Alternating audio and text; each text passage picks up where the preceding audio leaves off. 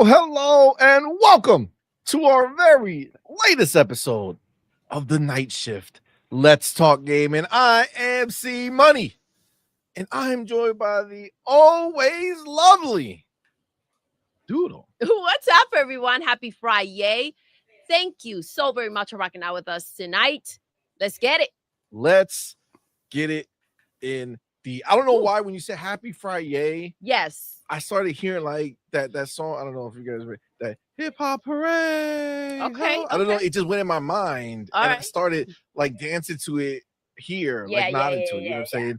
But then I realized that there is no such music taking place and no one else can hear it. So I probably Just you. should stop. Listen. You know what I'm saying? When you feel like dancing, you just dance, baby. I'm just you know what I saying mean? That's just the kind of mood that I'm in When you right feel now. like singing, you just sing. Look, you know? I gotta tell you, it feels so good to be an Xbox person right now. You know what I'm saying? like I feel like it's almost like we're floating above all of them. Like, man, you guys Just looking down. You guys are losers. You know what I'm saying? Like PlayStation. You are Xbox now. We've absorbed you. You know what I'm saying? Like you don't even have a choice. Yeah. I don't know. I'm feeling really good. This is all happy times, right? It's happy times. Gaming is beautiful. We had an amazing, 2 weeks ago, amazing showcase. Got to see so many dope games. If you're following the channel, which make sure you're subscribed right now because we have so much content from Summer Games Fest, IGN Live, The Mix, all of the California events, all the LA events where we were at.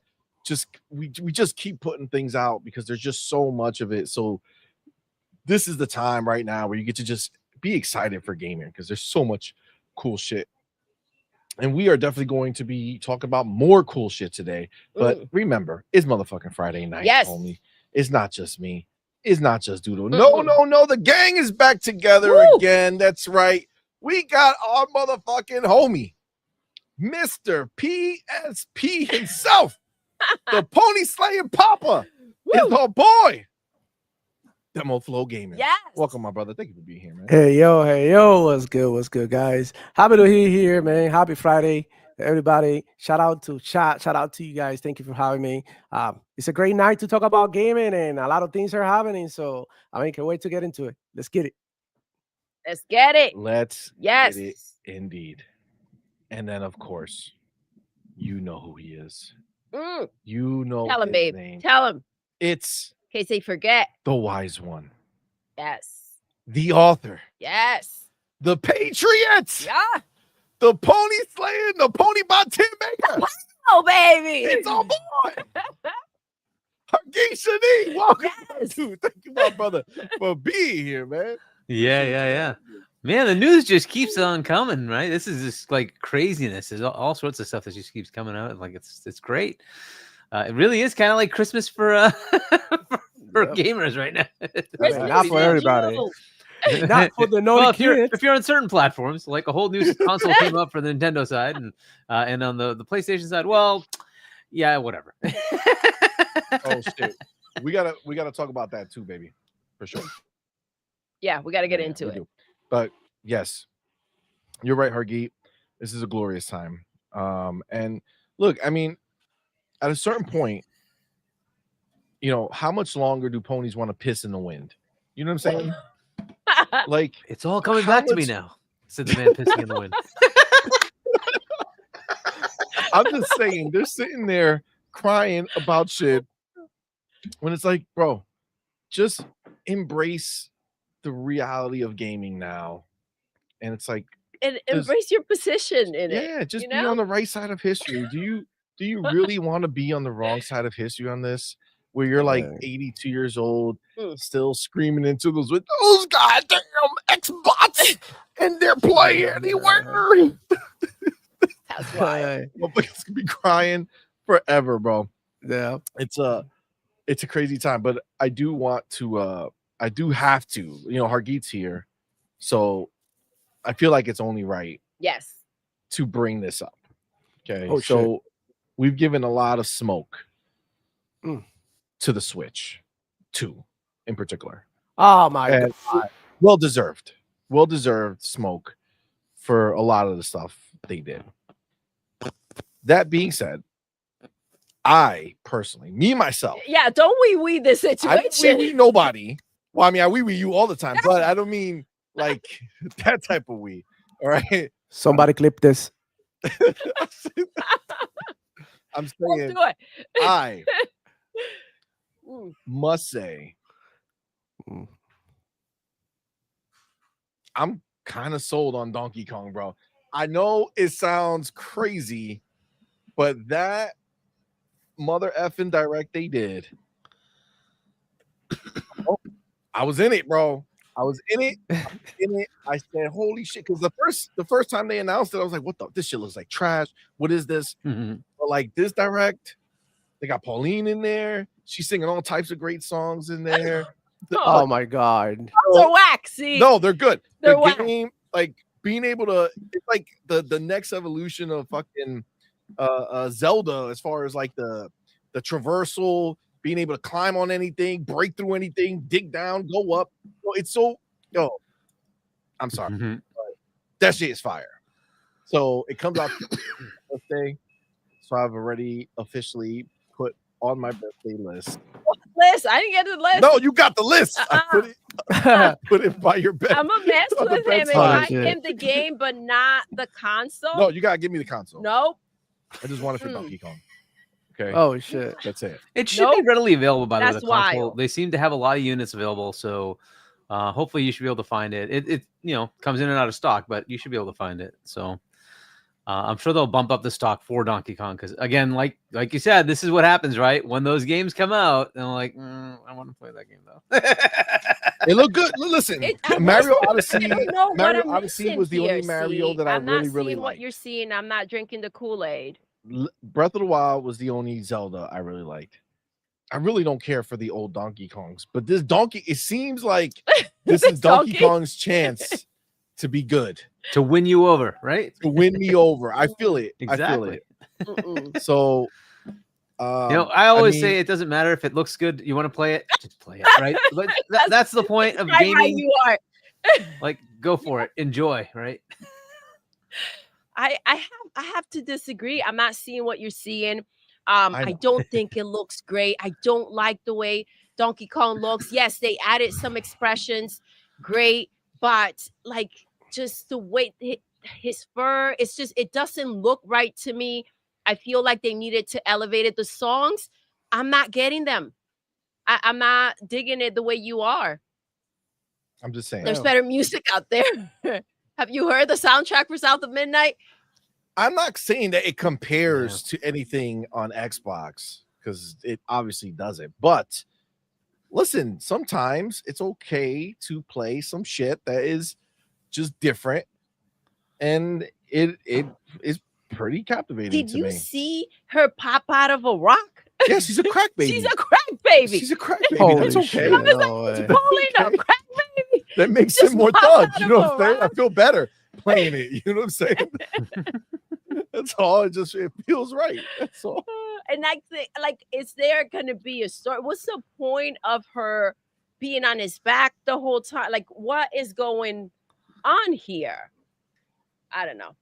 Listen, I don't know. See, look, just kind of is what it is, right? I've always had every console. she next piece says, "Crack babies need love." Yikes! Shit, XP, you ain't lying. You know what I'm saying? You ain't lying. I'm just connecting the dots. and mean, yeah, understanding what's fair. going on here. This is, anyways. Listen, Hey, enjoy it. What the heck, right? We're not like, you know, we I'm even we even not- play PlayStation games, guys. We even play PlayStation games. yeah, like listen, I'm not. I mean, I haven't. PlayStation is the hardest. mountain Maybe it's climb time right to now, take they ain't got CMoney to shit court. exciting. Listen, Ray. I already had. If that was the case, I should have been in court a million years ago. I got how many Switches we got in this house? Oh, How many shit. PlayStations we have in 10. this house? Come on, man. Oh, you were out on parole. We're out of parole. So go hit me with a taser. They had a Uh, 20% I guess increase in value if you're going to trade in. It's not as good as the original thing where you can trade it into a Switch 2, but I traded in all my Switches and got like $300. So whatever, I had 3 of them. maybe it's time to get rid of some of the. But I feel like all the Joy Cons are dead. Yeah, and they won't take them without the Joy Cons. We would Yeah. have to buy No, new mine Joy-Cons, are all in and then pretty good it's shape. kind of pointless at that point. Yeah, it's kind of ass. So- they Yeah. get destroyed so easily. And from what I've heard, the new ones are on the same boat. Like, it's Yeah, the the same fucking new Joy Cons issue, are having if same not drift, stick worse. drift shit Like bullshit. already, there are Yeah. complaints about this. Like, Like, holy fuck. They're Thankfully, gonna I save only it for play the with my OLED Pro version. controller, so That's wild. Well, just I had to say it. You know, I can't be walking around here being full of shit. That Donkey Kong trailer, it got me. It got me. I I liked it. think It looked for dope. you, it reminded you of Mario Odyssey, and It did, you and Breath of really the Wild. enjoyed That's it. what I it- didn't care for Mario There you You go. also, Odyssey. yeah, you didn't like Breath of so, the Wild. I You didn't love like Mario Mario Odyssey. It was great. Odysseys. no. So Doodle's like, fuck Nintendo. Yeah. Oh my gosh. Like, yeah, for the most part, fuck Nintendo. You but guys there's certain games that are all right. You know what the I'm saying? back and forth So that went on. listen, Yeah, it is what that it was is. wild, Huggy. It is what it It's is. like, what? I was like, babe. I play games. I enjoy my games. See, I'm Doodle, still I'm- playing Horizon Forbidden West, so Yeah, I see you on Discord. It says Horizon. yeah.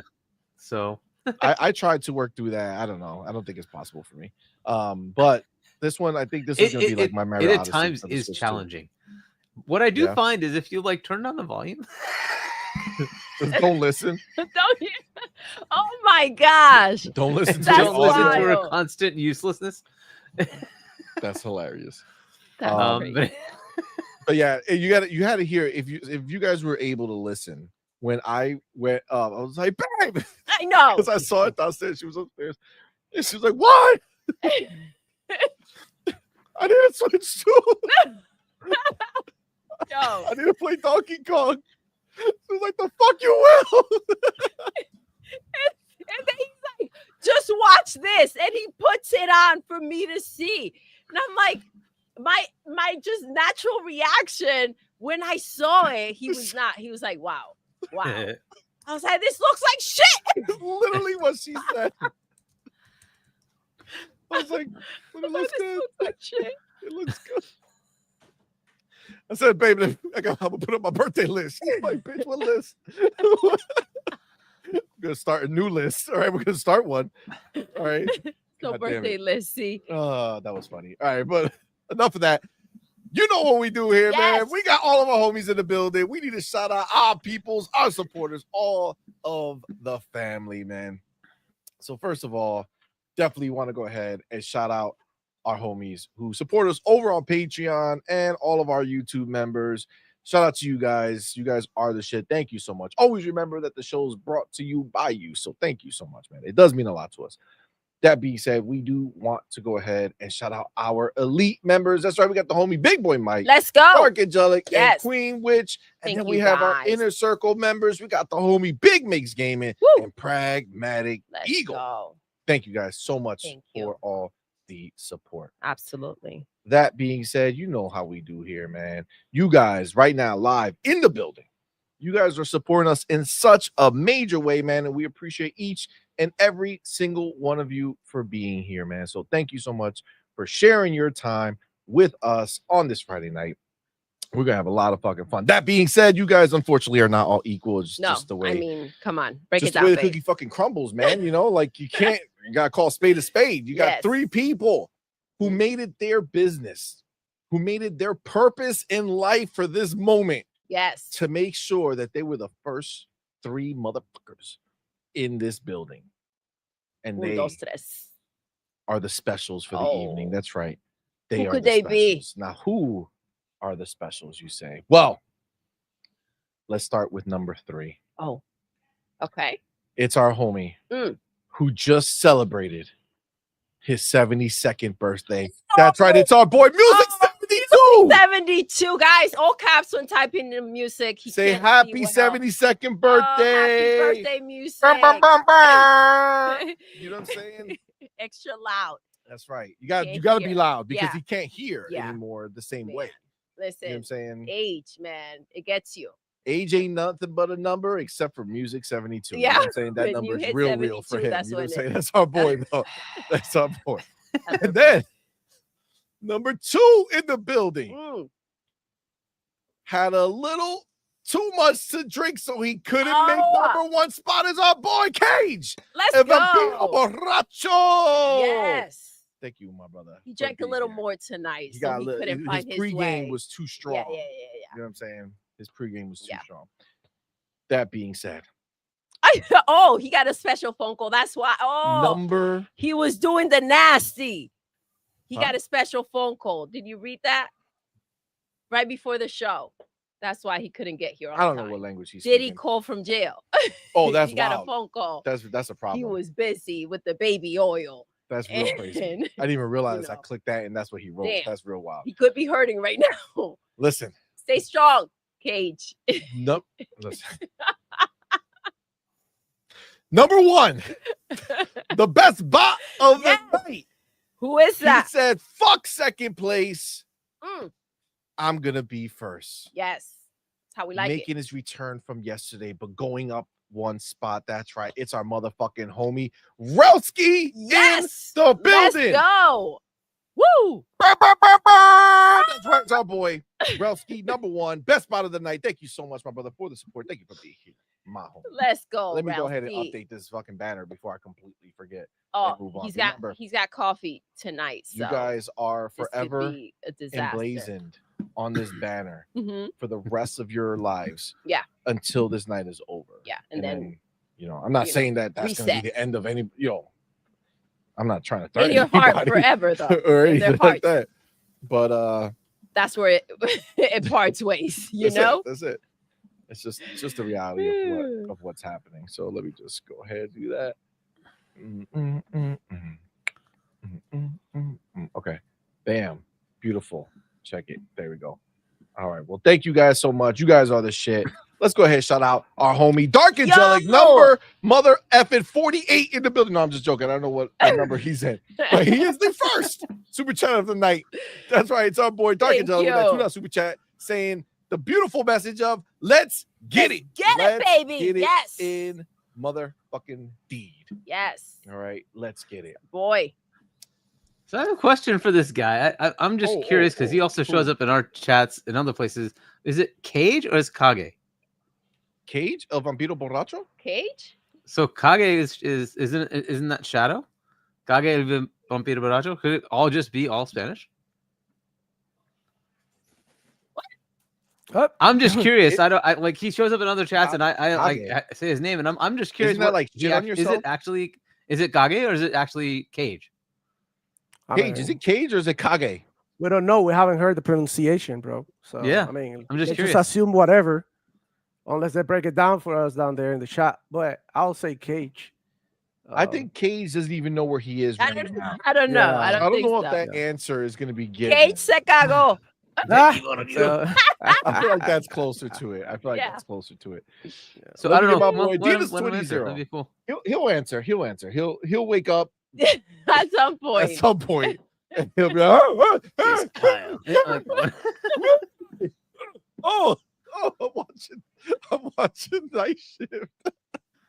It'd just be nice to know what it actually is, right? Oh, that's hilarious. We got the homie Adidas 20, my boy. Thank you for being here, my brother. Thank you for that $5 super chat. Appreciate you, homie. He says, after hitting several cemeteries, I couldn't find anything dead belonging to Xbox. I did find Concord and 11 canceled games. Pony 19 put them to rest. Damn. Wow. At first, I didn't know where this was going. I didn't know if it was going to be real dark or something crazy. Holy But crap. yo, Let's fucking go. That is money.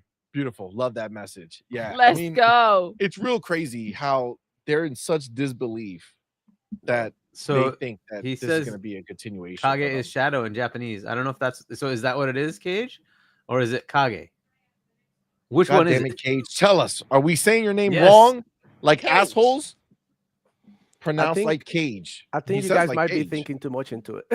I think you Right? guys- I think so. Listen, I mean, you did beat the system. It is Right. true, but Cage is not. What's that word? So, Oh, he says God. pronounced like Cage. He's Oh, my special. God. He's not elegant enough. No. Oh shit. No, he's saying it's pronounced like Cage. That's what he's saying. Anyways. Yeah, it's pronounced like Yeah. Cage, but like he was like, yeah, it means shadow, but I'm not gonna say it like that. You know what I'm saying? So I think that's the So, answer. all right, we will continue to call you that then, Cage. All right, Vampiro Bracho. Cage, you won. You beat the system. Yeah, Cage. yeah. Adidas I see 20, you, baby. thank you for that comment. That is hilarious. It is funny that 2019. PlayStation ponies believe in their heart that Xbox Oh, is yeah. That's not wild. to live, whereas Someone should break the news. like PlayStation is literally like, you know, like all those, I don't know, cartoons where like the character is hanging, right? And they like start losing fingers, like, you know what I'm saying? Like one by one. Yep. like they're how many fingers do they have? You know what I'm saying? I feel like they have more fingers than 10, but they're literally hanging on the last few. It's really a problem for them. We do have the homie Do You K now, Yo! the broke boy insider. Yes. $2 super chat says, I see C-Money snuck in and readjusted Doodle's chair. Interesting. Interesting. Yeah. Well, see, interesting. he called it out. He called it out. And Listen, the chair CMoney's was like, they're always the onto same. something. It's just, Yeah. she grew. Oh, She grew overnight. You know what I'm saying? What can I say? I hit his booster seat. So how is it Wow.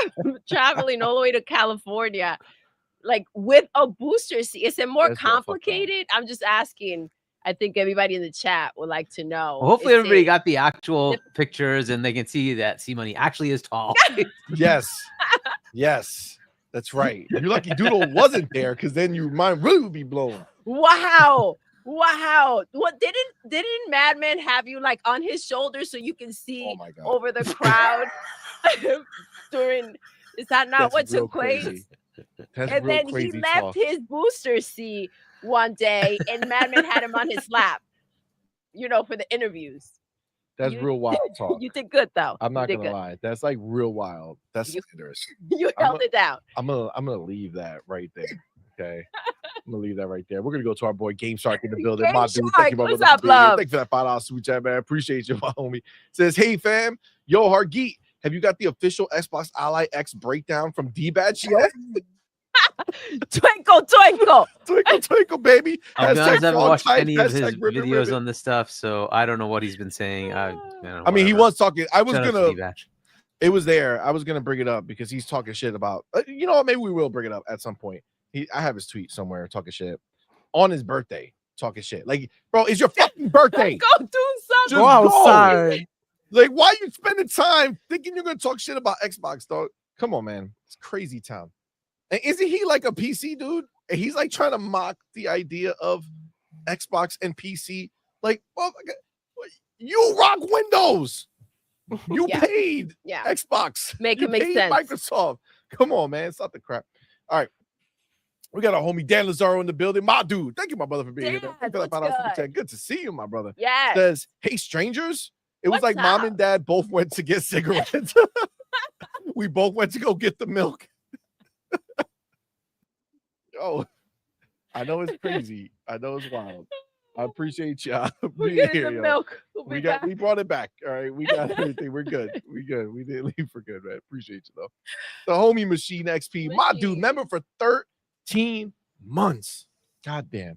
What type of awesome support is that, That's man? wild. Thank you so much, bro. Appreciate Thank you so much. He says PlayStation dudes are the only ones who will hear one thing and say the opposite. Yeah. We're Seriously. making next gen consoles.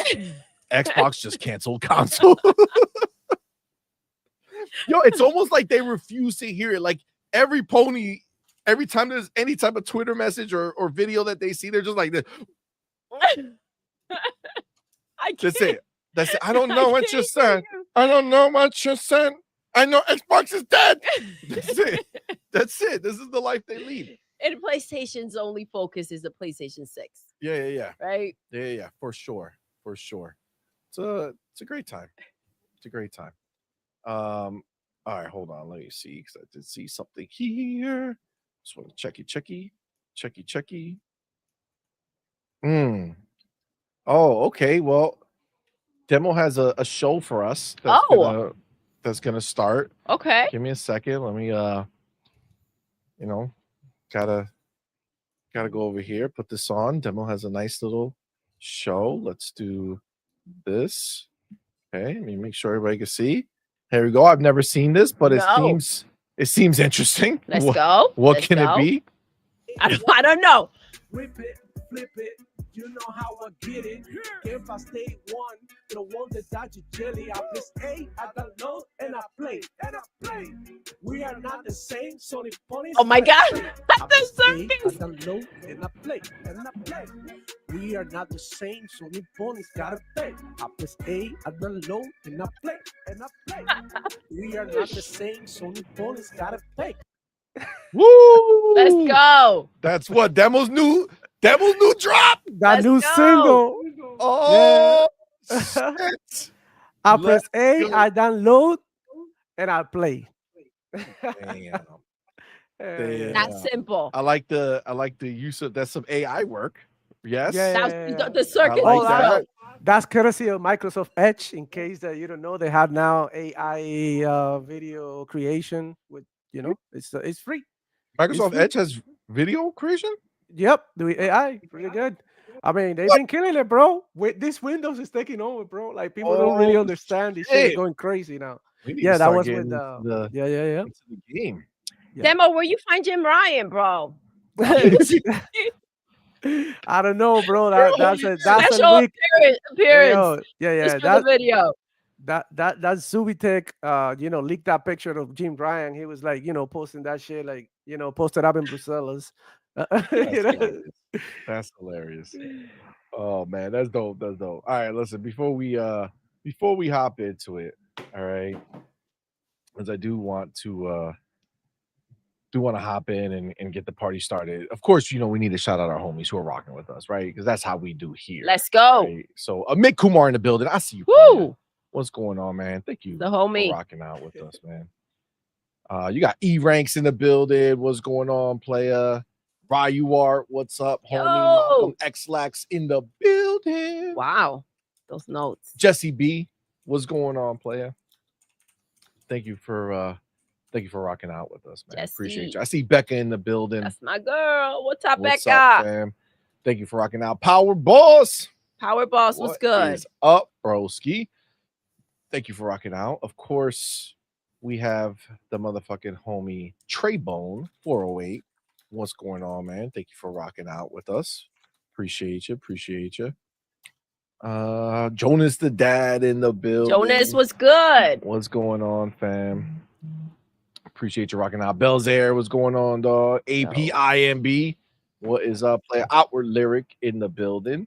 Ren, what is up? Ren got a message for us. Yes, let's go. Xbox is phasing out physical games because of Play Anywhere, but I do think the next console will have a disc drive attachment for back compat titles.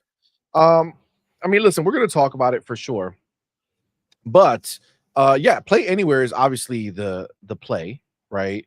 And I think at the end of the day, the most value you're going to get when buying a game, if you're going to buy a game, if you're going to say, I'm going to spend 50, 60, 70, $80 on a game, the most value you're going to get is to be able to buy it and play it anywhere, right? At least that's the plan. That being said, I think there's always going to be a disc drive. There's always going to be a disc drive version until we get to this point where the percentage of people who buy disc is so outrageously small that it's just not worth it to them. But I think they'll definitely do it, like you said, for back compat and just for the people who will do everything possible to do to collect a physical disc. There are people and who then still like there's to also have. companies who are doing that, right? Like limited run games. I think there's another one now who's also doing it, and you essentially would be shutting them down, right? So you know, I don't think it hurts anyone to offer a disk drive. But shout out to you, brother. Appreciate you, man. I see Stanky G55. What's Yo. up, player? Thank you for being here, man. Thank you for being here. rocking Appreciate out. you. Why so serious in the building? What's going on? fam? Why? Why so serious? Space Shot. Brother, what is up, man? Thank you so much for rocking out. That one guy, ... is his message like that. Appreciate it. Good stuff. Good stuff. Force One, what's up, man? Oh, it says CMoney flipped. I didn't fucking flip. There's no flipping. All right. It's just facts. All right. It's just that's what it is. Pragmatic Eagle, what's up, man? Oh, what's Appreciate you, brother. good? Thank you for rocking out. Wow. Thank you, Doodle. Glad to see some sense in this relationship. Right? Says that one guy. Thank you. All right. Should be recognized. I mean, listen, to be fair, I do listen, right? Remember, Yes. I had the itch to go get it when it was first being dropped. And Doodle was like, well, what would you actually stop playing to go play something over there? And I was like, Yeah. oh, that's a good point. So I didn't. Okay. But then I saw this. And I'm like, I would play this. So don't try to play me. Did I say APIB? I did for sure. Hold on. There we go. Dun dun dun dun dun dun. Of course, Game Shark is in the building. The homie. Appreciate you, brother.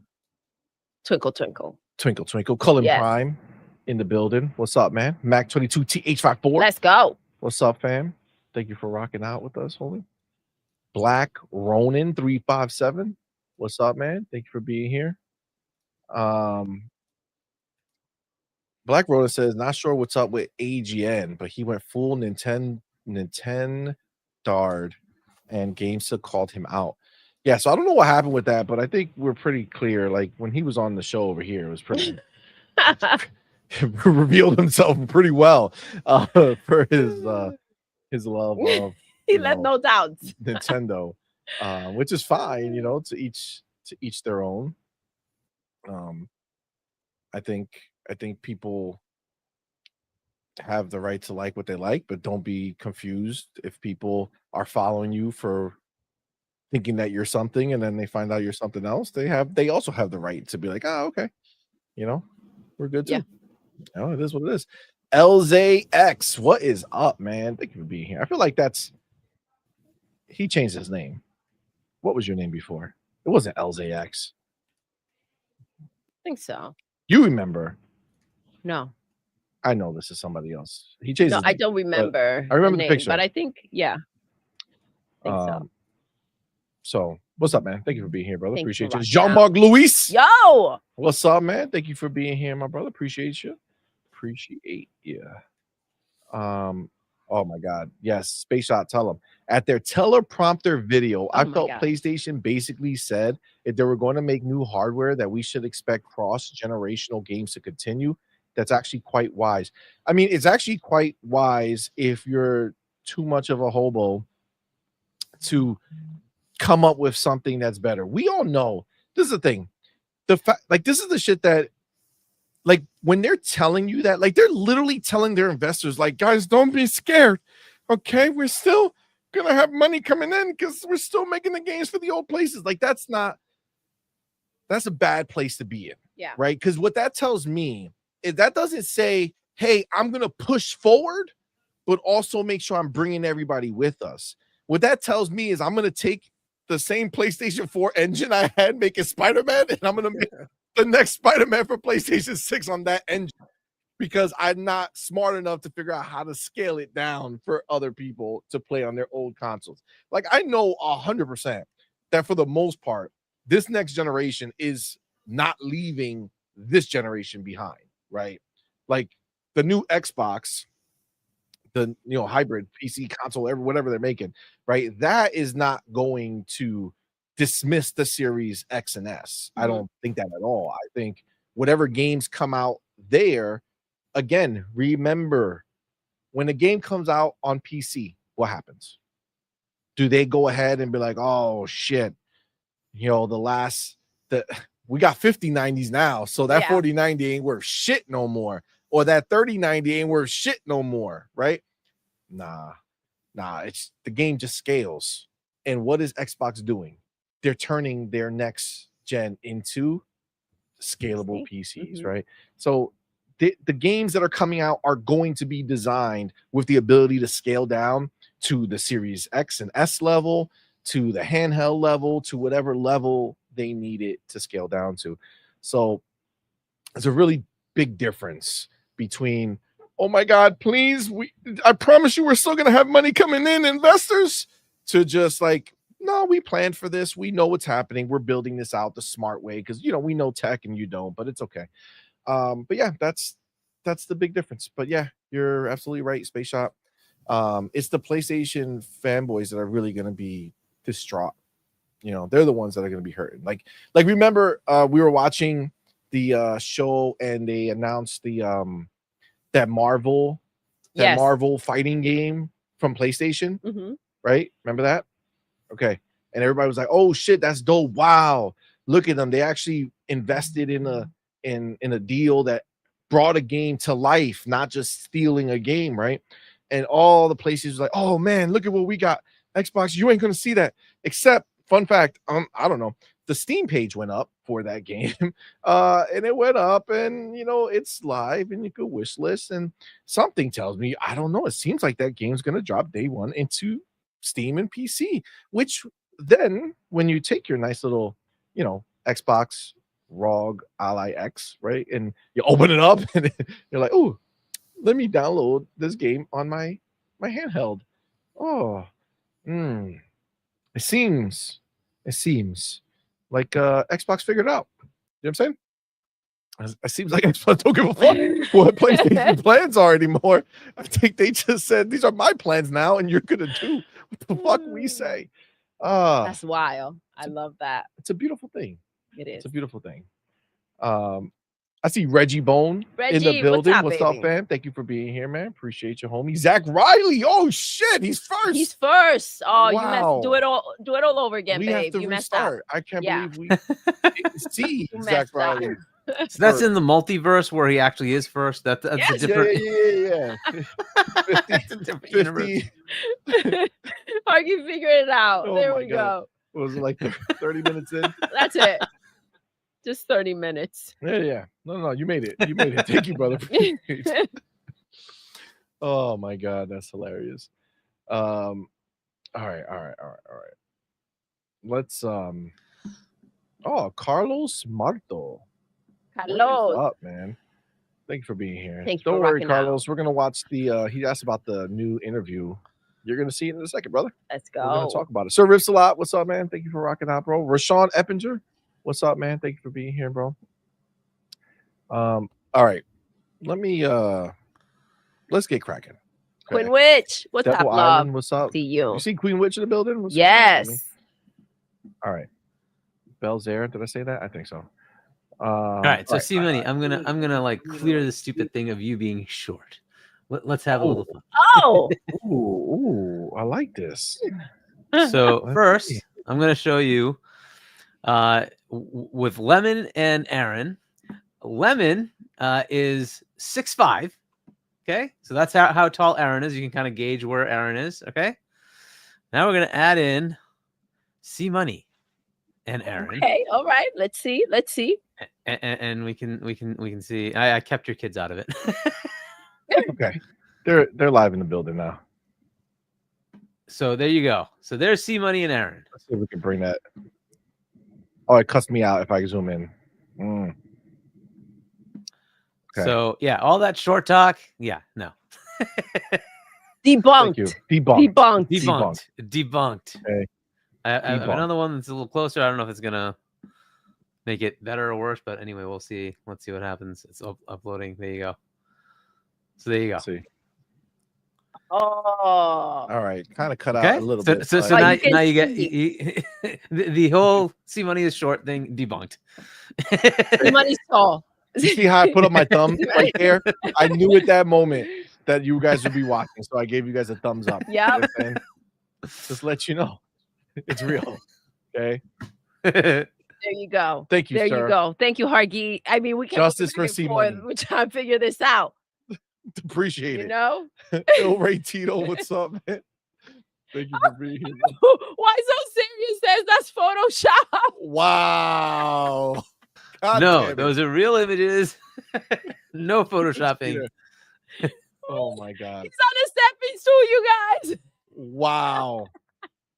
James Kofi. Can you believe this shit? I can't. Oh my God. Machine. Big, Is what's that up, man? elevator shoes? Wow. Ricardo Mancada. Is that okay? They just I don't won't think give this you is the nice. credit, bud. I They tried. So, Big there's Man no help Moses here. still looks short. Wow. God damn it, Big Man Mo. What the fuck? Trey Bone says Shorty Z. Wow. Spartan 661 was good, man. You guys are wild, yo. No, there's no amount of physical evidence. Damn. Oh my God. Do you can't see money wearing elevator shoes? Wow. Look, AI is getting better. Fuck you guys. All right. You know what? We're gonna let that. Oh We're gonna my let that God. ride. That's a problem. Dave Reezy in the building. What's up, fam? Thanks for being here. love. Thanks for that $2 super chat. See money stood on phone, but to take that pic. That's real wild. Wow.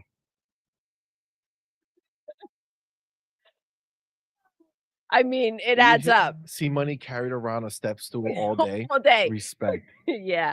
That's wild. Wow. It was hot too. That's real crazy. Okay, we're gonna start the show. Okay. Because- Huggy, you muted. Sorry. This image actually literally has your shoes right there. Look, So- there you go. All right. Those See? are his shoes, They'll though. never give us credit, Hargeet. Yeah. Okay. Fucking ridiculous. All right. It's fucking ridiculous. We're gonna start this shit. Look, Mac22 said the disrespect is real. That's right. That's right. How could they? Wow. Oh my God. Now Crazy. look, wore shoe inserts. What the fuck is wrong with you people? Leave my shit alone. Oh my God. Oh. Oh Jesus. Look, the best one. Oh my The best gosh. way to grow tall is to hang out with people shorter than you. Book of C money. The book. Wow. Oh my God. That's crazy. Oh my gosh. Gil Lehan, what's up, man? Thank you for being here. Yo. Thank you for that $2 super Thank chat. you. Says C money was short. He is growing as Xbox is growing. That's crazy. There you go. I mean, The slander. The slander. Growing like a tree. Growing like a tree. All right, come on, man. You guys are wild. I gotta move past this shit right here. Let me take my chapter. You guys on some other shit. Fucking literal proof. And it's still, no matter what, we can see the curb. What are you talking about? I'm not standing on the curb. where? Oh, wow. Hey, for all of Alright. you guys playing a Gears of War beta, can you please drop the Lancers, bro? Y'all been bitches playing from far away. Come on. No, fuck that. Keep them at bay. All No. right, if they're that good, they'll wall bounce all the way to your ass. Okay. Let's get close and personal. Mm-mm. No, What was long that? distance murder. Wait till I play. It's just gonna be all long distance. That's it. Oh, No shit. short. You ain't gonna come next to me. Nope. You come in your own space. All right. Wow, What? Let me get close. That got really weird. I mean, I don't know what you're talking about. dude. you come in your own space. I'm talking about like the shooting shit. God Okay. damn it. Damn. I don't know. Whatever works for you, man. Taking it too It's far. definitely night shift. Night shift. Let's get it. Oh my God. Oh Blow, blow, my blow, God. blow. All right, listen. Oh wow. I'm gonna take my chapter now. Go ahead, baby. Go ahead. Okay. This abuse doesn't need to. What the? Where did I just go? Okay, right here.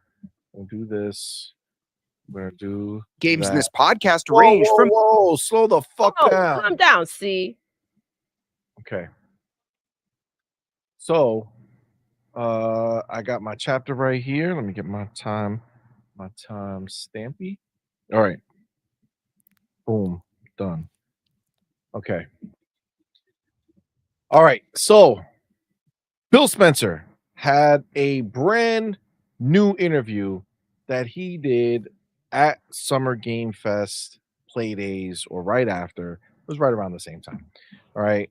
We've obviously, you've heard from Sarah Bond this week, bringing up the beautiful notion of our future at Xbox, all of our next gen handhelds and consoles and devices all working together, everything being done to support our gaming hobby, right? Over on Xbox, we have everything. It's all beautiful. She confirmed everything we ever dreamed of for our next generation console. She basically confirmed Hargeet's theory that's been how long? How long has he been saying that Xbox was going to have OEMs, other companies making stuff? It started, boom, immediately with ROG Ally, right? The ROG Xbox Ally, boom, already confirmed 100%. Hargeet was right. But then she came out talking about other Xbox consoles, right? Other ones, right? It's pretty clear that we know what's going on. And so we had that happen. Then we had Lisa from AMD come out, and she not only kind of repeated that, but also added more and just really talked about how far they're going to go with this. And then you got Phil Spencer, who's, you know, obviously the head of all of the Xbox operation and the gaming for Microsoft. And honestly, at this point, I think it's time for anyone who's not on the boat to get in the boat. You know what I'm saying? Like, that saying that like there was like this big flood and like the lady was trapped on the roof of the house, you know, and you know, like a boat came by and it's like, come on, come in, I'll save you. And she's like, no, God's gonna save me, right? So the boat leaves. Then another boat comes by and says, no, God's gonna save me, right? And then that one leaves, and then the third boat comes by and says, no, God's gonna save me. And then the boat leaves and she drowns. Yeah, right. She dies, she goes up to heaven, she meets God, says, yo, what happened? I thought you were gonna save me. And he's like, bitch, I sent you 3 boats, right? It wasn't said like that. So Sarah was the first boat, okay? Lisa is the second boat, and Phil is your third boat. So it's time to either get the fuck on or just drown in your, not in real life, drown in your gaming hobby, okay? Just let it go away. Just forget it, okay? You're more interested in playing a fake war that you lost, okay? The game's over. Xbox took the war and threw it in the trash and shit on it. You know what I'm saying? All at the same time, okay? So Kate wants to know if the boats were La Niña, La Pinta, and Santa Maria. Possible.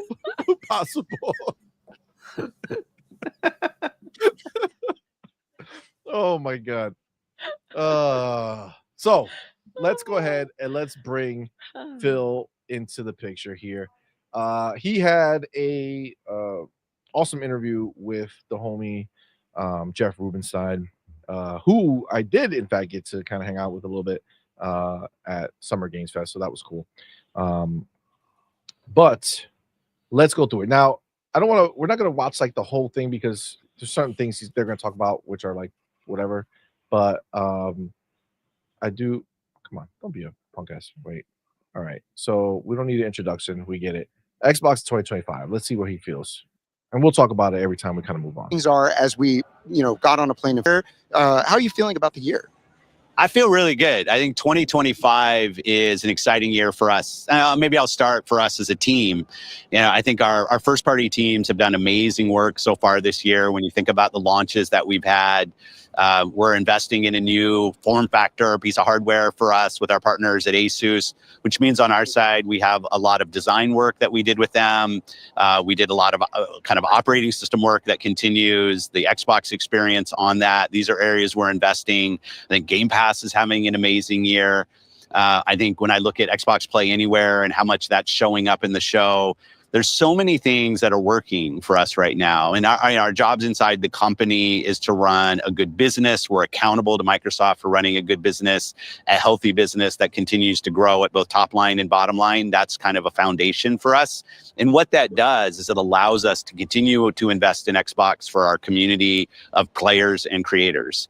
And that we're doing. It does mean we have to make trade-offs through the year on things that we're going to invest more in, things that we're not going to invest as much in, because it is kind of, we are the business that we are, but the business is having really good success. I even think to the last quarter, and some of the stats that Satya Nadella, my boss, the CEO of Microsoft, Amy Hood, the CFO, went through, talking about how the business is growing. And I'm just really proud of the scale of the Xbox business right now. It's obviously never been as big as it is now, and how it's really delivering for our players, our creators, and the company. And it's a strong position. And I don't think our players have ever had.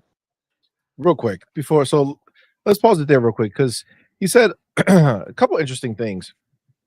Well, obviously, first of all, 2025 has been amazing, right? I think we can all agree that 2025, this is probably one of the best years in gaming right now, right? Like, I think this is just the factual information for Xbox, right? They're just crushing it. We have so much like high quality content that has been given to us and that is coming, right? But he made a little blip there, and I'm interested in kind of your thoughts on it.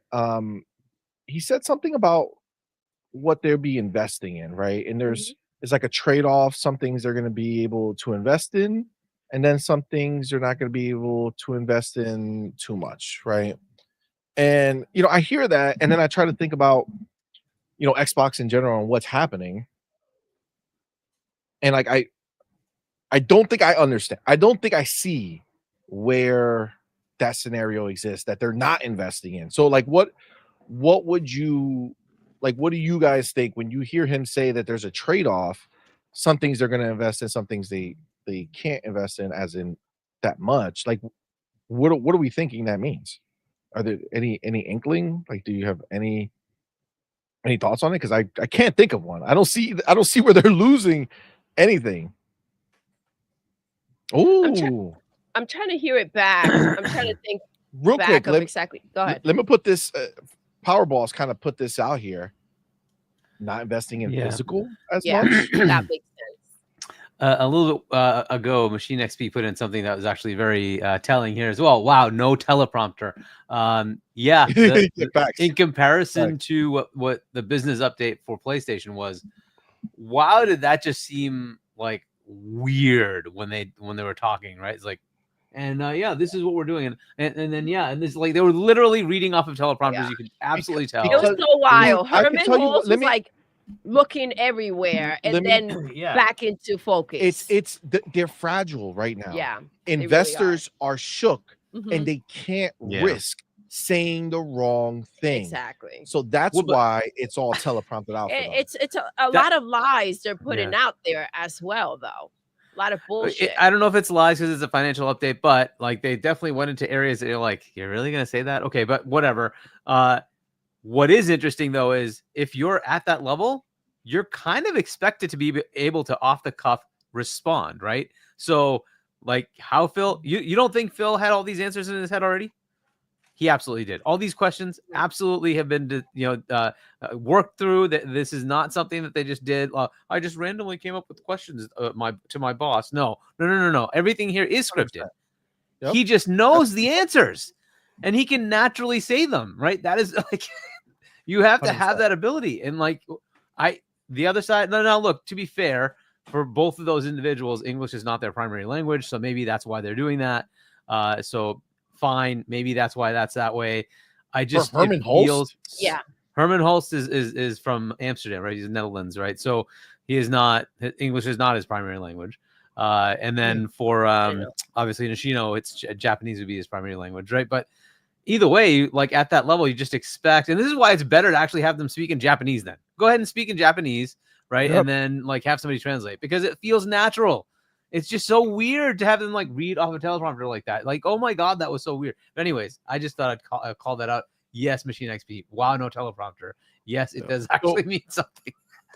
So do because we they're think not hiding anything? That's what it is. Exactly. He knows it. He knows what he's gonna say. The idea of talking about marathon as if they're just like, putting things together. Like we know the mess that's taking place over there. We know the issues that you guys have. If you went ahead and took out everything that you took from, that artist, then potentially you have a lot to do, right? So they obviously can come out here and be straightforward about that. So there are a lot of hidden truths, right? I wonder if you could consider that a lie, right? Because it was like a week later, not even. that they said, oh, indefinite delay. It's like you're the like manager of all those studios. You didn't know that? So he said, this is the thing that they're trying to save him on, right? He said fiscal year, this next fiscal year, not calendar year. So he didn't say in September, he said in this fiscal year. So assuming that the fiscal year goes from sometime now to sometime maybe February, March, April. It's March, end of March. Yeah, it's end of March. So end of March. So theoretically, if they delay and still release by March, it wasn't a lie. Yeah. However, it's not it's coming out in January. It's an indefinite delay. Indefinite. It's like he has they to don't know say that. those words, right? So Marathon, like Marathon themselves don't say indefinite. And we know that. But they don't say that. They actually say, in the next coming months, we're going to have more play tests and all this shit. And we're going to announce the release date in the next few months. So that's the way they frame it. Is that going to happen? I don't know. They started sending out invites to play test again, but it's under NDA again. So obviously it's regressing, it's going backwards, and I don't think you move. Oh yeah, of course it is. They're redoing the game, going backwards. Exactly. They're redoing the game. There's no way around it. Like the game just did not resonate, obviously. So they're redoing the game. The only problem is is that going to be short term? Whatever. This is a mess. Who cares, man? Back to Xbox. That's the thing. Xbox. You're right, Emma. Who cares? The thing is that there's no hype, and then when you think about what can they change, you also don't feel like they can change. You don't have a definite answer, as if there's nothing that can be changed to make this game work. Facts. Yep. I think that the best way to make this game work is by canceling it, and not doing it. And it sounds mean, but I think that's the best for Marathon. I mean, you know what they can do, and we won't believe it, but the developers will. They could dress it up as something else and give you something else with whatever assets they have, and then just tweak here, tweak there. Sort of like remember when you had to copy your homework, but you had to make it different enough so that the teacher would. Wow. That's exactly what they could do, man. Bro. Damn you ponies. So outside of physical, that's what Power Boss kind of brought up, right? So he said maybe do you think that's what he might be referencing? Because I really don't see anything else, because they're doing nothing but giving us more. I'll give you some trade-offs. Like one that keeps coming up is the ability to do recording on the console, right? Okay, cool. They could go work on that. Instead, they're working on how do you make Windows better and integrate that feature set into the console, right? So, those are trade-offs you have to make, right? So, that team is focusing on how do we make Windows have a console experience. While they're doing that, how do we make the compatibility work with Windows and with console so that we can bring those stores over to the console, so we can bring the back compat library over to Windows, right? So these are the things they're working on and concentrating on. Whether that merges in the future or not, I don't know. But right now, that's what they're working on, right? So that is a trade-off, right? If you want the recording feature to be better, that's something they could do, but they're not doing that. Another one I hear commonly is the achievements aren't as cool as trophies. I don't understand that, but whatever, fine. If you want that change to happen, that's something they would have to concentrate on. They're not. They're leaving that alone. So that's the trade-off, right? So there are always trade-offs. Things that makes sense. But it's fair. What they're working on seems to be the right priorities.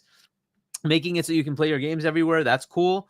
The cloud is another one. I don't know what they're doing in that one. Are they focusing on it or not focusing on it or whatever? Well, they are. That's part of the announcement from Sarah and Lisa, right? They already said next gen, the cloud. They're working through what that would look like in the next gen, right? So those are the kind of trade-offs you have, right? So should they make the current one better, or say it is what it is, and we will work on a next gen version of it, and that will be where it becomes better, right? These are the trade-offs you have to play through, right?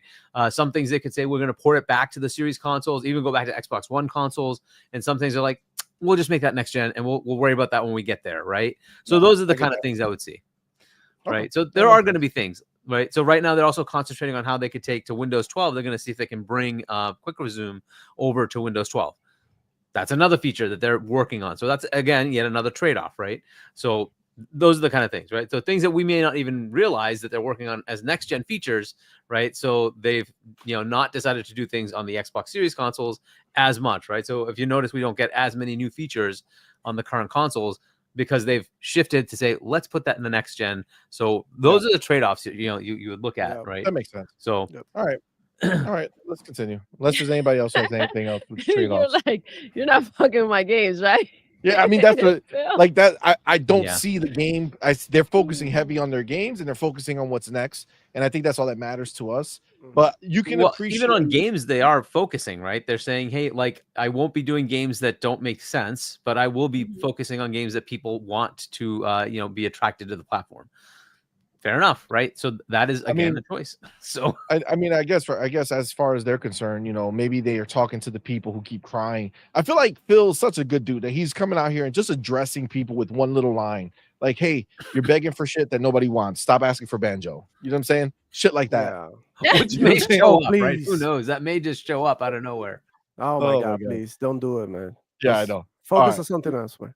Let's continue. So much to play in a given year.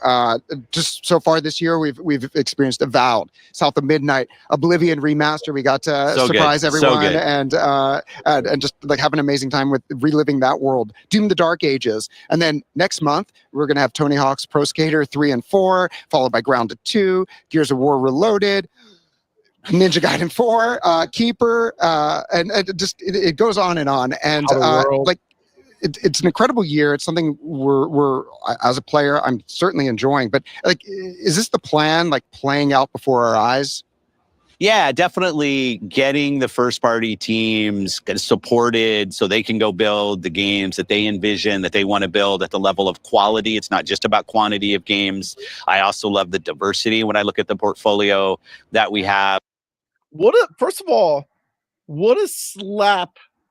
What is huge backhanded slap to PlayStation saying it's about the quality, not just the quantity, except we have both. We have all the quantity, quantity and the quality, and you have no quantity and no quality.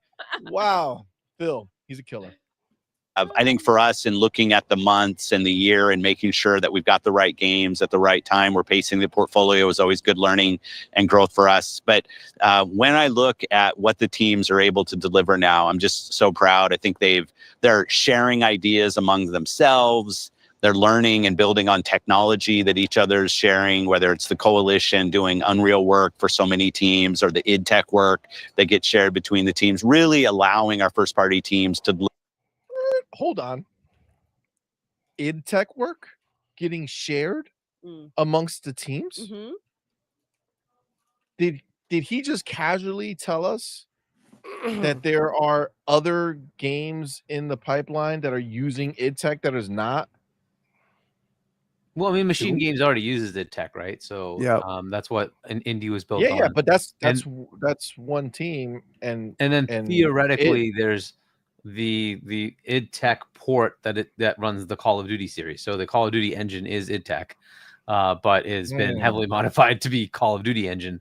But underneath the hoods, it's id Tech, and I wonder if they're like looking at how do we combine efforts and like bring it together again. Now they're under the same umbrella, right? It's possible that they might say, hey, well, the stuff that you worked on, because let's face it, like the id Tech engine is slightly ahead when it comes to capabilities and then performance, right? So even though Call of Duty looks stunning, it does, but it doesn't do the same level of capabilities that id Tech does.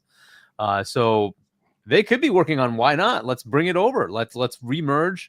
We have a team dedicated to it, and maybe we expand that team to be the Call of Duty id Tech engine team, right? That just continues to expand that engine, and then they can leverage it internally, right? They don't have to pay Unreal for everything that they make, right? So, and id Tech is a stunningly awesome engine. It's really like the amount of things that it pulls off. Path tracing's out, by the way, for those who want to play it on PC. The Doom Dark Ages path tracing patch is out. Have you tried it? I have not had a chance to try it. I downloaded the patch. It's all updated. I haven't had a chance to turn it on. They show some like comparison images, and it's like, yo, yeah, that's fire. That's fine. But see, So that's I'm the gonna stuff they do, and they can do like high frame rate with ray tracing on consoles. Like they do crazy stuff with id Tech, right? And so I don't see why they shouldn't work with each other. I mean, it literally is the same engine, just they forked it off a while ago and made the COD engine from it. But they could certainly bring it back and see how they can take advantage of the features that are now available with id Tech. But yeah, that's an awesome thing that if they pull that off. But at least they do have machine games, maybe others within the Bethesda arena using the id Tech engine, right? So, and the other things he brought up here, right, which I think are honestly the most important for us, right, for the gamers, for us who get to experience this stuff, is the fact that he brings up the idea that the studios are now, he almost talks about them like a proud parent. You know what I'm saying? Like they're playing amongst themselves now, they're sharing, they're doing all this fun stuff, helping each other grow, helping each other do big things. Honestly, we've known that this is cool. how things operate over there. It was such a shocker to hear about the PlayStation studios and kind of like how hush hush they are. They don't even kind of share with each other what's going on. Did you see that interview? There was a Shuhei Yoshida interview, right? And like talked about how it used to be and then how it is now. I don't know if you saw that interview. I've heard it. I heard a while back. I don't think it was from Shuhei. Like within the last week or two. No, because he's now off the leash.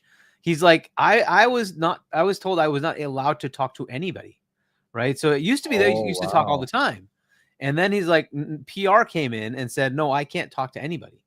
So you know why? Because they're giving them all different deals.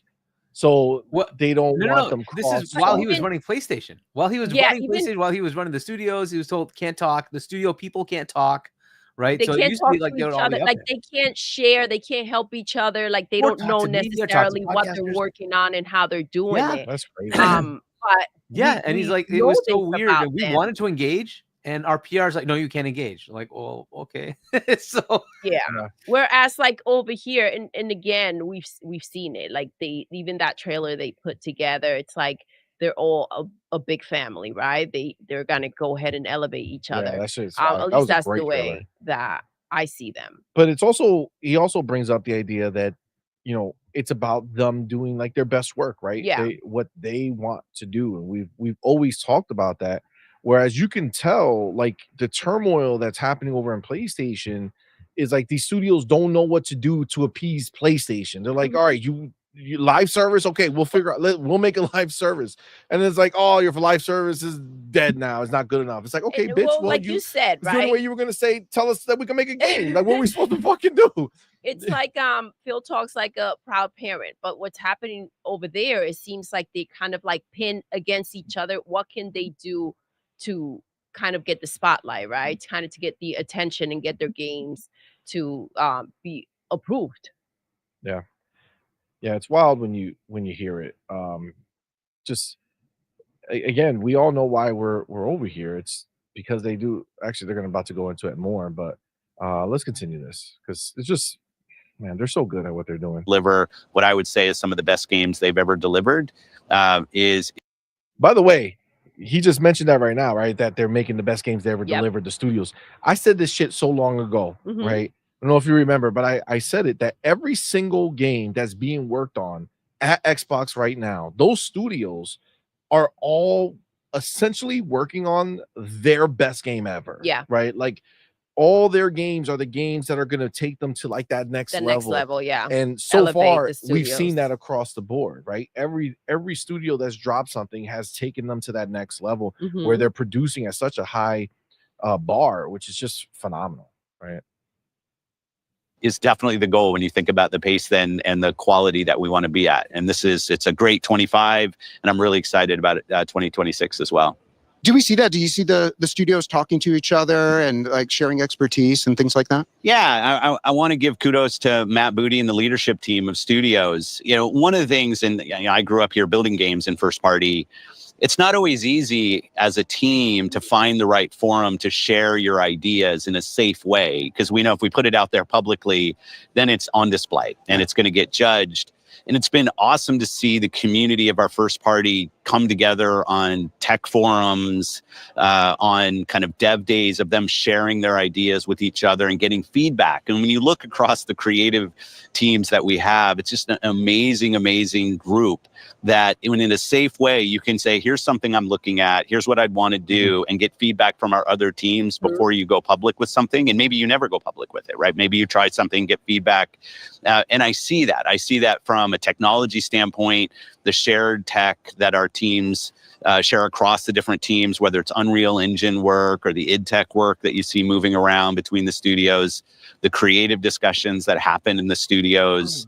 I think it's leading to these teams. You think of something like South of Midnight, we think like Doom, the Dark Ages. These are amazing accomplishments that our teams are coming out with. I'm playing through Avowed right now, fantastic game.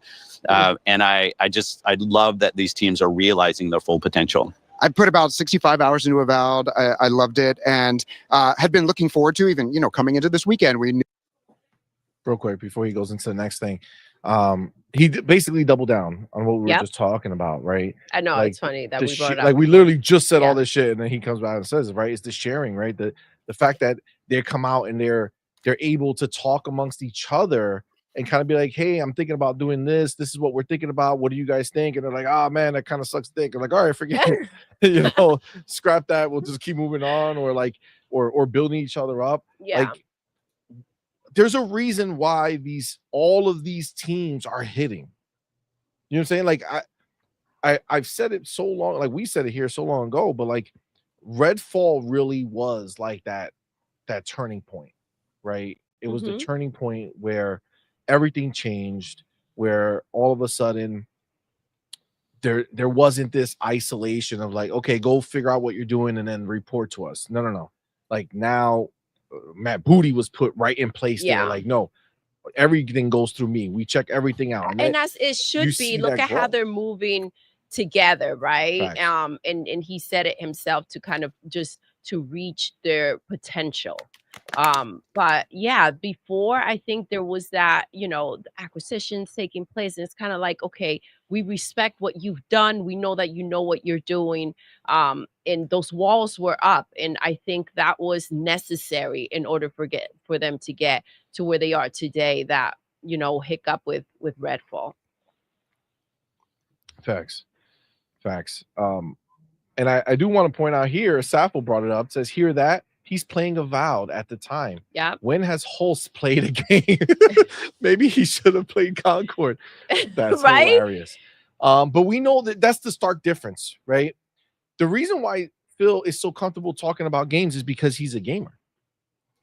He lives that life.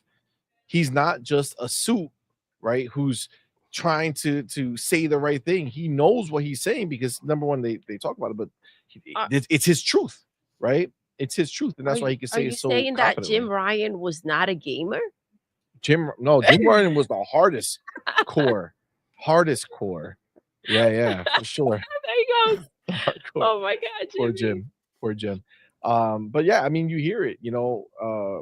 Phil is out here. He's playing games all the fucking time. Like Jeff Rubenstein, right? These are gamers, bro. He's in there. Some of the on his team, there's other people that we've met that are so dope, and they're out here. Everybody's gaming, right? All these people. Oh shit, Jim Ryan. That's He's wild. Back. That's big wild. But that's the big difference, man. Xbox is all about the gamers from top to bottom, right? Whereas on the other side of it, it's just not a thing. But because they understand that they can be involved in a way that is productive, right? Not hindering. Facts, 100%. All right, let's continue. We had the Outer Worlds 2 Direct. We were going to be seeing that. Okay, Got to have an amazing surprise. I was just watching the chat. That is he's talking about like the year of Obsidian. Obviously, we all know, but it's awesome that they're cooking. They got 3 games dropping this year, which is crazy. He is going to talk about Clockwork. I'm going to let him talk about that a little bit because this was my game of the show for sure. Really great. Looking forward to that. So I want to talk about In Exile next. I was a big fan of Wasteland 3, put dozens of hours into it. There's so much flexibility and different ways, like you could change the outcome of the game with their decision making. We knew that they're a strong team when it comes to writing. Then you see Clockwork Evolution or Amazing. Revolution. Yeah, and so good. I was reminded of the meme. Like, I owe you an apology. I was not familiar with your game. Like, did you know In Exile could do this?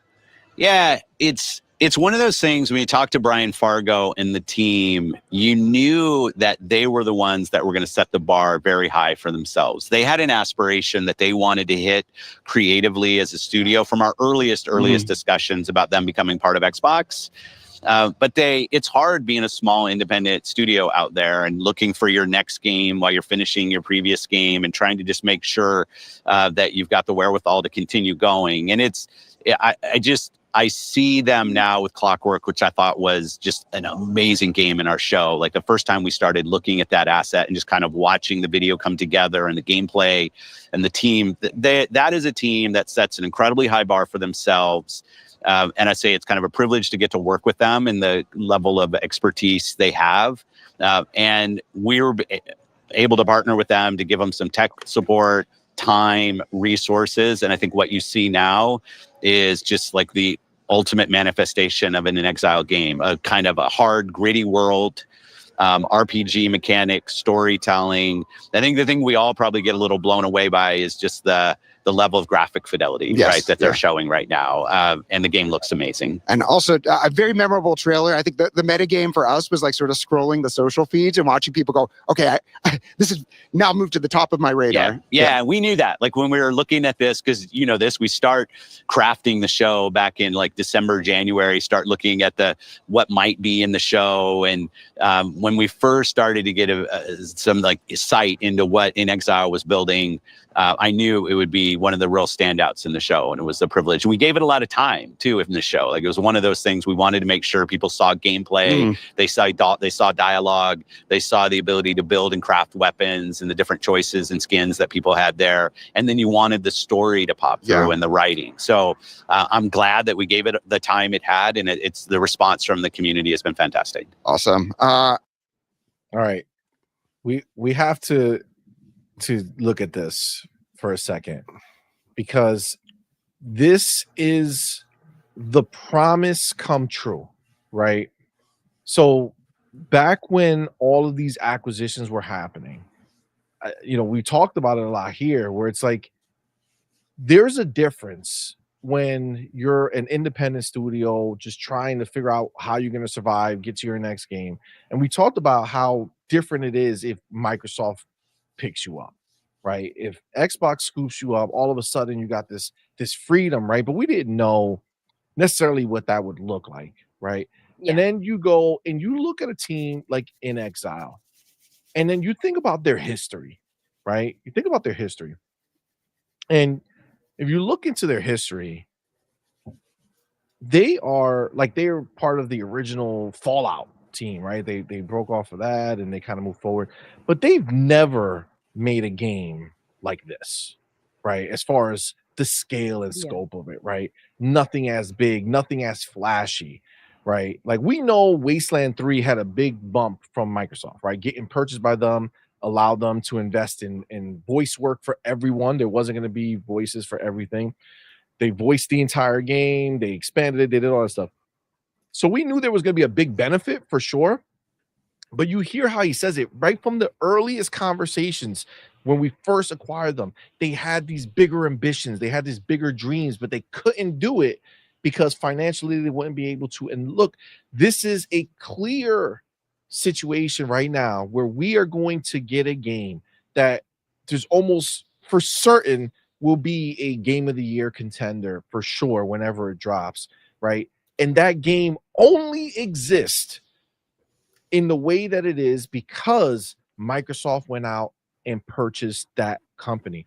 This is why we get so pumped when Xbox goes and buys a company, right? When Xbox does it, they are unlocking these people. They're freeing them from being shackled and have to worry about money and what's going to happen. And if this game doesn't do well, I have to market it a certain way or it's going to fail or we're screwed. No.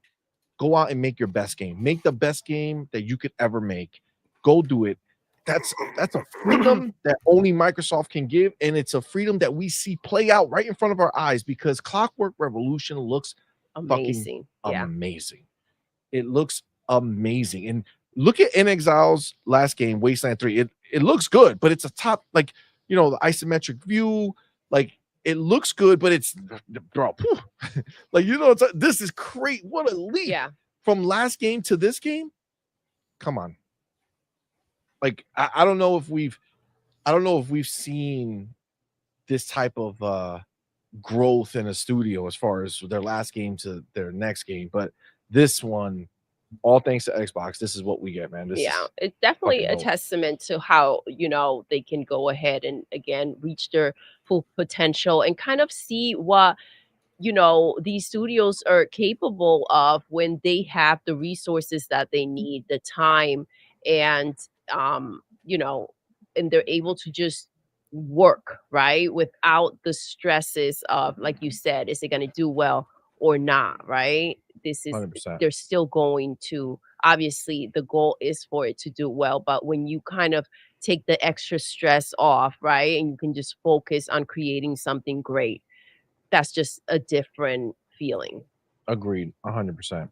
100%. And that's what we were hoping, Mhm. right? We were hoping that that's what was going to play out, and it's happening in front of our eyes. And I know it's funny, you go back, because the way he started, the way the homie Jeff started this was saying, like, was this the plan, right? Are we seeing the plan actually play out, Yeah. right?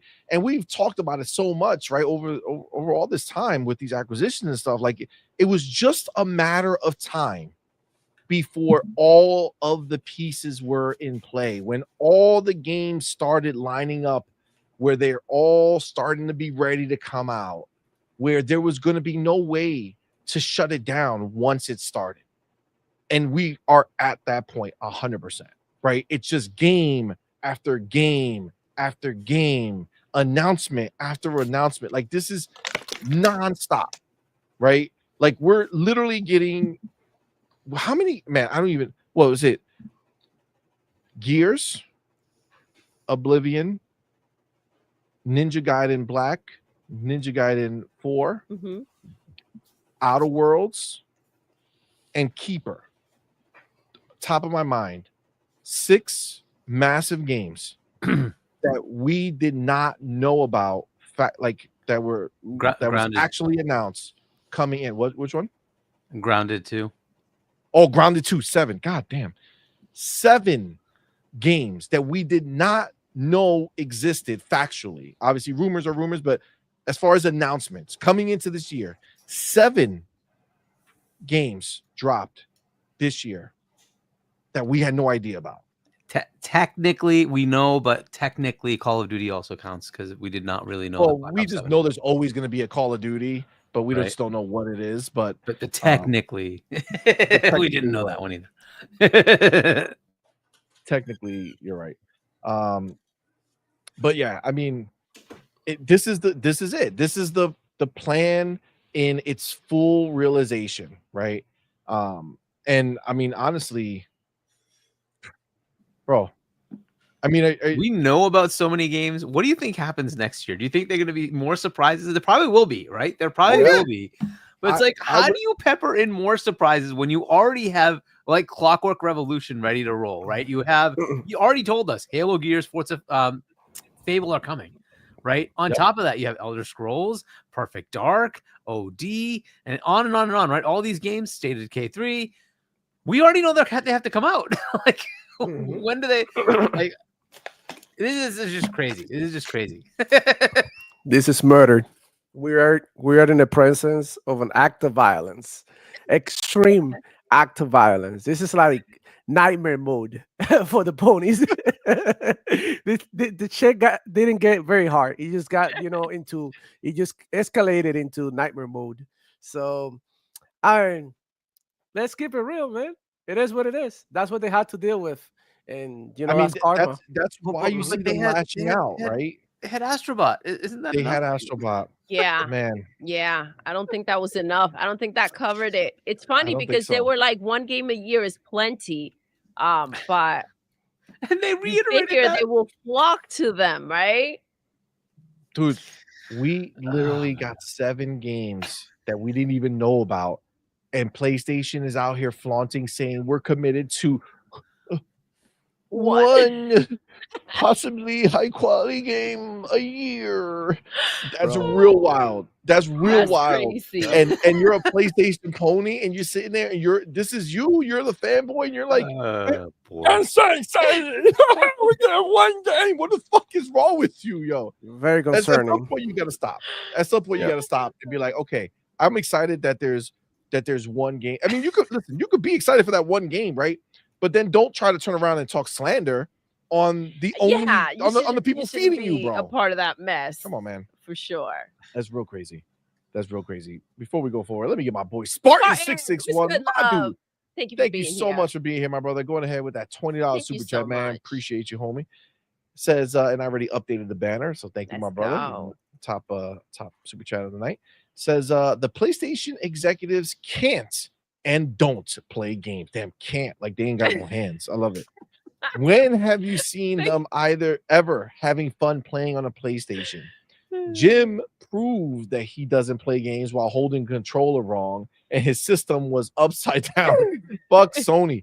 You know, the only person that I think Sony had that used to play games was Shuhei. I think Shuhei was the only one who used to play, and they fucking put him in the dungeon and they got him out. They're like, you play video games? You're a fucking loser. Get out of here. You don't belong here. You don't belong here. Oh my god. Look at that face though. Look at Herman. Does that not look like the face of someone gamer? Who's a hardcore gamer? Yeah. Listen, when he told you that Concord was going to be their Star Wars, oh my gosh, that he knows exactly what he's talking about. It was cooked, bro. Yes, he knows exactly. You heard what he said about the Horizon Forbidden West, about Horizon? I mean, Aloy as a character. It was like, we got the great Horizon, and that captivated the females, the female presence in gaming. Oh my god. That's what he said. I was like, whoa, what the? I don't know, bro. I don't know how he's playing that, bro. Argy, you have such a good liver, man. You should use it for drinking instead of playing bad video games. Oh my god. That's wild. Nah, man. I get you. You're trying to finish what you started, bro. Yeah. And I'm gonna go back to Doom, which I left because of the path tracing. I'm like, I'm gonna hold off and I want to play the path tracing. Yeah. So now I'll get to go back to that. That's gonna be fire, bro. And I do see we got a super chat from Effective 458, but you remember the pony tax? I didn't forget. $5 and above, bro. Don't be coming over with that $2. I ain't gonna talk to you. I warned you. I told you. You did. Pony tax. $5 and above. Oh, so it's a pony tax for him? Yeah. He wants to get his shit read. $5 and above. I'm reading your shit for $2, man. Nope. Fuck out of here. All right, let's continue with our boy Bill. Another team that kind of keeps us guessing all the time. Double Fine. From one game to the next, we were talking earlier, like, you know, the team that made Stacking, that also made Massive Chalice. Like these are games that like everything is completely original, and it feels like Keeper is going to be another one of those in the pantheon from Double Fine. Yeah, I'm a huge fan. It was one of those when we were putting the kind of flow, I wanted to make sure I got to talk about the game as we came out of the reveal for Keeper. Yeah, I've known Tim since original Xbox, and big fan of Psychonauts. In fact, when I went and I was watching that game kind of come into focus for the show, I went back, reignited my Double Fine love, and I went back and played The Cave. I went back and played Iron Brigade. Like, it was just reminding me of some of the great things that team, very diverse team when you think about the different mechanics and stories that they've told. And that one just had such I thought, like a soulful play to it as you watched, and I can't wait for people to get to play. It's really great. We get to do new IP, which also showed up very well in the show when you think about Clockwork and Keeper, and enable teams to go and create new. Another game we don't have to wait too long before we all get to enjoy. Something I love about these shows, and obviously, real quick, obviously, Keeper was super dope. Again, this is just kind of carrying the previous sentiment forward, which is, you know, you take a studio like Double Fine, who just made Psychonauts 2. It took them a really long time to make. turned out amazingly, right? Like that game is fucking phenomenal, right? And again, it was because they got purchased. They were able to really kind of put in um the work to really make it something special, and it was, right, in fact, extremely special. And then you got a game like this, which is an offbeat type of game, right? It's a you're a lighthouse, right? We don't really I honestly don't really know what the game is about, right? What does it mean? What is it gonna do? Like how like but the fact that number one, you see the quality level of it, right? So it's a lighthouse, but the lighting is on point. The graphics look great. Like everything looks very high end, right? So they're functioning the way they used to function, right? He brings up some of the old games that they worked on, but if you look at those old games, like they were always good, but like there's only so far they would That they can take go, it, yeah. right? Where here you can see they're pushing, right? They're pushing. It's stunning, right? It's a gorgeous, gorgeous game, and the fact that they're free to do this, right? Like we've had the interviews from like Matt Booty coming out and letting everybody know, like, again, not every studio they have is designed to make the bangers, Yeah. right? Xbox is the only place where they literally have studios for the love of the game, right? They have studios that are built and are part of Xbox just to feed Xbox gamers, right? Yeah. Just to keep us with new and exciting things to play, different things, not the same rinse and repeat for the bullshit. love of creativity. Exactly. Yeah, for it to untap and kind of just, have these games that like the lighthouse, right? It's kind of just its own little spin on something. We have PlayStation out here stealing art, and we have them not being able to trying to kind of replicate what has been successful. To be able to have that financial freedom where you can make the bangers and still be able to feed your players something that they have never seen before, experienced before, right? That's a big deal. And that's what you get, those the people that like those very creative and different games, and you bring them into. Absolutely.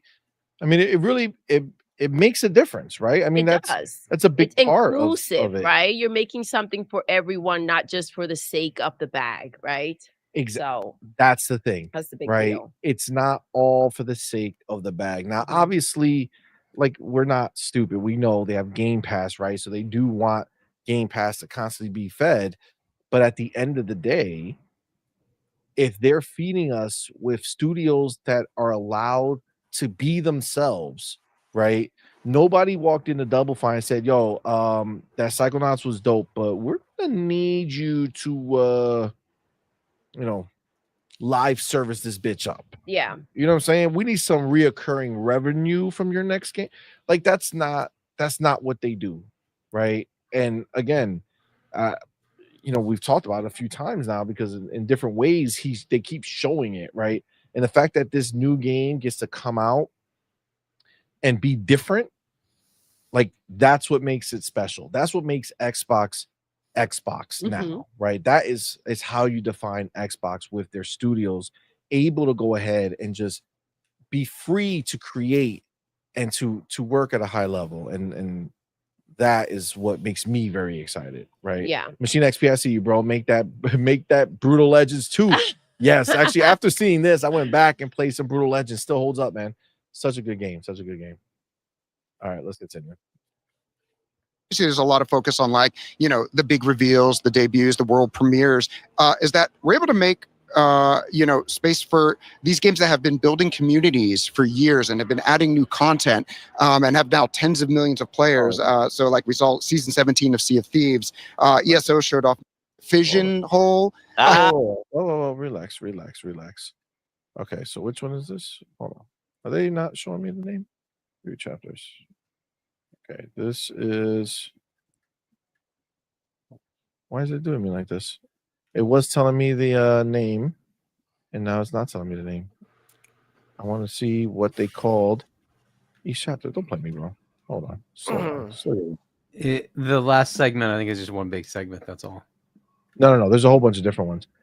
This is the segment about their live service games that they keep going, Fallout 76, Age of Mythology, Sea of Thieves, ESO, but Xbox and Japanese developers. Okay, something that you've been very vocal about over, I mean, for many years is just how important it is for you to ensure that Xbox players are enjoying the amazing games that come out of game creators in Japan. Yes. And we saw a lot of that here in the Xbox Game Showcase. We want to run down through, some of the games here. Ninja Gaiden 4, of course. We got to see a pretty on deep your list of 95, or 95, 2025, we started the year, obviously, with Ninja Gaiden 2, the remaster. Like, you just think about, like, Ninja Gaiden means so much to us on Xbox, and it was awesome seeing 4 in the show. Sorry, I didn't mean to interrupt. No, not please. We're here to talk to you. So Square Enix, the great surprise drop of Final Fantasy 16. Also the confirmation of Final Fantasy 7 remake. I was fun watching the chat on that. A lot of OMG. That was sort of the the most frequently seen thing. And even earlier in the week, I think during Jeff's show, we saw Final Fantasy Tactics is coming to Xbox. It's one of my favorite games of all time. Super excited. We did that for you. It was the Jeff. Don't think it didn't land. It was my birthday week, and I was like, nice. They knew. They remembered. I love that. Yes. I love that. And Persona 4 Revival. It feels like Persona and the Sega and Atlas team seem to have year after year really been showing up in our show. Like Game Pass is like the home of Persona these days. Also, Metaphor ReFantasio from Atlas was the big showstopper, I want to say, like 2 years ago, and is now in the Game Pass. Game Pass. Yeah. Our relationship with the publishers that you're mentioning, whether it's the ones that are in our show, but even things like our relationship with Capcom. And I got to sit here at Play Days and go through Resident Evil and see the new game, and scary, but amazing. Like, there's, in the history of video games, so many of our great franchises have come from Japan. The creator community there is very strong. I have a lot of friends there that have built games for years, and I always like going and listening to what they need from a platform. When they talk about, here's what we need in order to see the growth that they're looking for, whether it's growth in creative or growth in the games that they're building. So going out on the road and spending time in, like, 2 ears, one mouth, I'm listening more than I'm talking on what they need from us, I think is important, and gaining the trust. I think when a publisher decides to publish on our platform, to me, it's really a sign of trust that we're going to treat their games the right way, that we're going to be a good partner for them, whether it's Game Pass or just a retail game on the platform, and helping them deliver what they need to deliver with their games. And I love the support that we have. It's work. Like, we're always there, getting on planes and going and having discussions. I go to TGS every year. Like, these are important relationships for us to build. But I also hear from the Xbox community, it's important to them. Yeah. So it's important to me. Okay. So I think this is a very important part of this interview, because if you guys remember, it wasn't too long ago that the world tried to mock Xbox for not having the Japanese games, right? Not having the Japanese support, not having them,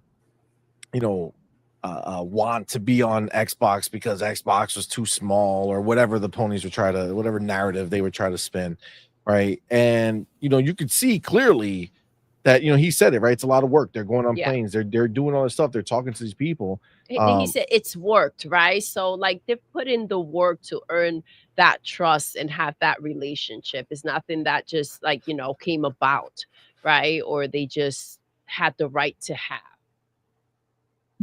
Agreed.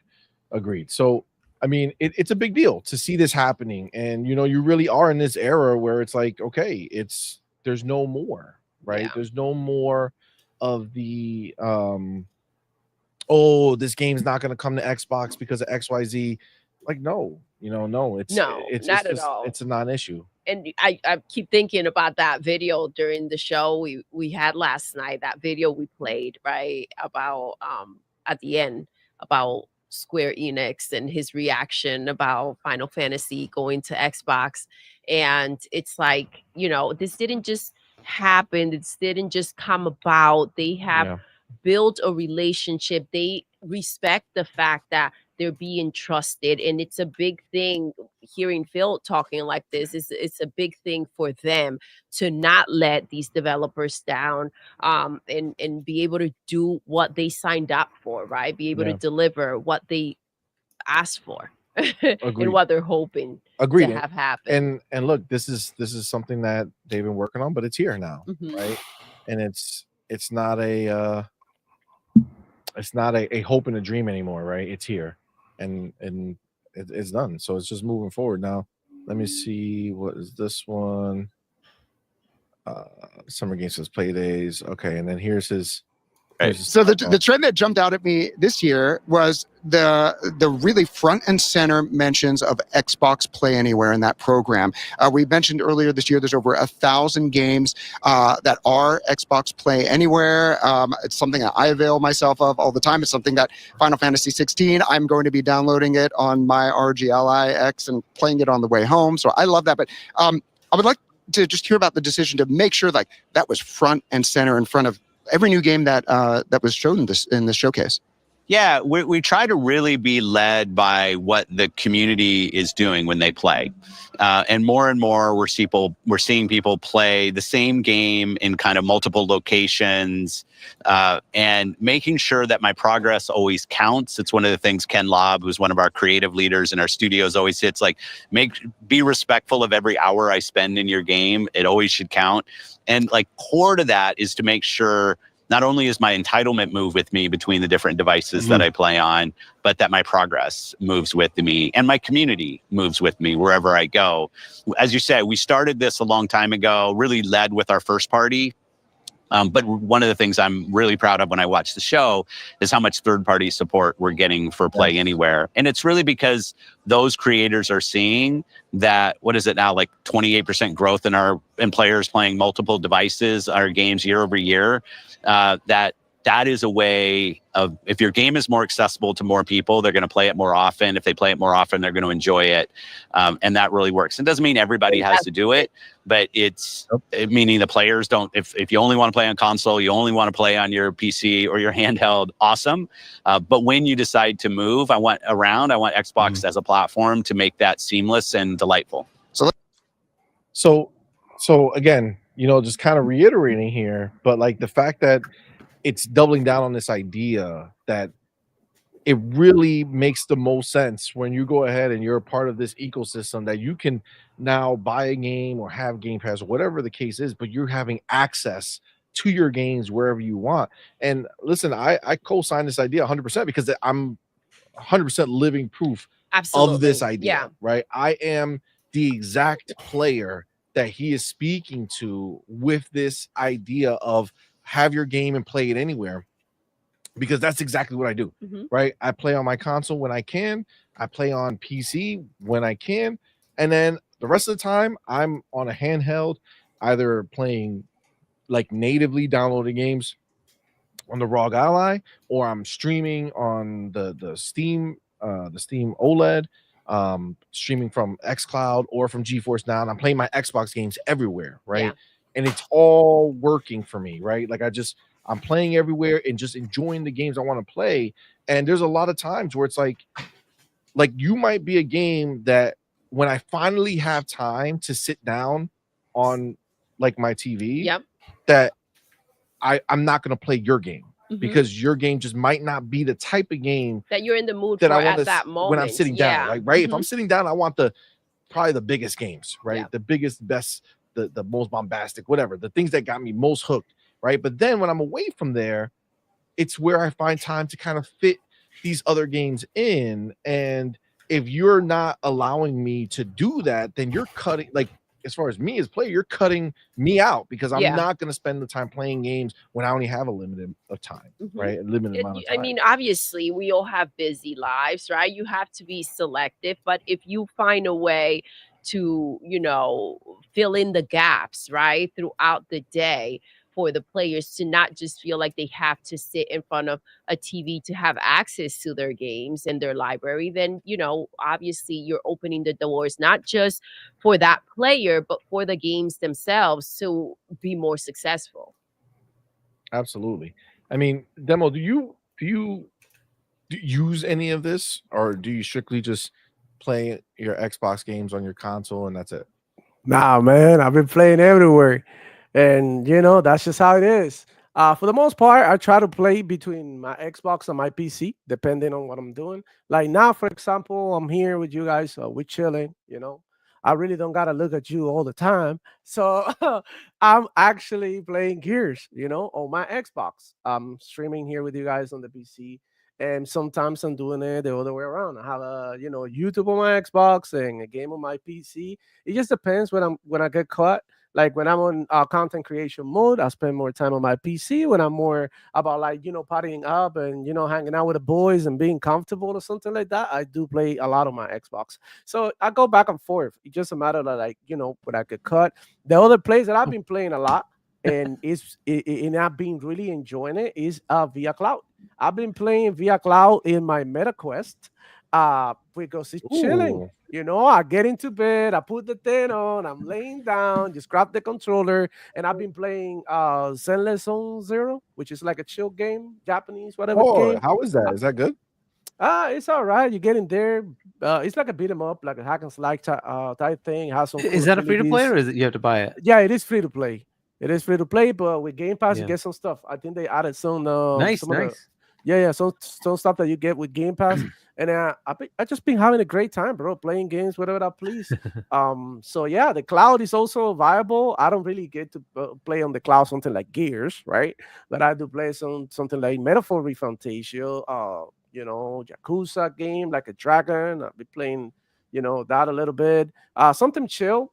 Nothing, something just chill to hang out. That's it. Nothing that I had to go ahead and sweat. Nothing that that requires me to utilize my my reflexes like that much. Something chill, and it's just been working, dude. And I know a lot of people who play just like just play straight from the cloud, man.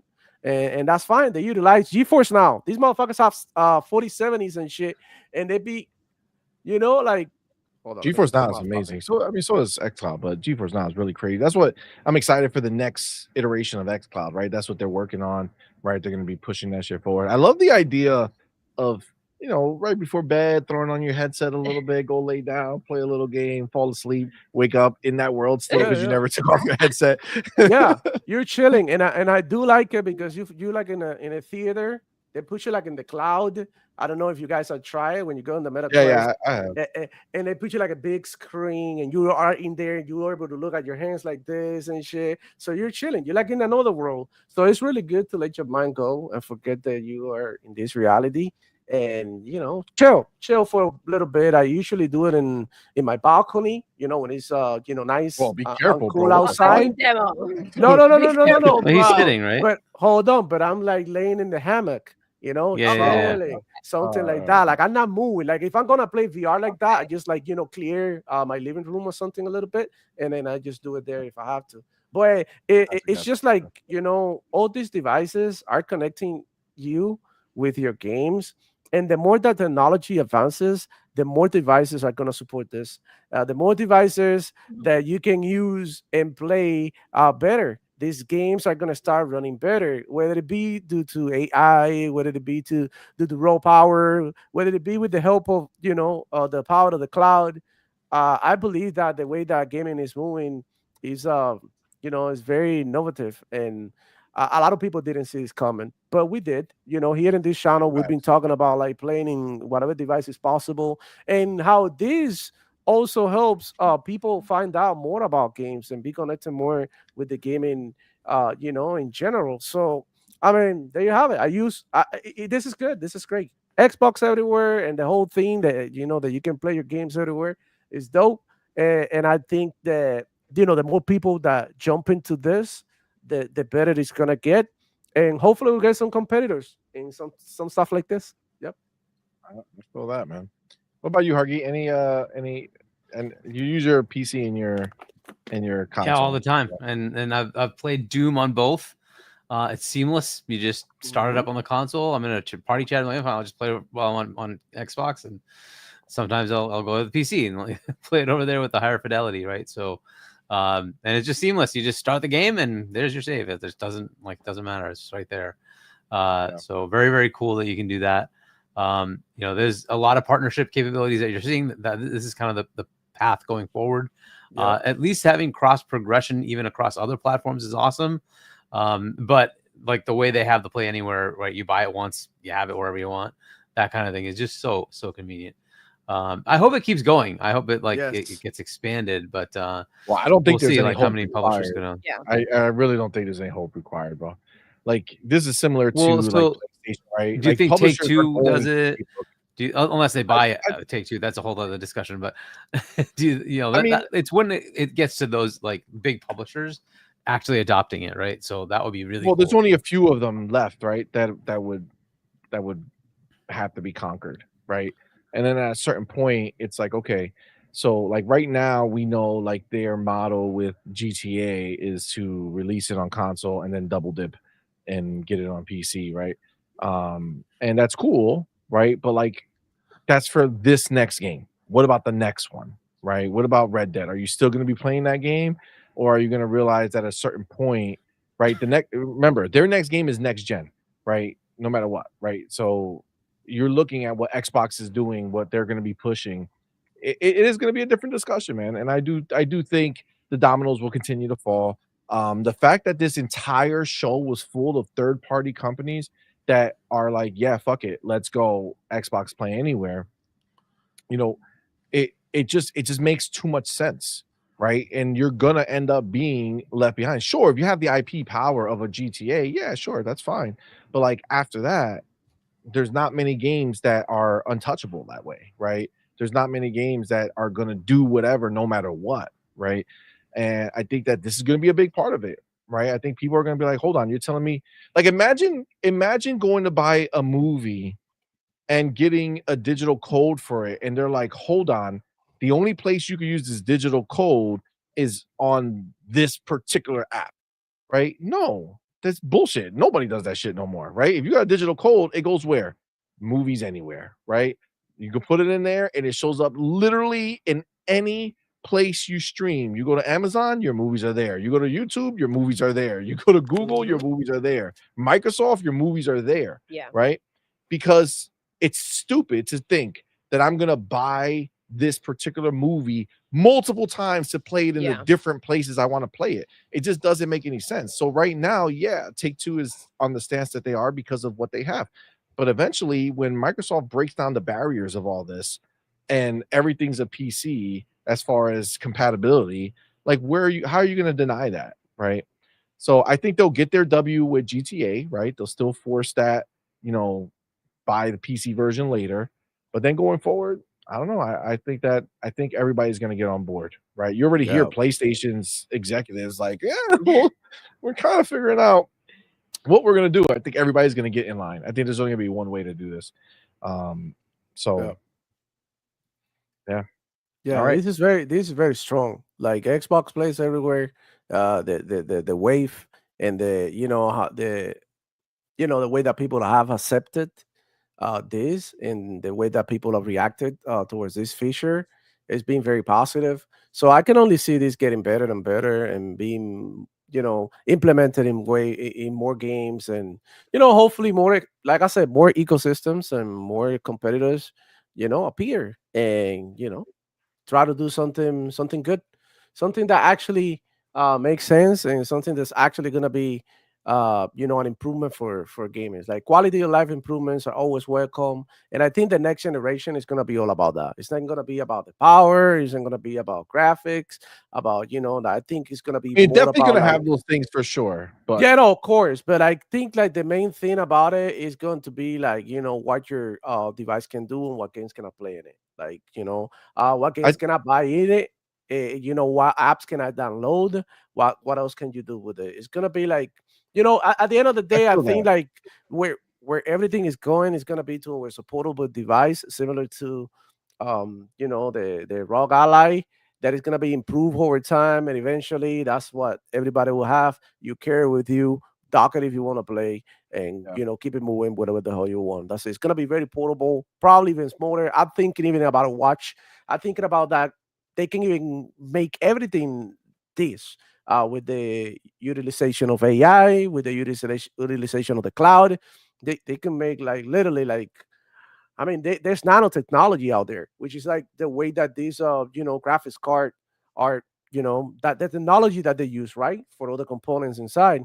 So you think about it, if they continue to like progress, right, and develop this type of technology, we're gonna start seeing a decrease in size of the devices that we use for gaming. So this will, probably include like graphics cards, consoles, and whatever those devices that you use for gaming. So, I mean, the more the technology advances, right, everything gets smaller, right? So we've seen like at the beginning how everything started, big computers that were like whatever, like look like buildings, right? And now we are reduced to something as small as the Alienware, which is like this. It's like very compact and it runs game very, very good. So Yeah, I think we're gonna see everything getting smaller and smaller and things changing, right? So it's up to you if you want to keep up with gaming. I suggest you to like embrace the new stuff and the innovation. Because if this is utilized in the right way, it could be like groundbreaking for us, and it could be of benefit to us. So that's the way I see it, guys. I think this generation coming up is the generation where it goes fully in, like, catching up to the rest of the media, Yep. right? Like, I think this will be the generation that gaming will be just like consuming gaming will be just like you consume movies, just like you consume music. It's Yeah. not going to be any more about the where. It's just going to be the what, right? What you want to listen to. Doesn't matter if it's again on Spotify, doesn't matter if it's on YouTube Music Yeah. or Amazon Music or Google, whatever it is that you are like. It's all about the content, right? It's going to be all about the content. I mean, listen, if our phones are already capable of doing everything that we need to do, right? Music, movies, and gaming. It's already there. If you have a little, you can do, first of all, on, like, I know they don't talk about it much, but there are plenty of games that are available on Xbox through touch on your phone, right? So you can play a lot of games on touchscreen, right? But there's a lot of devices like the little controllers that you attach to it to turn it into a full blown handheld, like literally just like any other game console on a handheld. It just works perfectly.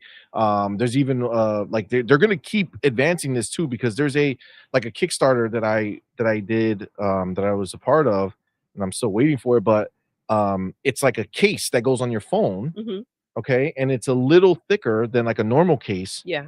but it slides out into a full controller. Oh, that's Yes, dope. sir. Yeah, it's a So- full controller. So up. Yeah, so the case is a little thicker, Yeah. right, than a normal case would be, right? But right there, you just slide it, it goes up into an angle. You got a controller, you have there is a little like curve to it, so you have some grip. The That's thumbsticks pretty are sick. elevated, so you're not like on this flat thing. You're still gonna be able to play, and it's just right there every time. So when you get to that point where this is like a small company trying to make this happen, right? What's gonna happen when the big boys say, "Oh, gamers are wanting this. Well, let's design our own case for gamers," right? When you have Apple developing their own case that has a controller, when you have Samsung doing it, right?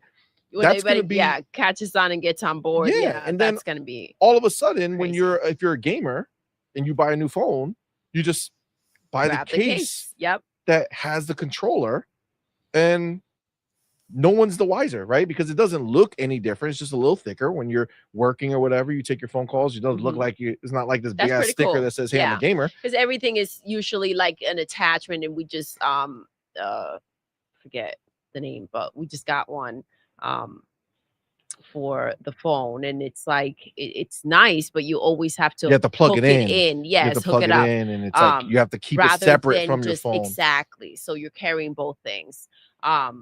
But yeah, that's pretty cool because you can go, like you said, seamless from a phone call to a game, pretty Yep. much pops right back in. Yeah, like if you're playing and then a phone call comes in, Yeah. you literally just close up the controller, pick up That's the sick. phone call, That's go pretty back cool. to playing. I mean, this is When is this that crazy. coming out?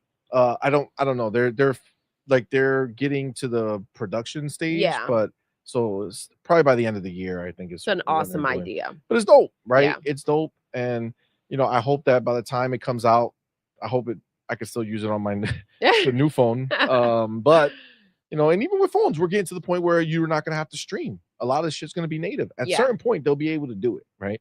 So you're talking about a future that I think we're all going to be really excited for. Okay, and then there's one last segment to this, but before I do that, I do have to go over here, shout out, because I just noticed it. Our motherfucking homie Spartan 661 went ahead and not only gifted 5 On Point for Gamer memberships, but he did an additional 5 On Point for Gamer memberships. Thank 10 you so much. On Point for Gamer memberships, man. My dude, thank you, my brother. Thank you so much. Much appreciated, man. That's very, very dope of you. Y'all know what to do. Tell them, baby. Put the motherfucking welcome to the family of OG in the chat. Welcome our newest members, man. We appreciate each and every one of you guys. So I do see we got the homie APIMB. You got Nemesis, Nemesis the God. You got Big Wheeze. You got Anthony Roberts. And you got Birth to Burial 10. Damn, that's a kind of dope name. And then you have the homie EJ Jackson. Let's go. You got Julian Johnson. You got Car Racer Temp 880. You got Voidlock, and you got Roscoe P. Cold. Shout out to you guys. Welcome, you guys. You so Spartan 661. Thank you for rocking with us. That's we appreciate so you. dope And then Spartan, you. of course, man. You're the fucking man. Let me go ahead and update this shit over here real quick, because our boy, he's not fucking around. He's not fucking around. Let's get him over here. Spartan 661 gifted. It's like this banner is brought to you by Spartan. He's running the streets over here. Thank you. Appreciate you, my brother. Thank you so very much, man. Okay, so the last Petman Jones, what's up, bro? I see you, homie. The last little spot here before we move on. So let's talk about one of the ways that people are going to be very much looking forward to playing some of those games across platforms this year. Wouldn't be an interview with you if there wasn't something on the shelf. And you've got this here. It's not quite as it's right behind the fish, so maybe nobody noticed it. So that is the ROG Xbox Ally. That's right. You've been playing Balatro on it? I've been playing a ton of things on it. I do travel too much. And to be honest, this one's not mine. I have the Xbox X version. But I have found that getting to play my favorite games wherever I am just makes me enjoy them more. And is again, going back to Play Anywhere, but making sure that my games are always there. And we're seeing from the work that Nintendo did on the Switch, even before that, really, if you think about handhelds and Nintendo's amazing kind of track record there, Steam, what they did with the Steam Deck, so many of the hardware manufacturers that they're building, Lenovo, Asus. So when we were on this path, we said, let's find a partner who can do a great job on the hardware. We know we've got real software and platform work to do as Microsoft and as Xbox. And I think this coming out this year with the partnership that we have with Asus is going to be just a great addition to what it means to play on Xbox. So one of the things that Sarah said during her segment where the ROG Xbox Ally was introduced was bringing together the power of Xbox and the freedom of Windows. Yes. How are those teams working together to deliver that Xbox experience on what is a Windows device? It's probably 3 things I would hit on. Well, I've been at Microsoft for a couple days, and I would say this is the tightest collaboration I've seen between the gaming organization and the Windows team in my 3 decades at the company. Like, it's really amazing to see the teams focusing on opportunities for us to make the experience better, and working really as one development team to realize that. Now, when you say the freedom of Windows is an open platform. And we want to support that on this device, meaning if you've got a storefront that you love, we want to make sure that that's fully supported here. If you've got a social place that you go, like a Discord or something that you use to do voice communication, text communication, we'll make sure that's supported. There's not a closed platform, but there's some uniqueness then when you're supporting an open platform, but you want it to work as appliance-like, as a game console. And I think that's where these 2 teams coming together can really create something great together. So that's the thing that Xbox brings. Kind of the separate second thing of we've for 25 years almost. We've been working on a console experience that you turn it on, it works, your games are there. And how do we bring that to the Windows ecosystem so you get the freedom of Windows to use the storefronts and the applications you want to use, but it feels like a device that's purpose-built. And then I'd say under the hood, we also know there's work for us to do on battery life, on interruptions, on performance. And I love just seeing the week-to-week grind the teams are doing. I'm sending my bug reports. Here's the things that we need to work on. And the progress has been amazing between the two teams. And I hear it's going to play Silksong when it comes out. That's right. That's right. And thank you. That was a good partnership to kind of feed them in and have them play a role in our hardware lineup. But it is really about playing the Windows games that you want to build, you want to play. So if you're a big Roblox player, if you're a Fortnite player, if you're a Minecraft player, if you love Game Pass, we want to make sure the way you've built your library as a player and the games that you want to go play are available on this device and that they play incredibly well. So one of the things you hinted at, you had mentioned 25. Right. So you said the 25, but before that, so the ROG Ally, obviously changing the game, right? Changing the game. And the fact that, again, kind of reiterating, that's all about any storefront you want. Honestly, I saw somebody put a clip out, I think it was J-Rock on Twitter. He put a clip of the Power, whatever. Remember the Xbox made that documentary about how they came to be, right? And he put like a 6-minute clip or something like that. But in that clip, it talked about how the team that wanted to build Xbox was working, and they needed to work with the Windows team, even though they didn't want all the Windows bullshit. They still needed to work with them to get certain things done, and how they had like this transformative moment in front of Bill Gates where, back in the day, if you guys are old enough to remember, PCs back in the day, when you went to go turn one on, that shit did not just turn on. No. Like, there was a long sequence, 3, 5, 6 minutes of just that shit trying to get going, right? Like, it was crazy, but that's what it used to be. And they, working on their stuff, showed Bill Gates like their proof of concept, and they turn on the console that they just created real quick to give them an idea, and it started in like 3 seconds, right? 3 to 4 seconds, and it just blew his mind, right? And like that moment, right? That moment where they were trying to make that a reality, I feel, and this is what I feel, but I feel like they're there again, right? Like they're there, like this new frontier where they're trying to not just make a separate thing from Windows and making a box that's this amazing. What they're trying to do is it's almost like they're going back and returning the favor, right? Like they're going back and saying, okay, we're now going to actually go transform Windows into what it should be if you're a gamer, right? Like if you're a gamer and this is how you want to use the platform, it should be focused on you.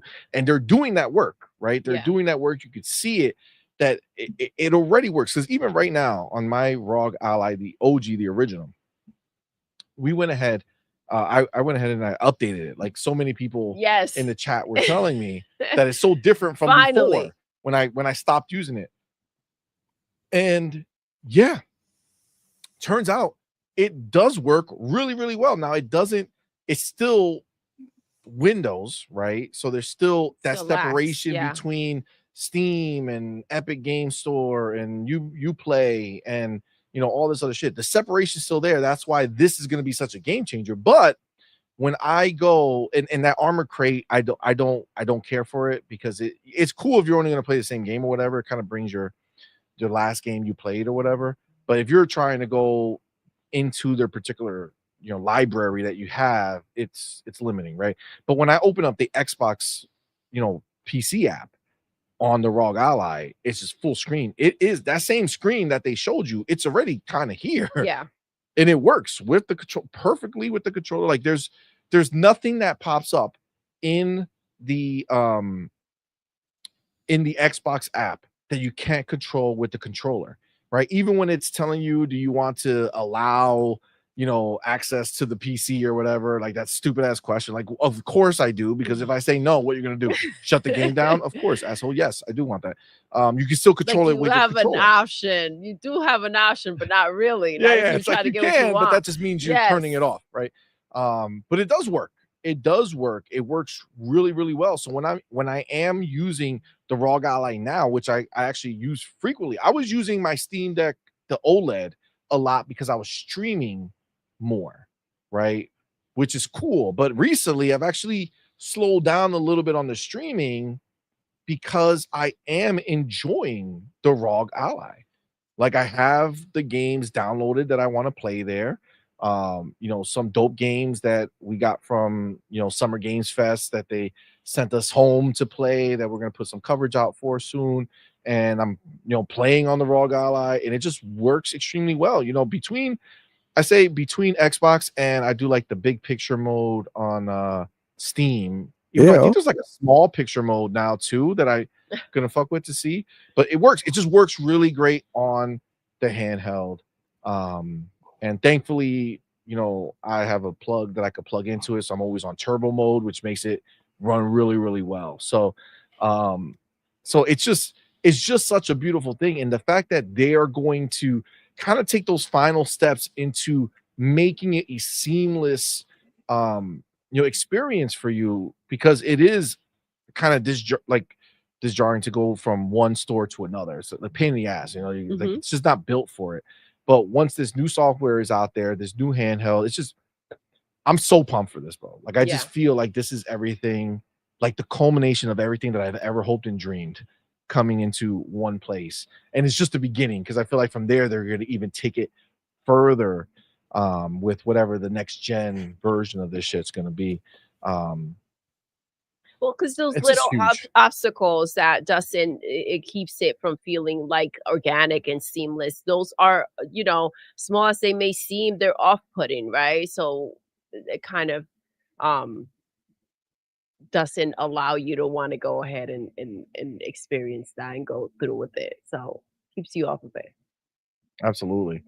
And I think it's going to be such a huge thing, because like even now, right, like there's only so much, like you would think like, oh man, now we have this handheld, the ROG Ally, the original one I have, is like, oh cool, like let me get one for everybody so we could play that way. But it's still cumbersome, you know what I'm saying? Like, it's still not 100%. So I wouldn't want to hand it to one of the kids and be like, hey, here, let's do this, because it's a pain in the ass. It's not like, it's still a pain in the ass overall, but it's just so much better that it's got me back in. But the fact that, again, he's talking about having these games on here just working the way it's supposed to work. The ROG Ally is just that new one is just going to really change the game. And then again, that's just the beginning. Next gen is coming. Next handheld is coming. It's going to be crazy. It's going to be crazy.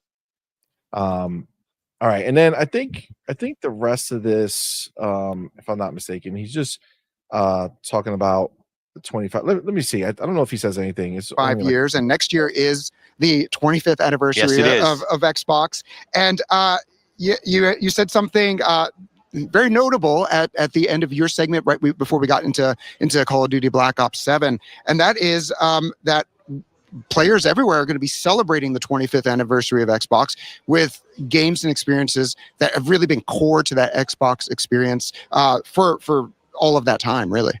Yeah, I wanted to make sure some of the franchises that we've talked about, and maybe like we're not showcasing them here at this show, that I wanted people to know. When you think about Fable, when you think about Gears, when you think about Forza, I mean, these are franchises that have been really part of what makes Xbox what it is today, and it's going to be a nice lineup next year. I love the games that we've launched so far in 25. I think, as you already went through, we have a strong finish to 2025. And then when I look at 26 and our 25th anniversary and the franchises that we're going to launch in that year, I think it's going to be a really special year for Xbox next year. I think that's a great note to go out on. So we will end it there. I look at 26 and our 25th anniversary and the franchises that we're going to launch in that year, I think it's going to be a really special year for Xbox next year. What's crazy is going from this year and saying you think that next year is actually going to be special. Like, this shit, what is it fucking crazy in 2025? Like, it wasn't a big deal. Yo, But I love that they're looking at it that way because that's how we're expecting it, right? We're thinking for the 25th anniversary, they're gonna want to go ahead and put some things together. It's funny because Hargeet had brought up for this show, Halo, and I was like, all right, here it comes. When's this gonna happen? But I mean, I think we know that It's we for have next our year. our expectations, for yeah, next year of now. what's coming out. And it's actually next pretty year. cool that you could see, like, it's almost like this wasn't a mistake, right? Like this, Mhm. like they said, you know what? Why put out Fable when it makes sense? Let's go 25th, right? Because next year you really do, like, the fact that he is able to say, which Hargeet, you know, you had brought up possibly, you know, Forza this year, and then he came out and said next year, right? So now it's cemented. We know this is Yeah. happening. So we know next year is going to be the year of the OG Xbox, right? Like the spirit of the Yeah, original that's the Xbox feeling of desire it, of coming yes. through, and the 360, right? It's like the history of Xbox, what got us to this point before we blew up with all these other franchises, right? Yep. The backbone of what Xbox has been is all culminating in a year of all the new entry points and one revisiting of the entry point. But so we know for sure next year, guaranteed, we have Fable, we have Gears of War E-Day, we have the next Forza, Mhm. which is going to be obviously Forza Horizon. He said Forza, but we know it's going to be Forza Horizon. And he didn't say it because it doesn't technically exist yet. But you know it's true. Right, but you know it's true. They talked about the game that's been here since the beginning, right? Which is Halo, right? And we know, or at least we're assuming, that it's the Combat Evolved remake or reimagining or whatever that's gonna be.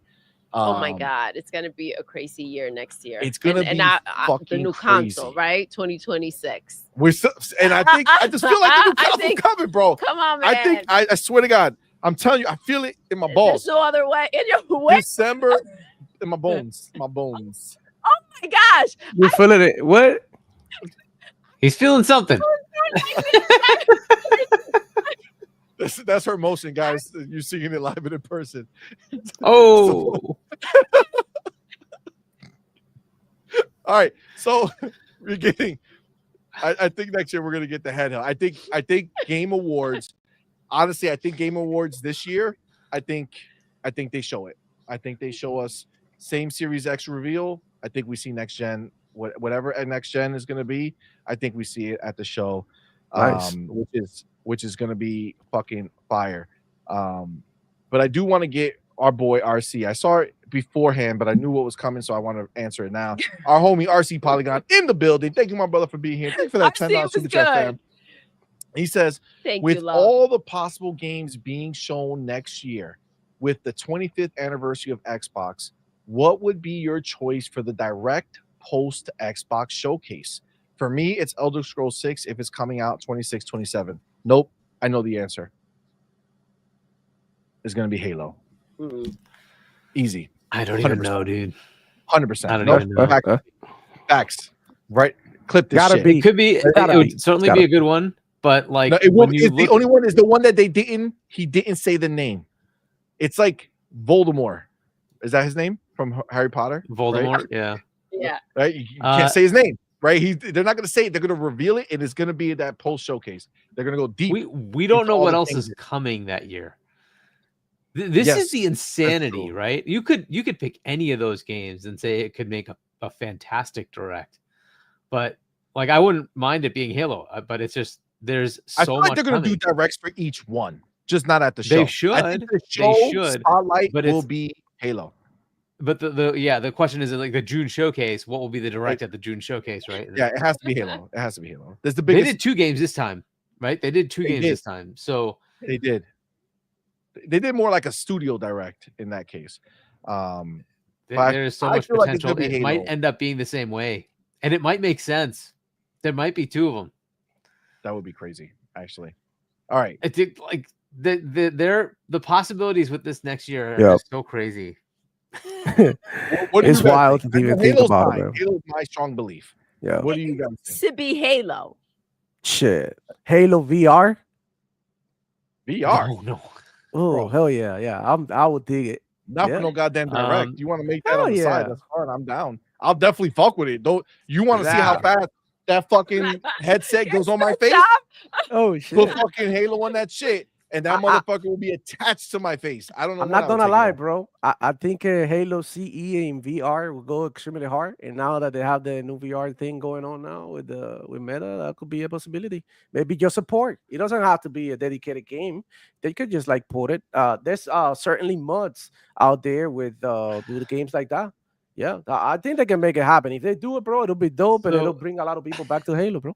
Straight up, let's do it. So consider this: there will always be a Call of Duty as well, Yes, and you have Halo, Call of Duty. Hmm. All these games, by the way, will be next gen, right? That's the assumption here, right? That Yep. we're gonna get new hardware, and Halo's gonna launch with that console. Like it's all they would be stupid not to do that, right? So you would definitely say Halo's launch would be when that console launches, right? And that will be your marquee title. But so is Call of Duty. And Call of Duty will absolutely take advantage of that next console. Which one would you put forward? Which one would you say is the more important one? shit. They're both crazy. Like, so it's hard to say which one. Like Gears E-Day could come out earlier and then have an update patch like they did with Gears 5 when the new Xbox Series came out, right? Fair enough. Fable definitely is coming up for Series consoles, but you could take that one and say, oh, we made it even better, right? Like the Direct could be any one of those games. Yeah. Forza is going to show, right? You Yes. know that game is going to show, right? Like Forza Horizon 5 already looks stunning, and that's an Xbox One game, right? And what are they going to do with the next gen? Because that's going to be on next gen, right? It's a crazy year. It's a crazy year. And we don't even know what else is coming. I know. It's gonna be crazy. Yeah, I agree with Evo over here. He says that VR is too niche though. Niche, yeah. Yeah, I think that would be the issue with that. But I don't think they would definitely. we It would see not be the money June one. rocking a VR like all day. Yeah. They can certainly do a partnership with like a Meta or something like that, which there are. Apparently, there's going to be a Meta Yeah. Xbox, right? That's They what could we're gonna talk absolutely about- do a we'll get separate to- thing with them. Absolutely, 100%, Yes. no problem. do it. Not at June Showcase. Oh no, Don't no, waste of my course. time at June Yeah, Showcase. yeah. No VR at June Showcase. No. Yeah. No. Yeah. Twitter posts on this would be great, bro. Like nobody. No. I think they should do a Meta, like, showcase. Yeah, Like, Meta should have its showcase. own thing, and they can put a whole segment of Xbox stuff that does VR. I'm totally happy with that. But not at the Xbox stage. I want to see stuff that I play on my PC and my Xbox. Right, that's what I want to see. I don't want to see VR crap. Sorry. Every time that the state of play or state of continuing decay happens, and here's the VR game, I'm like, yeah, okay, whatever. Next. Agreed. I don't think it's something that's gonna make. I don't think it's something that makes sense. I think we see the next gen console this December, and I think next showcase is just gonna be showing all the crazy shit. So also, I have to I would imagine that entire lineup of what he said, the way he phrases it, I think that's all coming out second half of the year. So I thought Fable might have snuck in early. I think Fable's gonna be on the back half. I think Oh my gosh, I'm Gears, so Forza, Halo, glad. all Like, back half. I remember we were having that conversation. Oh my God, dude. That's I feel like that's where it belongs because we talked about it. I think you guys were kind of thinking February, early during the year. I really but- thought so. and it is what it is, but it'll be pretty dope. I feel like him This is bringing going to be this an up, interesting year, man. yeah, it makes me feel like it has to be after the June showcase. Like I feel like all this stuff is just gonna be after the June showcase. Unless Fable, because we've already seen it so much, does come out beforehand, and then after is just the Halo, Gears, and Forza. You know what I'm saying? Like the real OG. I don't know. Man, that's gonna be. There's so much potential here, man. Who knows? Like it's gonna be, and we don't know what other games are coming. Maybe there's another one that they want to show that we don't even know about, and they're like, "Oh, that's the direct." Dude, State of Decay next year is perfect. That would be an Dark awesome one to do a direct on, right? To try to really sell it. Like, hey, we had what State of Decay 1 and 2 were, but we went ham, and now this is a whole other game, and we want to show you what the heck we did, right? Sure, right? That would be an awesome direct right after the showcase. We don't know, right? I feel like if I'm thinking, I mean, my bet is gonna definitely be Halo.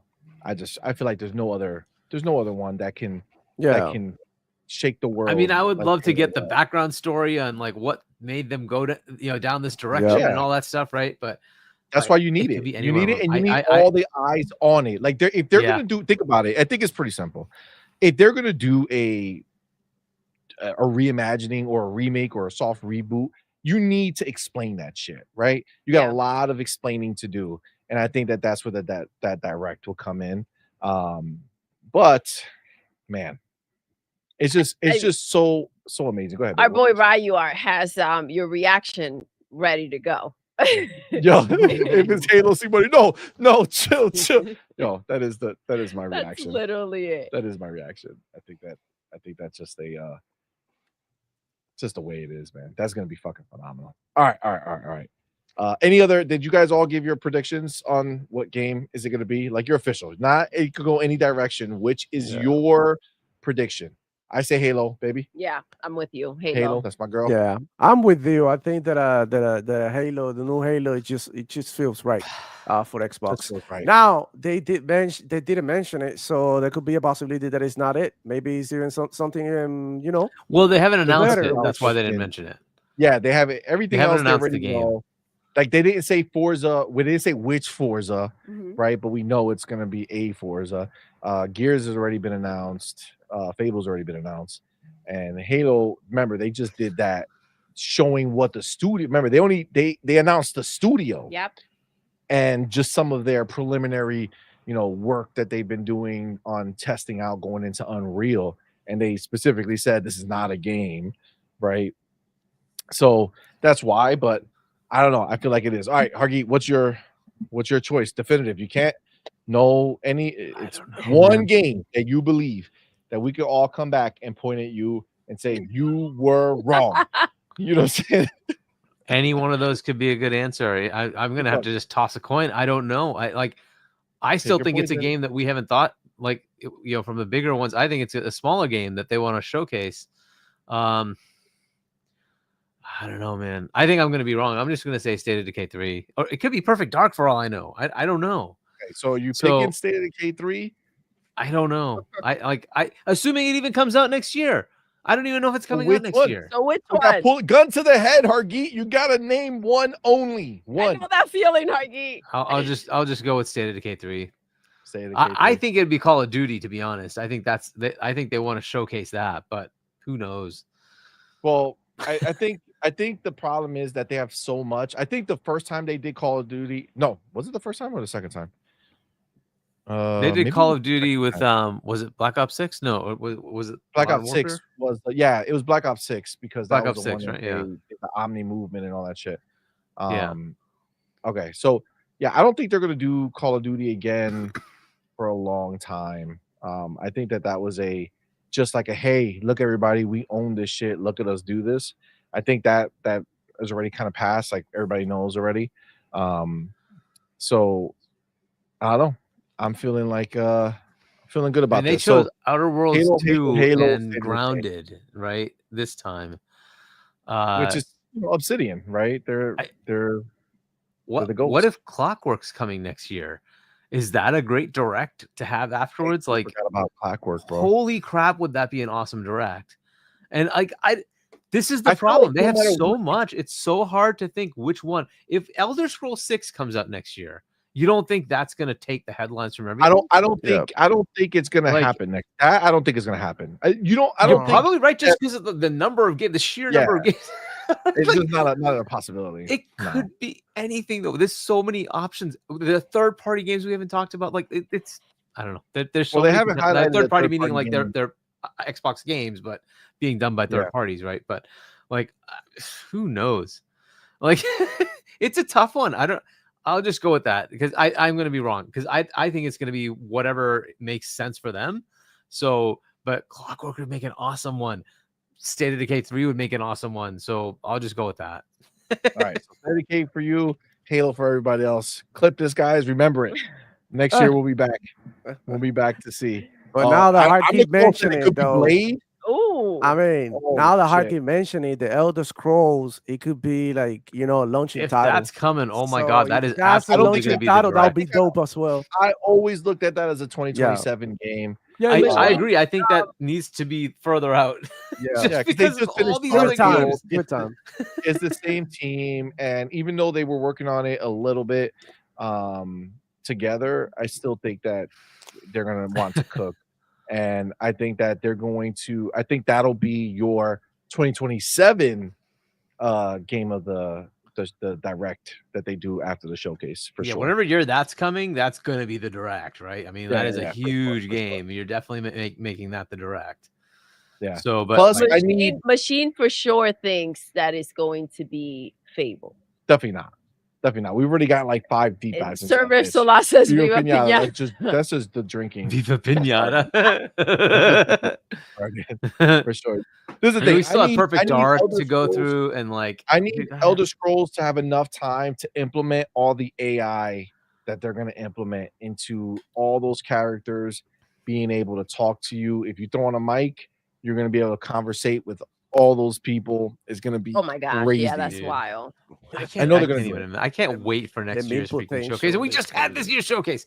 We You see still how all the games to crazy play. we are? We're so Like, we're oh my such God, greedy dude, I couldn't fucks. wait. I couldn't We even can't wait. nothing. We're never Oh my satisfied. God. Never. And Yo, one that just like never Talos satisfied, Ray put bro. in Splinter Cell. Like, could you imagine that being No, locked by that would Xbox? not- Not that locked would away from not other be it, people. Tyra. Oh, Talos was But- good. Talos was so fair. What if they That would work with never, it would never be what if that they way. work with Ubisoft to make that an Xbox published game? So this is the one thing about that slot, right? That slot is always going to be saved for shit that needs explaining, right? Yep. They're not going to there's no explaining for Splinter Cell. It's like that's just back, bitches. Woohoo! That's it. It's gonna be Yeah. dope. They'll have a trailer, it'll be cool. But like I they mean, needed you to say explain that. Yeah, Black Omni Ops movement. 6, Yeah, Outer but it Worlds needed to explain 2, Omni movement. Mhm. Right, Outer Grounded Worlds 2. and Something that they Grounded. want to take some time and kind It's a of big like really RPG, dive into. And we Yeah. have no idea what Splinter Cell's gonna do, right? So like If that's real. that, by the way, could be another launch game that comes out along with the Xbox. I mean, just think about like the ridiculousness of what we're getting like next year. It's just Here, insane. listen, everybody has to clip this right here and save it. Machine What XP did he say? says he will donate 50 gifted members if he's wrong, and that Alright. it's not. He says it'll be Fable. Playground Games Direct, and they are going to do Interesting. Horizon. They want and Horizon Fable. and Fable. Okay. Okay. Well, Forza he Horizon put it and here. Fable. Clip it. Okay. You got 50 I can't gifted on disagree the that line. good, by the way. That would be a fantastic direct. It would. Those two would be It would. awesome if they are coming out latter part of the year next year. That would not be bad. Any one of those are valid. We have feel like- no idea. I feel that.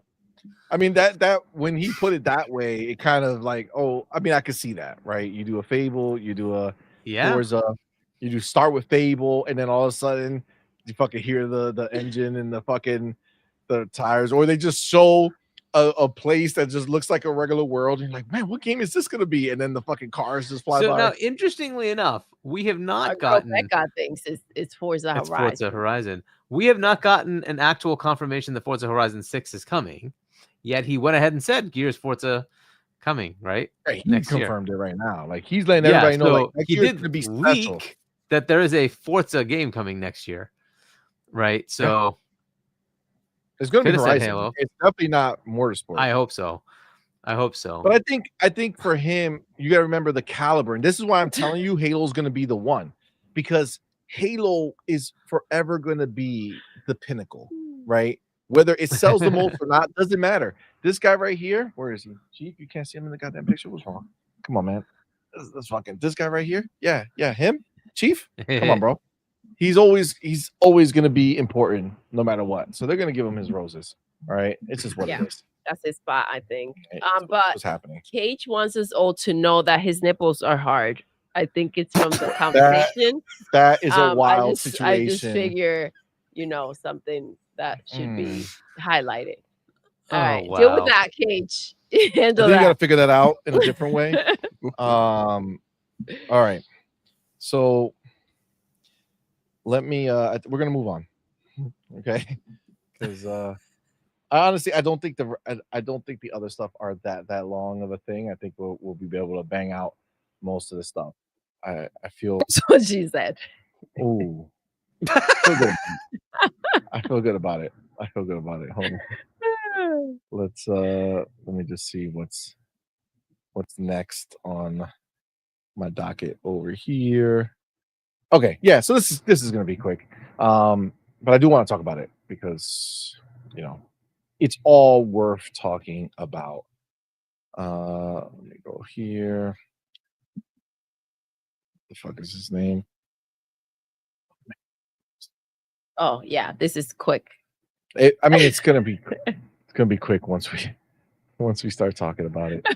God damn it! What? It's gonna be quick once we start. Here we go. All right. I see it now. God. All right. It's happening. Don't worry. Don't stress it. It's go time. Okay, here we go. Bam. Got it ready. Gonna go ahead and do this. Gonna go ahead and get my chapter. And then we're good to go. Hold on. Done. Dun. All right. And the next chapter. So listen, I do want to talk about this because we just saw this amazing interview, right? And between this interview, right, and how hyped this has us, right? Between Sarah Bond coming out and blowing off the roof with the confirmation of next gen and all that fun stuff. And then Lisa from AMD coming out doing the same thing, right? Like the excitement is at an all-time high. And this is the thing, us here on this channel, we never lost sight of Xbox and what their plan was, and we saw it once it started to unveil itself. We understood very quickly where they were going with it, and we just moved forward with it without a blink of an eye, right? The rest of the world, not so much. There's a lot of people who went crazy. All right, but the one thing I think that we can all kind of see and agree on now is Xbox has really finally, to a lot of these other people, painted the picture in a way where everybody else can see it now, right? Like it took a certain special eye to be able to see what was happening here, right? But again, other people couldn't. Now it started to happen. So right now we're in a very cool place, I would say, where you have people starting to see the light. So I wanted to come here because Clobro, who's been a member of the community for a very long time, and he does a lot of good work with putting out information. And if you want to kind of keep up on what's going on, he puts a lot of stuff out. But he put out this post the other day, okay? Basically after the dust had settled from all the other pieces of news that came out, and then, Sarah Bond really made it where it's like it just kind of made sense and kind of put all the bullshit to rest. So Clobro put out a tweet, and the reason we're not singling out Clobro. I feel like he's representing a big group of people who were wishy-washy, or were just afraid or nervous or upset, and they're finally kind of to see the light again. The dust settled. So Clobro wrote, lads, between this lineup this year and next year, Xbox Game Pass drops, Xbox Game Showcase, promising hardware plans, plus backward compatibility, I slowly start to feel that energy again. And look, I think the reality is, I see your comment right under. Oh my! Well, I mean, I couldn't just let him. I had to say something, right? So That's hilarious. I'll let him know. Glad to have you back on the right side of history, right? Welcome back, sir. I mean, but I honestly feel this, right? We are on the right side of history, right? I think when we all look back, I think all the bullshit, all the crying, all the talking shit was all for nothing. Like, I want to be clear. Like, I think I quote tweeted this and said something else, but I'll say it here. I want to be clear. Like, all that crying, all the threats of leaving, all the threats of saying, well, if you don't respect our console, whatever, I'll just go somewhere else. Like, all the bullshit, none of that mattered at all. Xbox didn't flinch.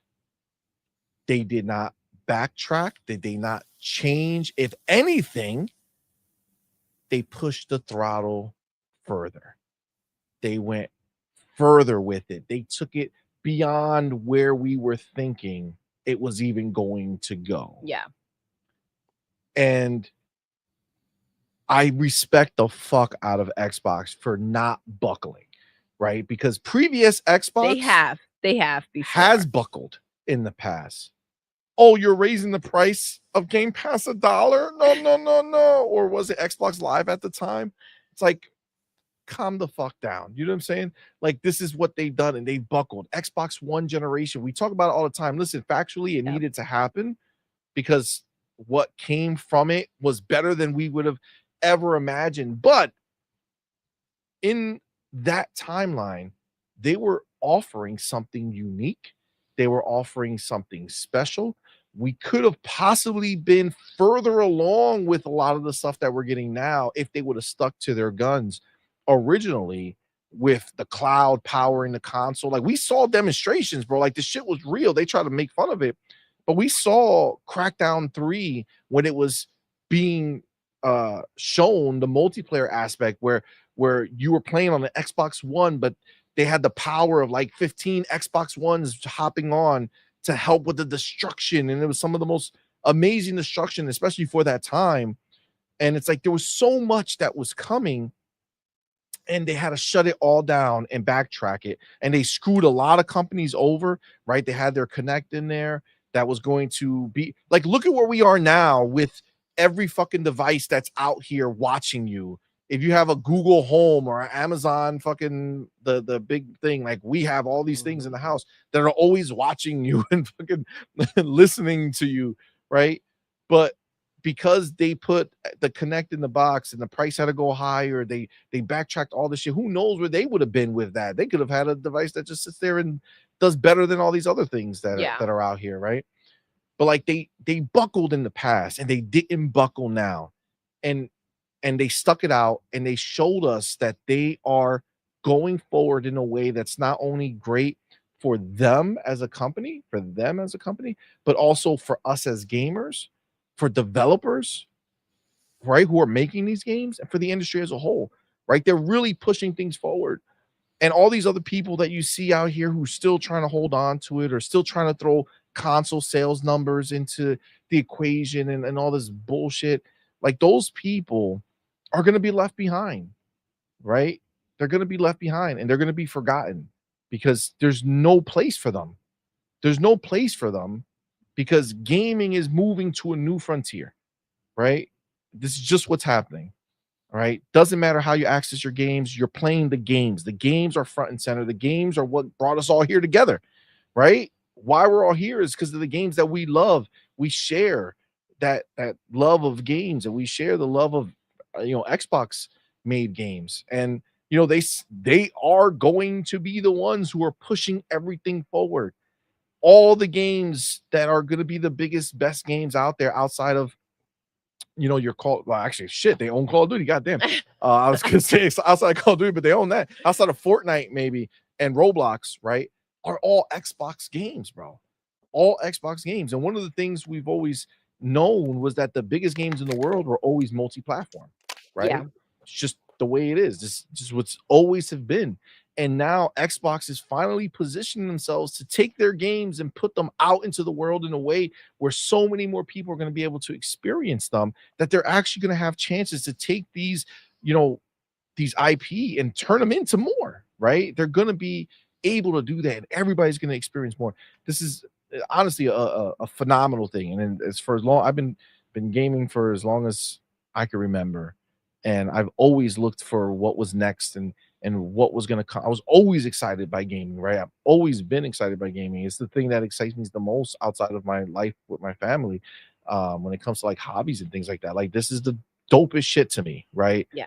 Like the other tech in the world is cool, but like this tech is the shit that gets me excited. Like I can't wait to see what they're gonna do next, right? And they are the ones we picked the winning side all those years ago, right? Yeah. We didn't know it, right? We stood through all the bullshit, right? All the being at the bottom of the barrel, not having as many games, right? Not having EA on our platform until they finally got them, right? Like all these things that took place that we stuck through, and now we have the company who's producing our games in our box, and they're the ones who are just pushing the industry forward. And we are the ones who get Xbox Play Anywhere, where we could buy a game once and get it access anywhere we want. Like this Game Pass is just such a fucking force that's going to continue to grow. Like there's just so much that we're getting now. And I'm so glad to see people finally seeing that after all the bullshit and the crying, right? After all the nonsense that you put out there. Imagine if your nonsense stuck. Imagine if you guys had the power you thought you had and caused Microsoft and Xbox to hesitate and to say, fuck it, we're not going to do brakes, it. Yeah. Right? Imagine that world. Are you shitting me? Come on, man. Thank God that you guys are weaker than you thought. Thank God your voice don't mean shit outside of your bubble. Thank God Microsoft finally looked at y'all and said, fam, you're a fan. If you're not a fan, that's okay. But we make the decisions here. You don't. You get to decide whether you want to stick around. Fine. But we make the decisions and we know what's best. And look at them fucking doing it, bro. They're fucking crushing it. Yeah. They are creating this new world, this new form of gaming where you're no longer limited and have to make that hard choice. You can now just say, I will buy what game I want to buy and play it wherever the fuck I want to play it.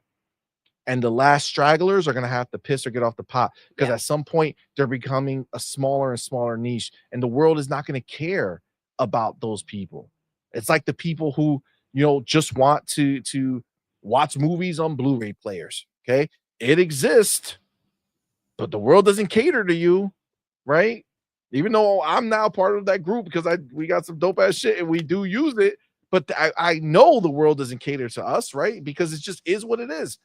You're always going to be that small segment. You can't walk into a store anymore and like just pick up movies, right? It's crazy. And it's funny because that you brought that up, because you and Madman went to see that movie Sinners. We did. And it like supposedly is so good. It is amazing. And it's available digitally, and we're waiting it out. We're literally waiting. We're waiting it out. We would have bought it. It's your fault, Huggy. For the 4K. All right, you did this, Huggy. Waiting for the disc. You did it. Like, we gotta hold off. We can't watch it like listen, this is the movie. We gotta watch it 4K. I'm like, God damn, you're right. You're right, bro. We gotta. Oh my God. But it's the truth. It's the truth. Yeah. But the Connect was freaking fire, by the way. It was so dope. We had so much fun. Yesterday's show we had I think it was Torino Johnson. Yes. Who wrote a bunch of times that that Marlin Gaming dude. He was we showed a clip of him. It was funny because he was like, oh no, PlayStation games are not going to be on the handheld. No. And then obviously we know that blew up in his face, right? And Torino Johnson was telling us that he blew up on PlayStation on his channel because they were not serving the PlayStation players, right? They're not doing what they should be doing for their fans. They're only doing for themselves. Every headline you see is, listen, as long as they keep spending more money on PlayStation Plus and choosing to pay the higher tiers, we know they got more money to spend. So we're going to raise up the prices for our profitability. That's crazy. Imagine Xbox saying some shit like that. That's crazy talk, right? But they don't give a shit because that's all they care about, right? Xbox are the only ones out here still in it for the love of the game. Even though they're getting the money, they're still in it for the love of the game. Both things can be true, right? Because they're showing you right? They're finding ways to make it work so that they can keep giving us what they want to give us, which is games, games, and games, right? And allowing us to access those games however we want. That's a phenomenal thing that Xbox is doing. What do you guys think? I mean, have you noticed outside of this? Babe, what do you think about these guys, finding their way back after all the bullshit? I mean, the road is like right there. You know what I mean? There's no other road to take. I feel like it's just so spelled out. And you're right, they caused so much freaking chaos that it could have. I'm just glad that it didn't work out because they were ready to like just destroy the brand. They came out here, Phil, Matt, and Sarah. They said their piece and they moved forward with the plan. Thank goodness, because look at where we are now, and it's like undeniable. Even freaking PlayStation grabbed a brush and started painting the way for us, right? They were like, listen, we're not doing well.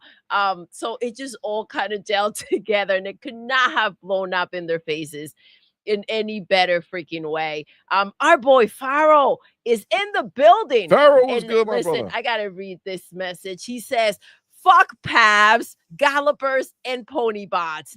I Facts. mean, that's all there is to it, right? The crying, the bullshit, the pabbing. Dude, if it was up to them, it would all yeah. have burnt down. Yes. You know what I'm saying? Yes. If it was up to them, Xbox would be dead and gone because they put some games on PlayStation and now they fucking run that shit, bitch. Yes. They fucking took PlayStation by the fucking balls and ripped that shit off and said this shit's ours now. Come on, man.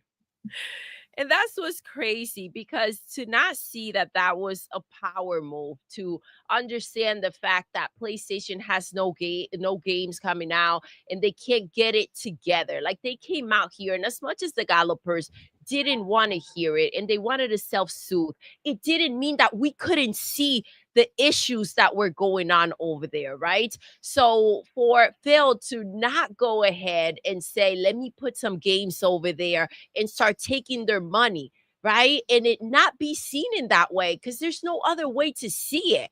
They're down bad. They have no games. Now we're going to rob you blind. We're going to take your freaking players. We're going to make your boxes work for us. How can you not see what they were doing? That was not weakness in any way. That was here. I am embracing my power. I'm a freaking monster, right? And I'm going to go ahead and get my money from my freaking platform, and I'm going to take your bitch too. I'm going to put your gallopers to work for me. Like, your whole fan base, you don't know what to feed them. I have the games to give to them. And everything's an Xbox, including that PlayStation. Those PlayStations are Xboxes. They're buying Xbox games. That's their store, making them money. It was so crazy and mind-blowing that they took that stand, right? That power move was insane. To go ahead and say, you don't know what to feed your players, but we do. Yep. And we're going to take their money, and they show up for Xbox games, the premium freaking edition of these games, and they're pimped out on that store just like if they were first-party games. That's wild, bro. Big time. You can't just show up and run it like that. And Xbox was able to do that shit. 100%. All right, Demo, what about you, brother? What do you think? Man, The big comeback from all the deflectors. We knew that we're gonna come back, bro. Because I mean, at the end of the day, all these Sony PlayStation fans, all these people, all these all of these Xbox haters, they just like, at the end of the day, they're customers. They gamers. As a gamer, you really wanna play all as many games as you can possibly play. So the fact that Xbox got the content is gonna overturn any exclusivity, any shady shit that Sony PlayStation can do at this point, right? because at the end of the day, what really matters is the games, right? We already established that.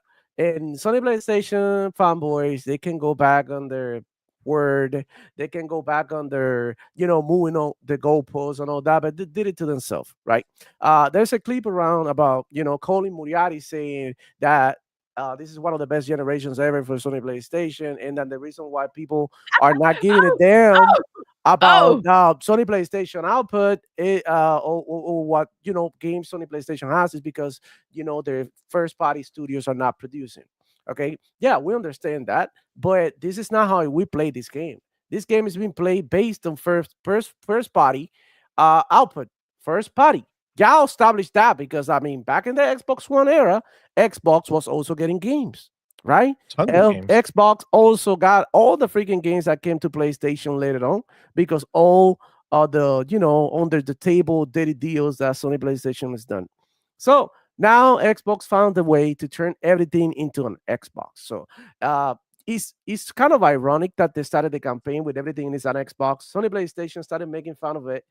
But look, they jinxed themselves because the reality is everything is gonna be an Xbox, and deal with it or quit gaming, change hobby because you're gonna see a lot of Xbox.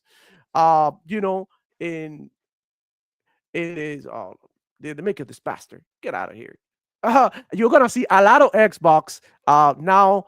From now on, we're seeing now with the meta, which is like kind of crazy. Who in the hell seen that coming? We see it with the portable. We see it with like things like in the Fire Stick. We're seeing on a freaking Samsung freaking fridge. It is every fucking where, dude. This thing is taking over.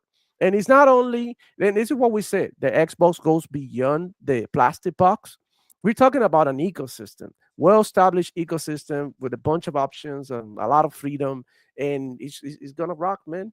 And I'm happy for Xbox that they finally found their footing and they really stopped giving a shit about what these fanboys wanted. If it was up to for the hardcore Xbox dudes, this would have never happened. They realized like, okay, these people are not the majority of the people, right? This is just a bubble on Twitter, on Reddit, and some Exactly. channels. And at the end of the day, they do not represent what most of the gamers want, which is connect with each other, be able to operate and play games in a free environment that they don't have to worry about like, oh shit, I have to buy this game 3 times because I'm not in my setup. So they want you to go ahead and game, spend as much time as gaming as you can possibly do it. And right now I think they're nailing it. They're making me play more games than ever. They doing this by having great options and great offerings with Game Pass, which is still, in my opinion, the best deal in gaming. And they also doing it by allowing me to play and continue the progress that I have in these games, throughout multiple devices, which also increases my screen time playing these games. Because I mean, how many times you wanted to play a game and you don't have your shit with you? You're like, oh shit, I wish I did, but here you go, here it come. I can log in anywhere, bro. I literally go to my brother-in-law setup, right? And I log in with my Xbox account. Everything is in there, bro. And it's his setup. It has nothing to do with me. I just have to log in with my account. That's it. Game Pass, all the games pop, all my achievements, everything that I want to do with my account is there. So the fact that they're extending this even further, all the way to to having Steam and Epic and all the storefronts, it just makes me even happier that I'm gonna be even better connected. And hopefully Xbox can bring those people on board too to do the same thing. To to allow you to utilize in your games when you buy it once, that's it. You don't have to, buy it 3 or 4 times. And I think that's the way it should be, man. And we shouldn't be asking questions like how in the hell Xbox is gonna make money. Like this is fucking dumb. Thank you. I hear a lot of people asking like how are they making money. Don't worry about it. If there's anything that Sony that Microsoft knows how to do is make money, bro. These motherfuckers, they really know how to squeeze the coins out of your pocket. So I'm telling you, man, straight up, don't worry about this shit. Don't worry about whether Game Pass is sustainable. Don't worry about who in the hell is keeping the servers of the cloud up, who's giving them maintenance, and how we gonna combat piracy. Stop being nerds, bro. Nobody gives a shit. Like literally, like nobody gives a shit if somebody else is pirating the games. You know, that's the problems of the developers. Do better anti-malware software. You know, like better anti-cheat and shit like that. That's not, Xbox problem. That's not your problem. That's these people making these games. They really had to step it up and stop the bullshit that's going on with cheating and all this shit. So other than that, Agreed. I feel like they're on the Oh right my track. gosh. They're on the right track, man. I'm happy. I'm happy with what we're getting. You are. Says What that do you say? ponies are accountants now. Yeah. Bad accountants, bad. They don't know. Hey, they look don't at know the what they're doing. picture.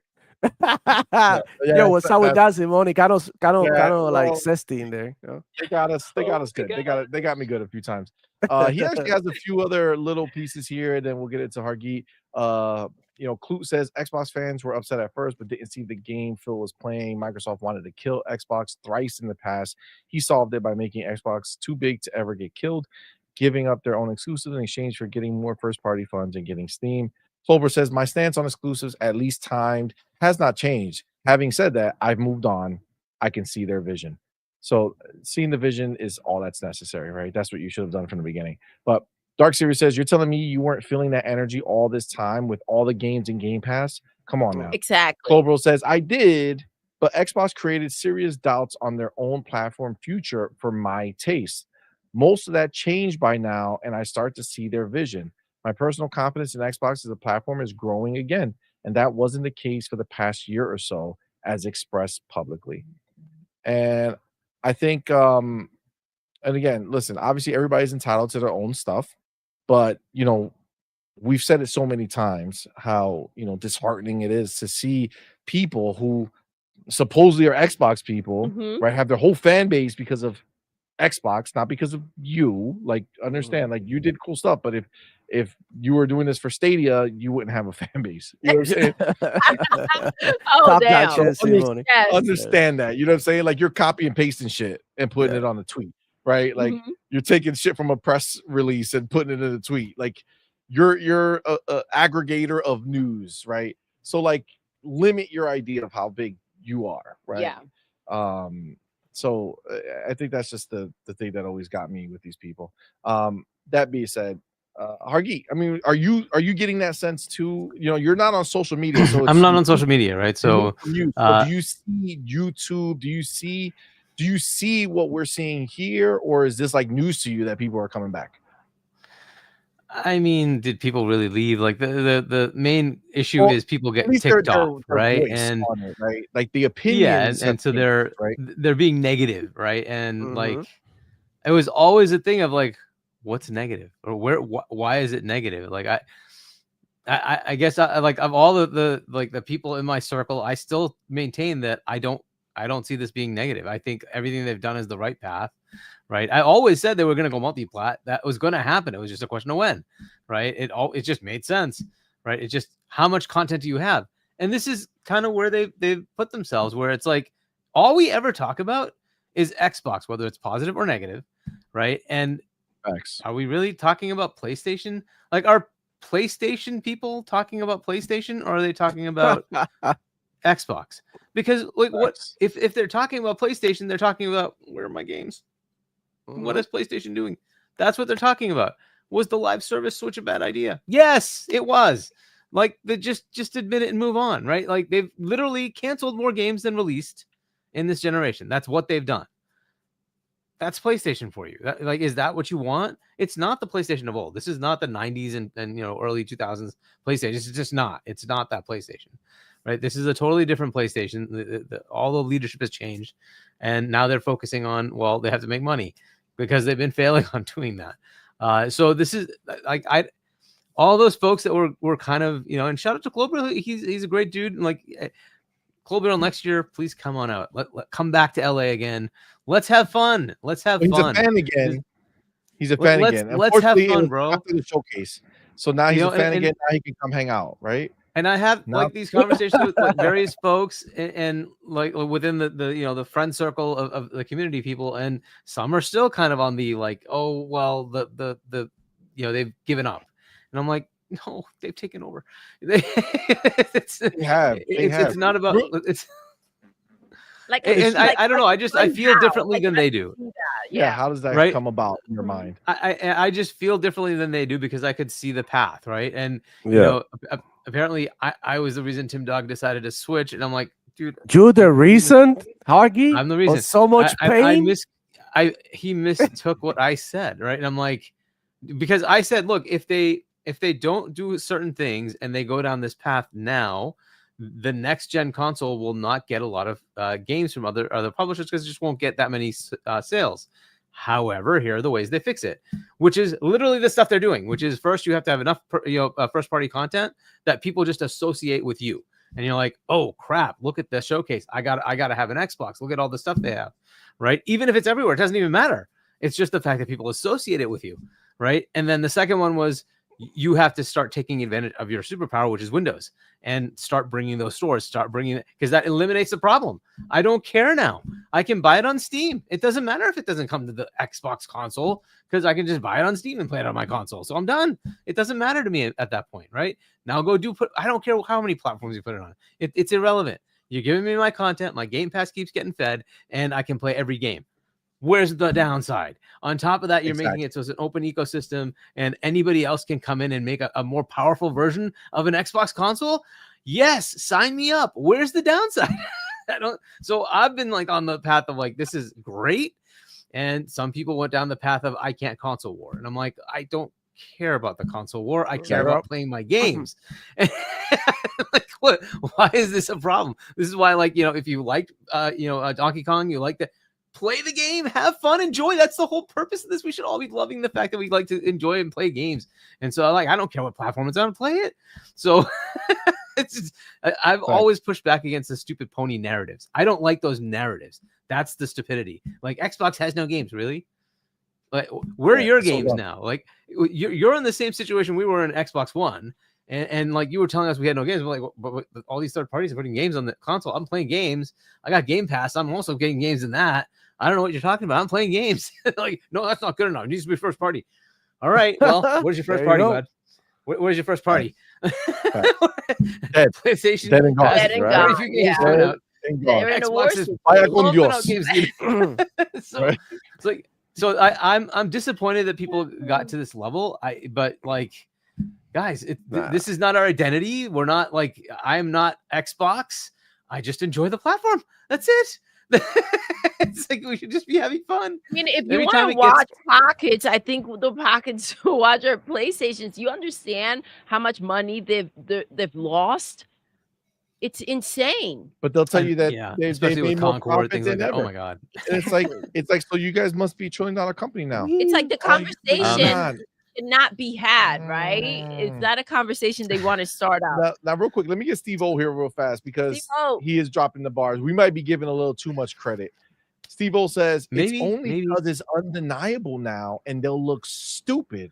And again, I'm not going to call anybody names, whatever, but like I just think they got into too much of a feeling of this is very big change without understanding where the change is going, right? And like, if you analyze the market, it was like, dude, they have to change because look at the next generations and what they're doing. You have to adapt to the market that's there. Listen to PlayStation. They still are figuring it out. If everything was so beautiful, if it was all why do they put their games on PC? What is going to figure out? We're going to make PlayStation 6. That's it. We'll make a new console. That's it. It's done. Why do they have to figure anything out? Because the world is shifted underneath their feet. Exactly. Right? And they thought they were standing on firm ground. It's gone. They're just several years behind what Xbox is doing, and they don't have the bank that Xbox has behind it to be able to do things like drop $70 billion. They just can't do that. So the viability of them being able to make the same moves, if they had the money, don't tell me they wouldn't have bought Roblox. They would have bought it because it's just a money printing machine for kids, right? Why not? They would just buy it. They don't have that kind of cash. That's the problem. They don't have it. Right. So if they wanted to do that kind of thing, it's just so bad. Yeah, they don't have good leadership. And like, and tell me they wouldn't want to buy Fortnite. 100% they would, and that would be in the same range. Like, they just can't afford it. That's the problem, right? Microsoft can make those decisions because they have the cash. They can do it, right? So Xbox has that backing, right? So they can play different market positions than PlayStation can. But It doesn't matter. They're not trying to wipe out PlayStation. They moved past PlayStation. It's like, no, you're a partner. We want to go compete with Amazon and Apple and Google. Big dogs, you're this nice little multi-hundred billion, whatever. You're over here. We're talking the trillionaires. We're not talking trillionaires. So sit at this table. Right, but it's just it's facts, right? That they're more concerned about them entering in the market and disrupting it. Which, by the way, I think is good. Anybody else wants to enter the market and disrupt it, that's awesome. Please do so, right? But do so in a way that's good for us as the consumer. If you're not doing anything, then we will, like Amazon has tried, and they're kind of edging in. And Google tried with Stadia, you just mentioned it, and failed miserably, right? Because the market's like, I don't like this plan, sorry. And no way it goes, right? So do so in a way that works, right? Meta's been trying with a long time with trying to get into the VR space, and they've been buying up some content and stuff. Hey, cool. If you can make something work, absolutely do it. If not, whatever, the market will determine, right? It's awesome when there's more disruption. I like it. I keep bringing it up, but I think the AR is going to be the thing that's going to be interesting, right? These are the X-Trail glasses. I think this is going to be pretty interesting when that gets to a point where it works really well. So that could be another thing that comes up and changes things altogether. But Microsoft's positioned to take advantage of it. They don't care. They're like, partner with anybody. We don't care. Absolutely. Let's do it. Right. Whereas PlayStation's kind of in a locked ecosystem mindset, which they're going to have to change. They're just going to have to, if they want to adapt and stay relevant, because they're not putting out games like Nintendo still is. Right. So it just is what it is. So for those kind of folks, like if you're, feeling like there's more energy, that you're finding the enthusiasm again, great. I don't know why you lost it to begin with. We've been playing games, bro. Exactly. So enjoy. I love it. Come on back. Let's go. Like I always invite the PlayStation guys. You like throw mud at us. Fine. Come and talk to us. Let's have dinner. I don't think we care that much to be at odds with each other. We just want to play games. So I think it's better to just open the lines of communication and change the mindset, which is why I just don't attack people. I don't like attacking anybody. I was like, hey, let's talk. We're all about gaming. Let's talk. Let's have fun. Let's share the experiences. That's the point of this. So if they're feeling it again, that's awesome. Global, come on back out, man. Let's have you at next E3, Fall 3, whatever the hell you want to call it. Come out to Community Fan Fest. Let's have you back here in LA, man. So I'm looking forward to that, and I hope more and more people do, and they feel the enthusiasm again. The platform is at its best. I think Colt put out a video recently saying people can poo-poo it all they want, but like Xbox is killing it. There's just no way to look at it any other way. They're killing it. Everything is going like They've awesome. been killing it though. Exactly. It's funny because they're this happened when they were ramping Yeah. up with all the games, and Game Pass was, going to a place where it's never had been before. And it's like, what was taken from you? Nothing. What was taken from you? It was just tears. It's crying. just such- exclusive. It was such a console war personal stuff thing. is what's taken away from you. That's it. It's literally the only thing, right? It's Because you performative, don't a get to lot of play it this. too. You know what this means? You know what this means?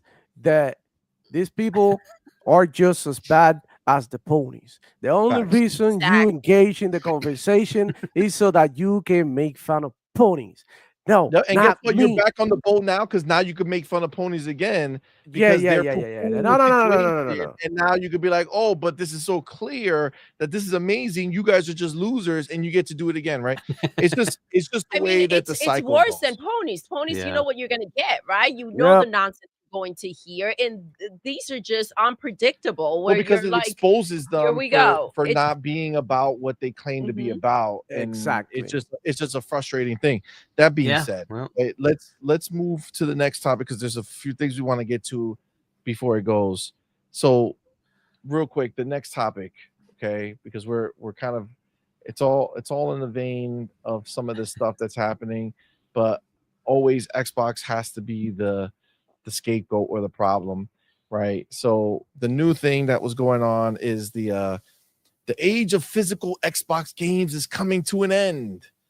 The Outer Worlds 2 and Ninja Gaiden 4 Xbox physical editions will not have disc, and instead will have a digital download code in the box. Well, This is isn't that what like heartbreaking empty news CDs for do? them. Exactly. Like, Like, physical games as a whole is coming to an end. I Yep. mean, do we not see what's happening with Nintendo? Like, it's just, this is just what's happening. Everybody's going to be in Shit. it. Everybody is going to be in a Yep. situation where it's just become less and less. It's not that it won't exist. It's just going to be less and less because, again, we just heard this whole thing from Phil Spencer. It's all about going to Xbox Play Anywhere. How can you Xbox Play Anywhere if you're selling discs to people? Like, I would be fucking happy that Xbox is at least fucking putting a code in a box for you. No. Be fucking happy that you can buy a box. I didn't know it was about the disc. I thought it was about the box and seeing the artwork and shit and putting it on your shelf. You can still They put this want to shit on be your able shelf. to sell it and and So that's a rotate. different This thing. is that, that pony thing that they're like, we buy our games. We like to own our games so we can Yeah. sell them back This is and like buy the next one. this is exactly what I want. Like when I get a collector's edition, right? Mhm. Anytime they do a really cool one, I'm like, all right, fuck it, I want it. I don't want the fucking disc in there. I want the collector's edition and give me the code. I don't want to fucking be burdened because I spent more money. I want easier because I spent more money. Give me the collector's edition Come on, and then give me the CMoney. code. You're really asking to get clipped by the fucking ponies. Look, Yeah, the thing clip me, is, baby. man, I get it. Y'all still holding tight to physical media, but the fact is that the future does not include CDs. It's everywhere, though. Like, come on, bro. See, like DVD stop production. Wasn't that like one of the things that we talk about here in a long time? It's just DVDs. Gaming is digital. I haven't seen no freaking young kids carrying around a bunch of CDs. That's all of you great beers crying about this. No kids. I go to my little cousin's house. They come over. They got the Nintendo Switches and all of that. They don't carry CDs with them.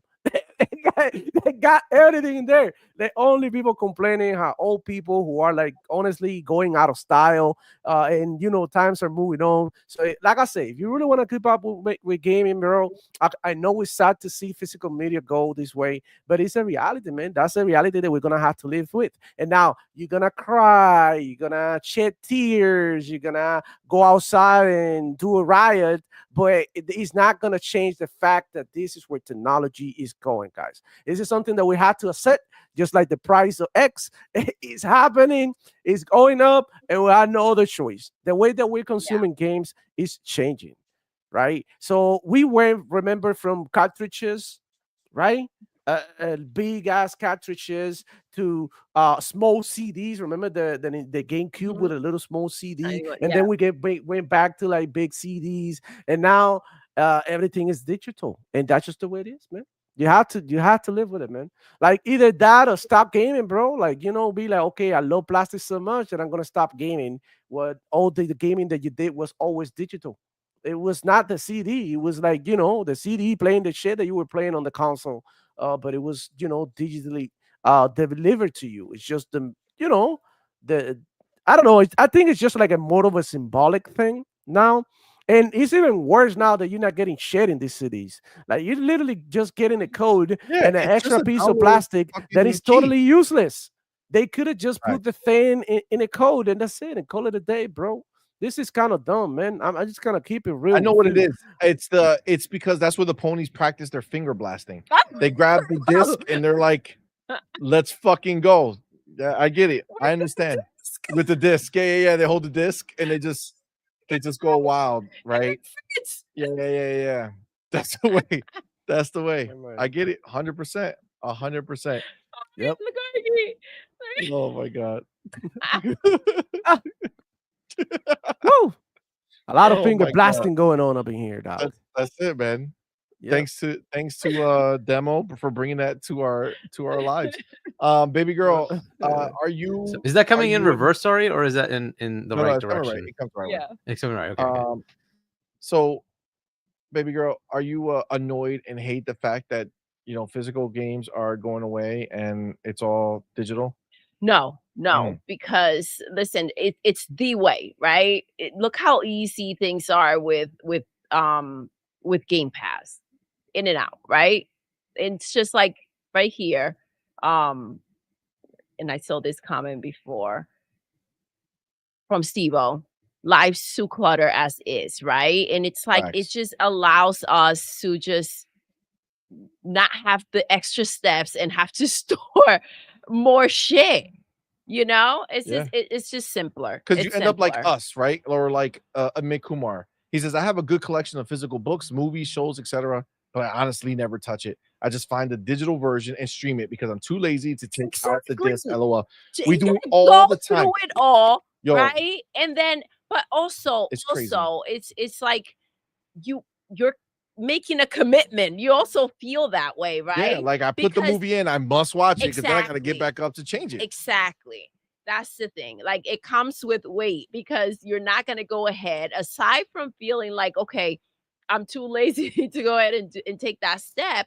You're also feeling like once I take that step, like I better be sure that that's what I'm going to be doing and that's what I'm in the mood for because it like you're asked out if you're not, Facts. you know? Agreed. Agreed. And Hargi, do you have any, as far as video games concerned, any, physical edition Oh, pain that you're feeling right now? Yeah, like no, I understand some people have this attachment to physical for games. Like in the case of movies, at least I understand the reasoning, right? And I'm in there because it's a higher fidelity, higher quality. Yeah. With games, it's the same bloody game. You're not changing anything. It's a bit for bit the same game. The only difference is some people like to have a physical thing behind them, whatever, fine, and they actually want the physical, fine. But it's just the logistics of doing it is becoming harder and harder to do, especially when Microsoft is putting out games and they're like, the vast majority of people playing this are going to do this through Game Pass. They're not going to buy the disc, right? The half or more of the consoles that are out there are Series S, which is digital only. They now have introduced a Series X that's also digital only. I don't, the percentage of people who even have a console that can play a disc. On top of that, how many of those are going to bother buying the disc versus just getting it in Game Pass, right? It becomes harder for them to justify it. Yeah. So because it's very cheap kind to of make a like disc. the first step that they took towards that, right? Like Yeah, we've yeah, been there. and so you like people will say it's very cheap to make a disc. It's cheap maybe to make the disc. It's not cheap to put it in a plastic case, put it in a warehouse, then ship it all around the world. That is logistics and cost, and they have to look at that and say, is that, like we're saying, trade-offs, right? Is that a valuable thing to do versus make the next Ninja Gaiden 4? Right? If you had to make that trade-off, which one would you want to have? Well, I know my answer. I would rather have Ninja Gaiden 4, and I don't care if it's digital. It's fine. It's not just the disc, the case, the artwork, the packaging, it's all of that. shipping, it's everything. Exactly, And then right? the copies that don't get picked up and are just sitting there, like, and then you it's have to just take a lot discount goes on that. into Yeah, it. it's crazy, right? And so like you can just kind of see it. I'm not trying to justify them doing it. It is what it is from a consumer perspective. If you want it, you want it. I get that. But I just can't, I can't see this continuing, especially if you want all the benefits that you get out of it, that my game moves with me wherever I am. That does not happen if it's physical.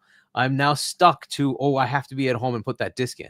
Well, what if I want to just play it on my, ROG Xbox?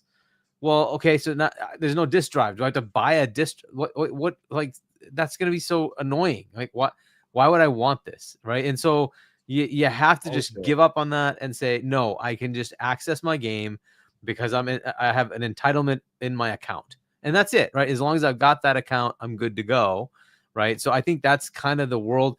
Now on the PC side, which by the way has every peripheral that ever exists, we've moved to digital decades ago. This is not a thing. Nobody cares. PC doesn't give a fuck about it. But hold on, nobody cares. Go ahead. Well, I think there's another part to this that the homie James Kofi just kind of slapped up real quick. Those discs are what? Blu-ray disc? They are. Yeah, and they are, right? And then there's a certain group of people who own the Blu-ray disc, at least partial of it, right? And that group of people is Sony. So theoretically, James Kofi says, does Sony get money with these discs? It doesn't go hand in hand with breaking their legs. If Xbox you know? says the fuck, we will give you more money and drops Blu-ray disc, they I mean, I don't think that's it. The amount they would get is so way. small. Like, I don't think that's it. Because the flip side of that is Sony, and this is why they've locked their store to themselves, gets much more of the cut if they don't sell it physical, instead sell it digital, because now they get that 30%. That's Sony. That's split. Sony. But Sony gets more money if Xbox sells physical versus digital, because they get a cut of the Blu-ray part of it, right? Right, but they also lose out the 30%, right? So it instead becomes a 10% platform fee. At least this is what I understand. And then the 30% goes to the retailer that will hold that physical copy, right? So, and that might be a 20-10 split or something like that, but it's not the same. So Sony doesn't make as much. Sony makes $1 or 50 cents or 25 cents on every disc that Xbox produces to go ahead and make it's way smaller money than that. out their pocket, bro. It's way smaller than that. It'd be like tenths of a penny. On a large amount, it just adds up. But on a we million don't want them copies having that money. over different games, look. I think every dollar at this point, Microsoft is looking at, bitch, fuck you, Sony. Yeah, but they lose the 20%, right? So that sale of a $40 game, they're losing that 20%, right? Ooh. Versus the 10th at Sony, because the physical retailer has to get a cut. So that 30% is split then to the retailer as well. So they're not making that 30% anymore, right? They much rather sell you a digital copy of the game because they make the full 30% then. So that's just how that works. Sony on their platform?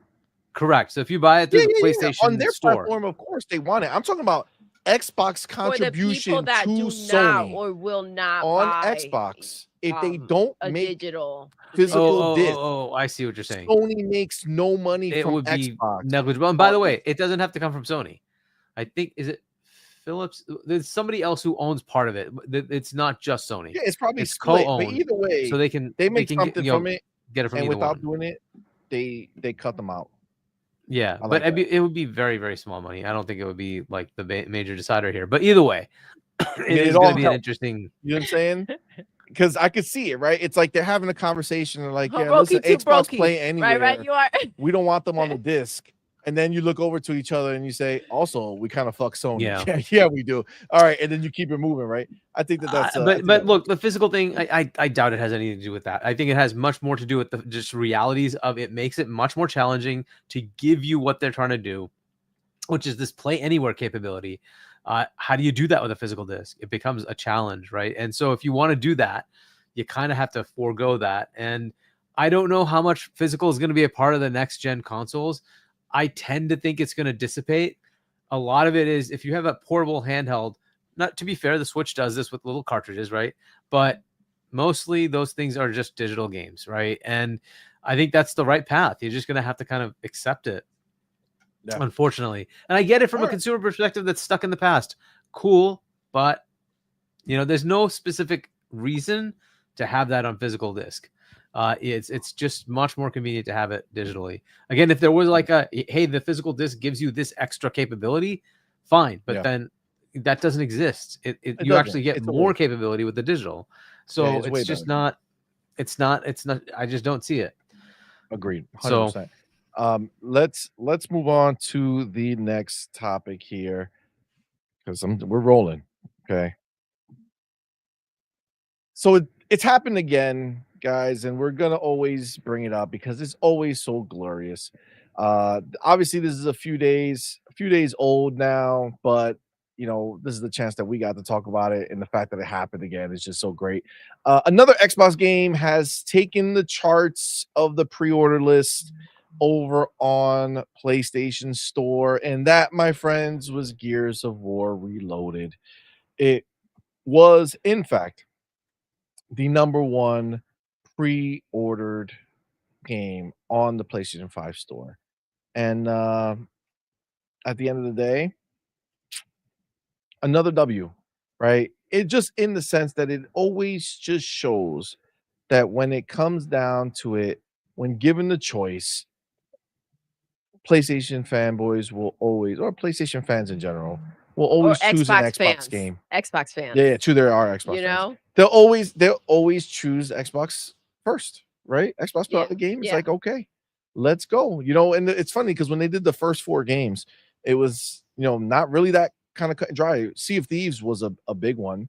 But outside of that, the other ones didn't really go crazy. But now it's like every time Xbox puts a game up for pre-order on PlayStation, they come flocking, Yeah. right? Yeah. So again, you know, and at the time, like I said, you know, you're talking over Madden, over Ready or Not, over Death Stranding 2. You know, these are all, you know, games that are coming out, and Xbox went ahead and just snatched it. I mean, why do you think that is? Why do you think they always run to an Xbox game? Baby girl, what do you think? Because they claim that they hated these games. They just wanted to have them on their PlayStation, right? So this whole time they've been salivating for these games, and they just wanted to have it on their box. And there you go. Now they do, and they flock to it, right? Agreed. I mean, Agreed 100%. that's real hate right there. Yeah. The hatred is real. The hatred is The real. What do hatred you is think, real, Demo? bro. What do you Yep. Because think, these Demo? games are shit, Wh- right? Why do they keep doing Yep. it, Demo? Why do they, after all the shit talking, why do they keep flocking to the next Xbox game available on their platform for Well, pre-order? you know, bro, because I mean, first and foremost, they don't got shit. And second of all, you know, Xbox is really doing a good job developing these games, bro. They listening to the gamers and giving them what they want. Yeah, there's no other thing going on right now. It's nothing but games. Games galore, one after the other one. You don't get a break. You don't get to breathe. You don't get to finish a game. None of that. You get to play whatever the hell you want, whatever the hell you want, and it's all up to you.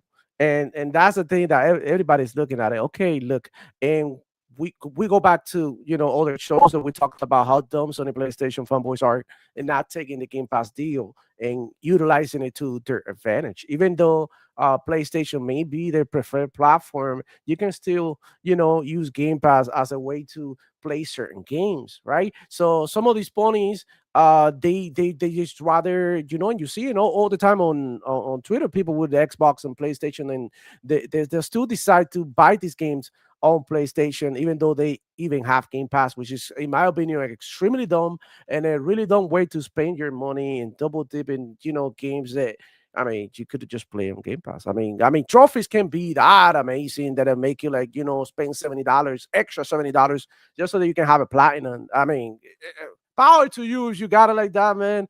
But honestly, a situation is not, you know, I mean, I think it's just a waste. Xbox is saving you a lot of money. You might as well use it. Do like I do, man. Play smart. Be smart. You get a game on Epic that is, you know, a half off or something. You trying to play that game at the moment, and you know, I mean, you see it in the Xbox store and it's more expensive. I'm not just gonna go ahead and buy it on the Xbox store. I'm not stupid.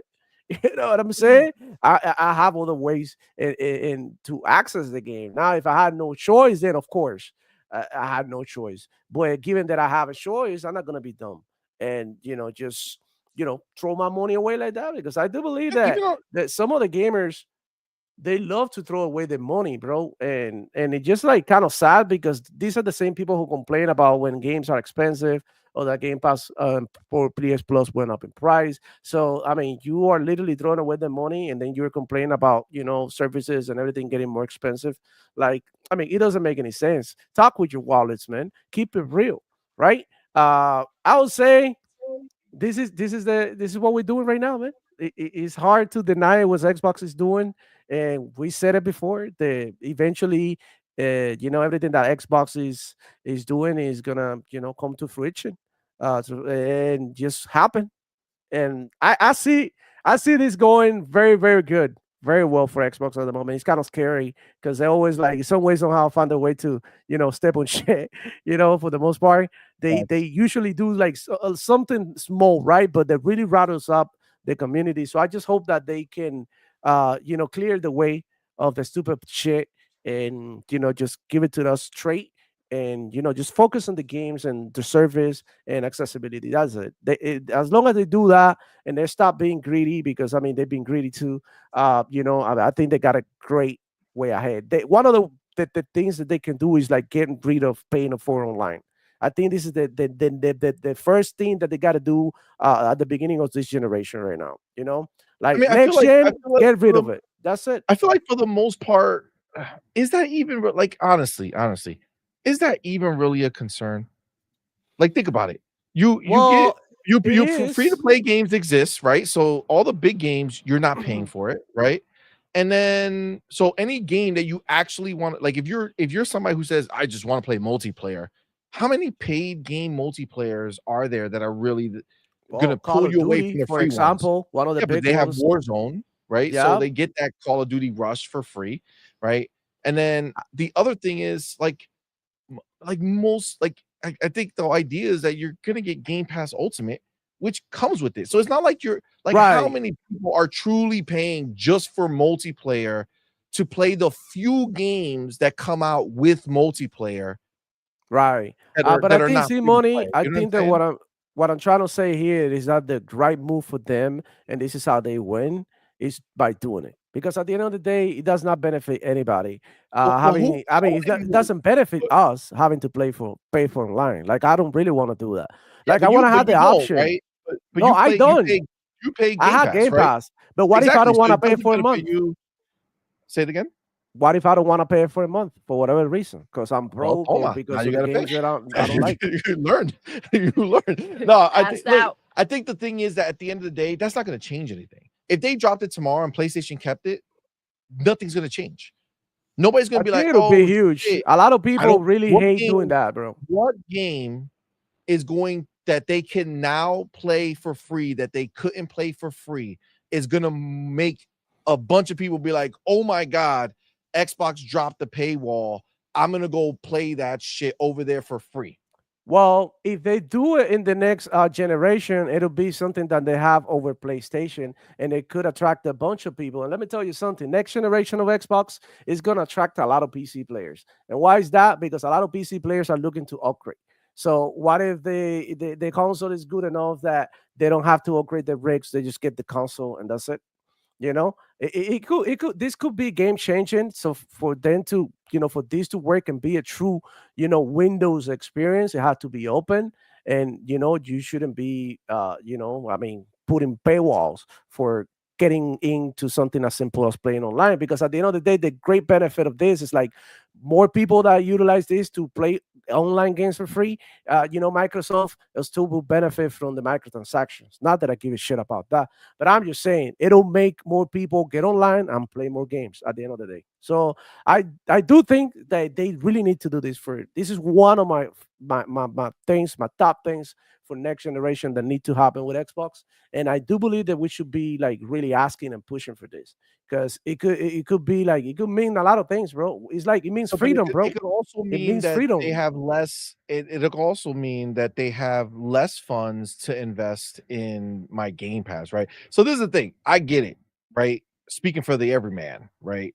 But at the end of the day, like I'm all about my Game Pass. Like that is my only give a fuck in the entire world of gaming right now. Yeah, It's all I about get feeding you. my Game Pass. And the fact of the matter is they're not going to drop the price to $15 because they removed Oh yeah. multiplayer. They're just going to keep it the same price or give you Oh. something else, whatever it is. But either way, the money you spend every month is not going to change. And honestly, I don't want to. It's I already a don't. deal, though. They're already Yeah. doing so much on Game Pass to give us way more than we could ever imagine on saving costs. Mhm. Like I kind of feel Yeah, like if you that's don't true. want to take part in Game Pass Ultimate and you just want to kind of fly around and flutter around and buy games here and there, and then on top of that you want to play those multiplayer games for free. I mean, listen, if they can figure out how I to do mean, it, great. that's the But way. I'm That's not the gonna way. put the gun to That's the their way it head, is you in know what I'm saying? PC. That's the way it But is in PC. PC is like there's the platform itself is open completely, and they are moving towards that. So maybe that's what's going to happen. Yeah. But in a world where PlayStation and Nintendo both charge for Well, multiplayer, I'm sick of the idea of Microsoft better drop their panties, but the other ones get to keep it on. You know what I'm saying? I'm not saying they have to. All I'm trying to say is like they should. And by doing this, it could be a very good pro-consumer move that is going to benefit. You know what? You know who them needs and some us at the end of pro-consumer the day. juice? PlayStation. So why don't they drop their multiplayer and then lead the way, and then Xbox be like, okay, they dropped Yeah, the but I multiplayer, think so Demo's we'll got a follow on. point, and we'll see what happens, because I still Yeah. think they're going to have a distinction between console and PC, There and they're going to is try still to gonna be a keep that. distinction, yeah. They're going to try to keep that paywall, but they really do need to think about getting rid of it. It's going to become very weird, because Yep. I have no reason then to not just leverage the PC side of things, because it's $12, and I think that's going to change too. By the way, I think that $12 Yeah, that's going to go up. in PC price. Game Pass I is think going to that's go up. what's gonna go up. Yeah, it It's goes gonna away, have to goes go to up. 20. Everything I is think- gonna Yeah. go I don't up. think they're It's gonna going go down. up. I think they're all going to go up across the board. Of Once course, Xbox across the board. becomes PC, they're not going to say, okay, everybody, let's go down to 12. They're going to say, They're no, going to have to re-rationalize everybody, the whole thing. they're going to say, hey, you're godfathered in, or grandfather, not godfather, you're grandfathered in to your price. But any new, If you cancel, anybody if new, you're yeah, and We'll if you see where it cancel goes, it, but doesn't yeah. go through, if you cancel that's it, done. it's though. done. And if you're new, you're paying the Xbox price. That's what makes sense to me. I can't imagine them saying, you know what, we're gonna give up A all this better money to go down to this lower ranking when they're gonna keep giving us, like, I Well, gotta they can do add what's more right enticements, for right? my So gaming. You know what I'm saying? we'll see And what at the they end do of the with it, day, but I just don't see where it would benefit. Before Hargy, I want to get your bars on this too, real quick. But DJ Berto, the homie, thank you, my brother, for being here. Yo, thank With you that so $2 super much. chat says Xbox killing it, not according to Mooch and his zealots. Oh no, those are just, come on, man, come on. It's Crossfire X. They have an X in their name. You know what I'm saying? Mhm. Like, let's just call it what it is. So Hargy, why do you think PlayStation players are so drawn to Xbox games, and why do Xbox games keep topping their pre-order charts? well, first, it's not like PlayStation is giving them anything, so they have to have something else to play. And let's just face facts: Xbox is putting out games. That's it. It's just that simple. Like, they need games to play, right? So they always wanted to play these games. They just were playing console war instead. And okay, enjoy that. But most of us who have Xboxes have played PlayStation games.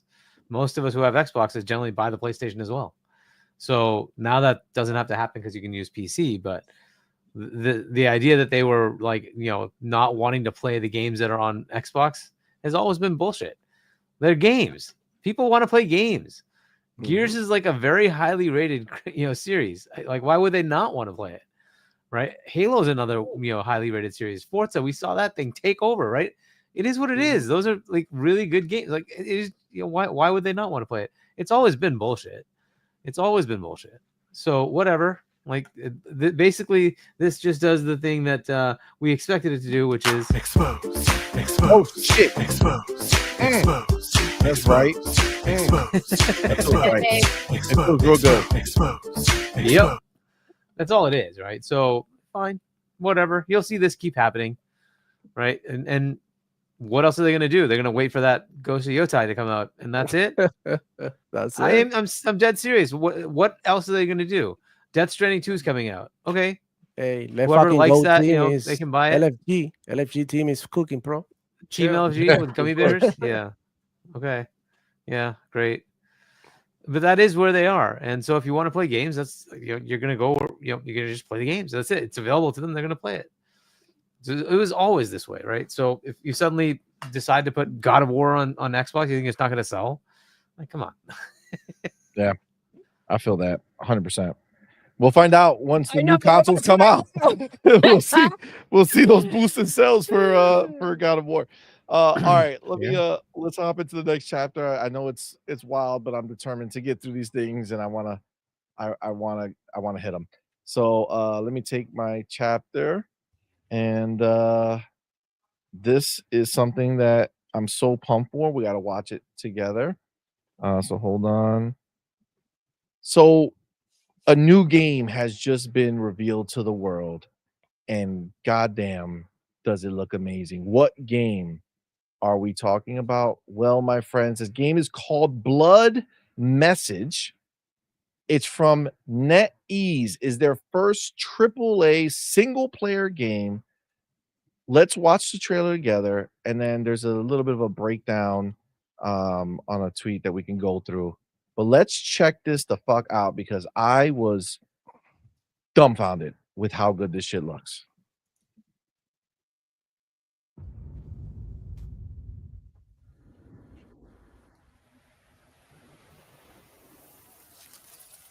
Oh shit.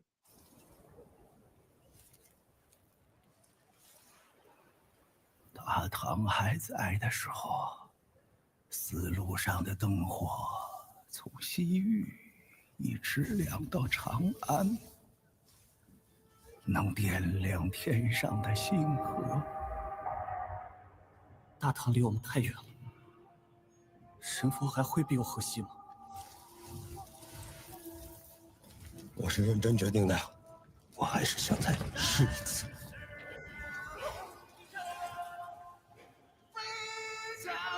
今日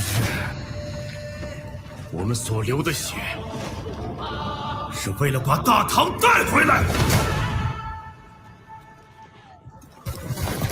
我们必须在破城之前把宁带出来。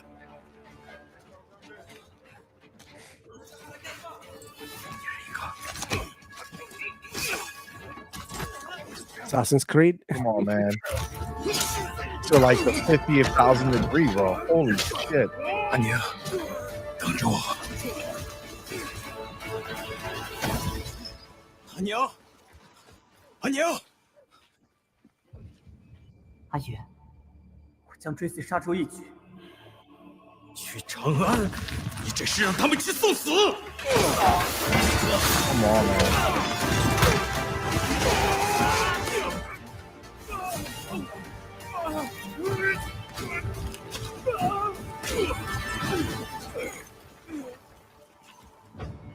Yeah. 输赢成败，皆如沙上之大，风来即散，为众生之苦，长漫于天地之间。回家吧，这些毫无意义。哦，天命所归，我才是大唐。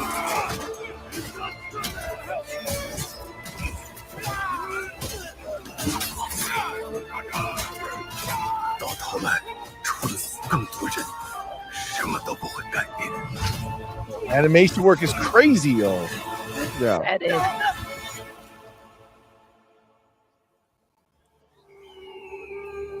I love the lighting. Come on, man. Babe, this shit is fucking stunning.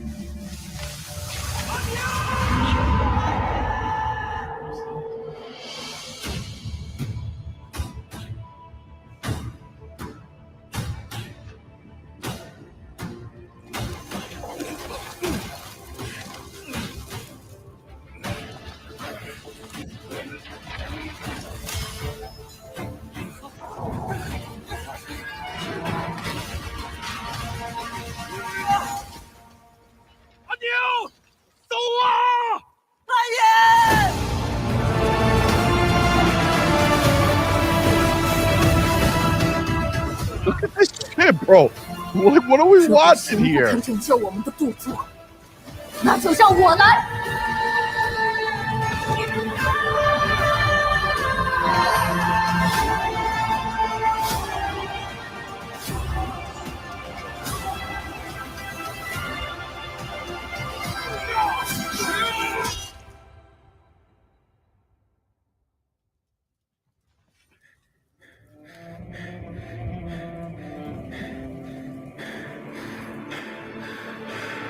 阿娘，等着我。是对信使，每个人都做好了有去无回的打算。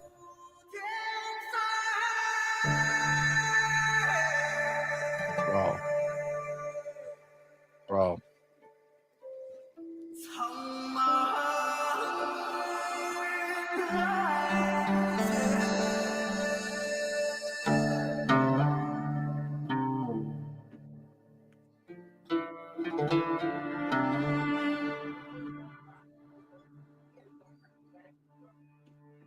What the fuck?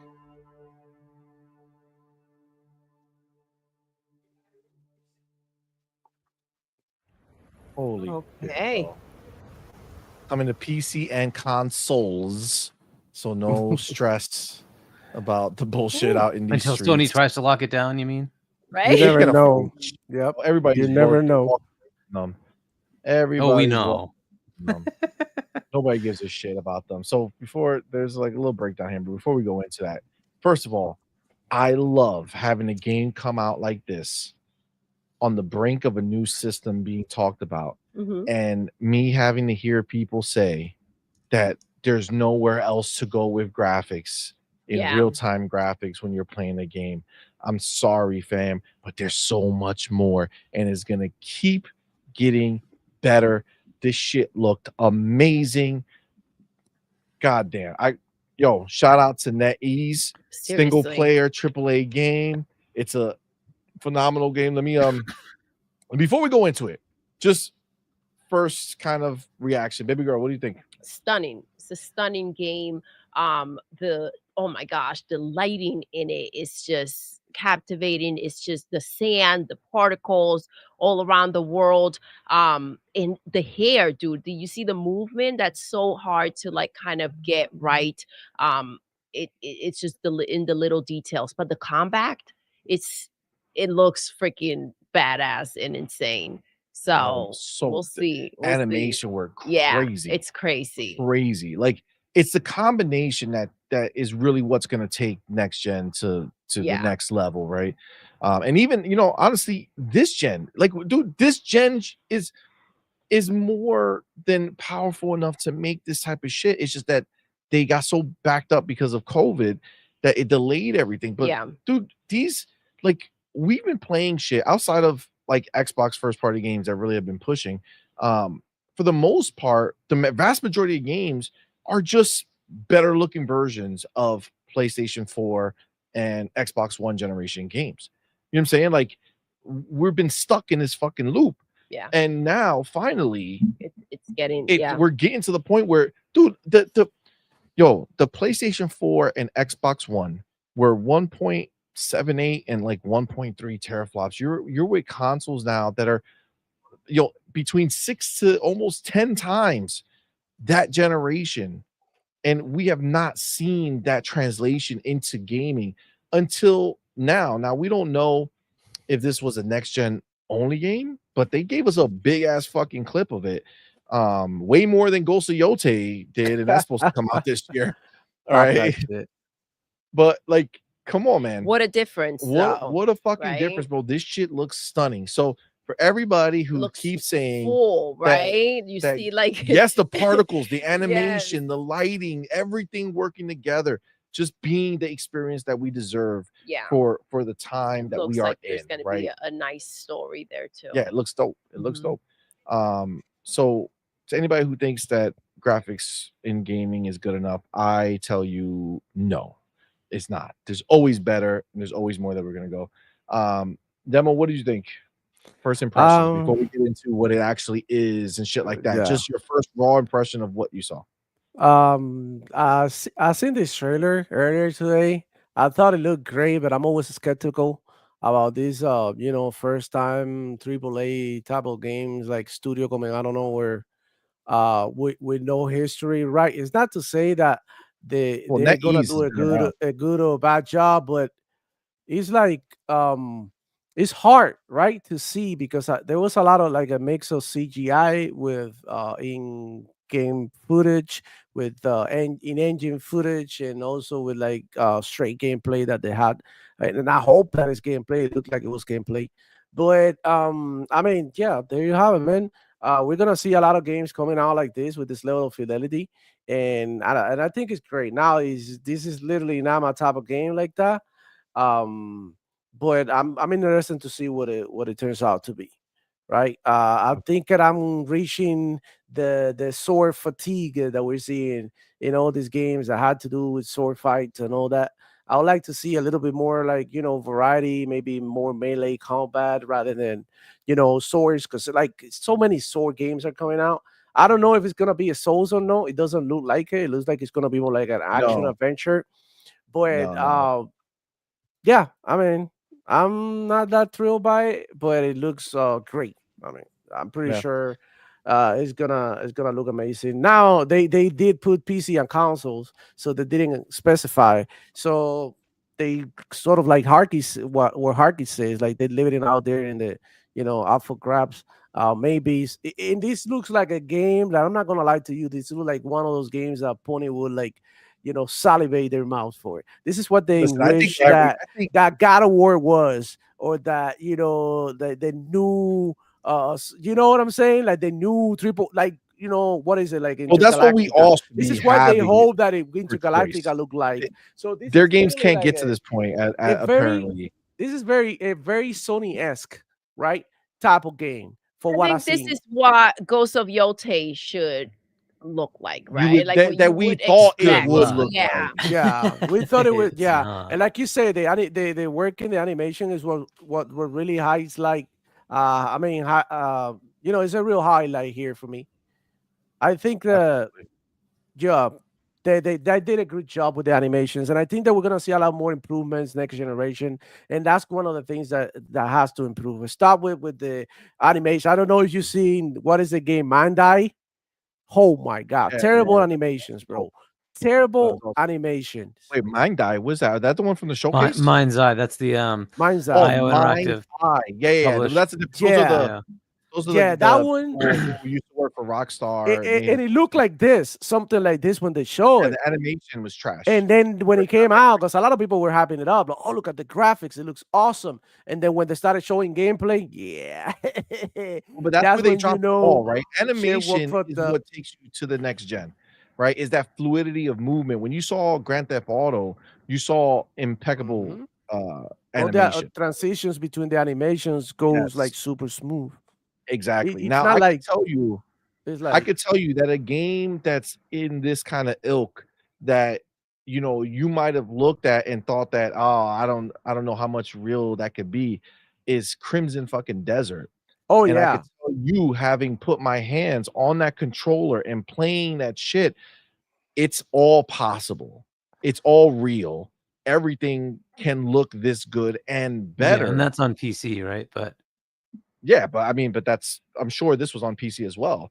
yeah, oh When they yeah, showed. yeah, obviously. Yeah. So I mean, it's definitely attainable. And then again, you got to remember, you're living in a world where Hellblade 2 came out, and that, my friends, is beyond stunning, right? So you just got to imagine that that was like your first steps into it, and now taking that and blowing it up, right? Going yeah. wide, having so much more, it's all going to be there, right? It's all possible. So, Huggy, what'd you think when you first saw it? I don't know if you saw the trailer already, but what'd you think? Yeah, I did. I watched it right before we started. It is fantastic. I'm on the opposite side of demo. I love it. This does multiple things that I want, which is, first, we're not getting the same old bullshit stories. This is delving into the history of China. That's fucking awesome. That's the kind of thing I want to see more of, right? So, and they're building it themselves. This isn't somebody else from the West coming into China and building it. No, Chinese people are putting together stuff that they know. This is fan-fucking-tastic. I love it. And you can just see it in what you're seeing from the quality of it. It looks fucking awesome. So I like it. NetEase, by the way, has a massive partnership with Xbox. They publish the Activision Blizzard games out there, which is a lot of money for both sides. Hey, Xbox. Did they fix that? Because they did have a problem. They did. Bobby Kotick cut him off, right? Yeah. Because they were They saying, fixed it? oh, hey, we'll help you get the approval in China for your deal. And Bobby's like, fuck you. You're going to do anything about my deal. Shut up. And so he said, get out of here. I'm not making a deal with you anymore. And but when the deal finished, Xbox went back to NetEase and put it back in place. So they are back, with those games.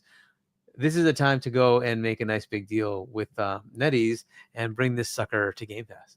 This would be fan-fucking-tastic. The other beauty of this is this game could come out and be a next-gen title if they really are releasing hardware in 2026. And this could be a showpiece for that next-gen capability, right? So I hope they're already working with them. It's NetEase. They should be working with them. Hopefully they have that foresight. But if this is the first time you're seeing it, absolutely reach out to them and make this shit like an Xbox showcase thing. Like, why the heck not? Do not let Sony freaking take it away as they usually do. Make sure you're there. I'm telling you that I need that. That's not happening. There will be I hope not. There's I no hope more not. money adding coming from Sony. The world is moving beyond them. They're I hope dinosaurs. so. I hope so. They get the small look. Remember Crimson Desert, right? Crimson Desert, Desert said get the outta fuck here. we will. And these other companies are not going to look at Crimson Desert and be like, oh, they're big enough, but we're too small, so we need to take the exclusive back. They're not going to let it happen. You'll see Yeah, in the case of NetEase, they're done. very large publisher, obviously, so they don't have to worry about that. But Exactly. But yeah, Like, they're I not just afraid of hope any of that shit. it doesn't get, because it happens. Final Fantasy is from a very large publisher, and they Yeah, decided but that's to block old. that That's old world. But That's old world, bro. That's dead and gone.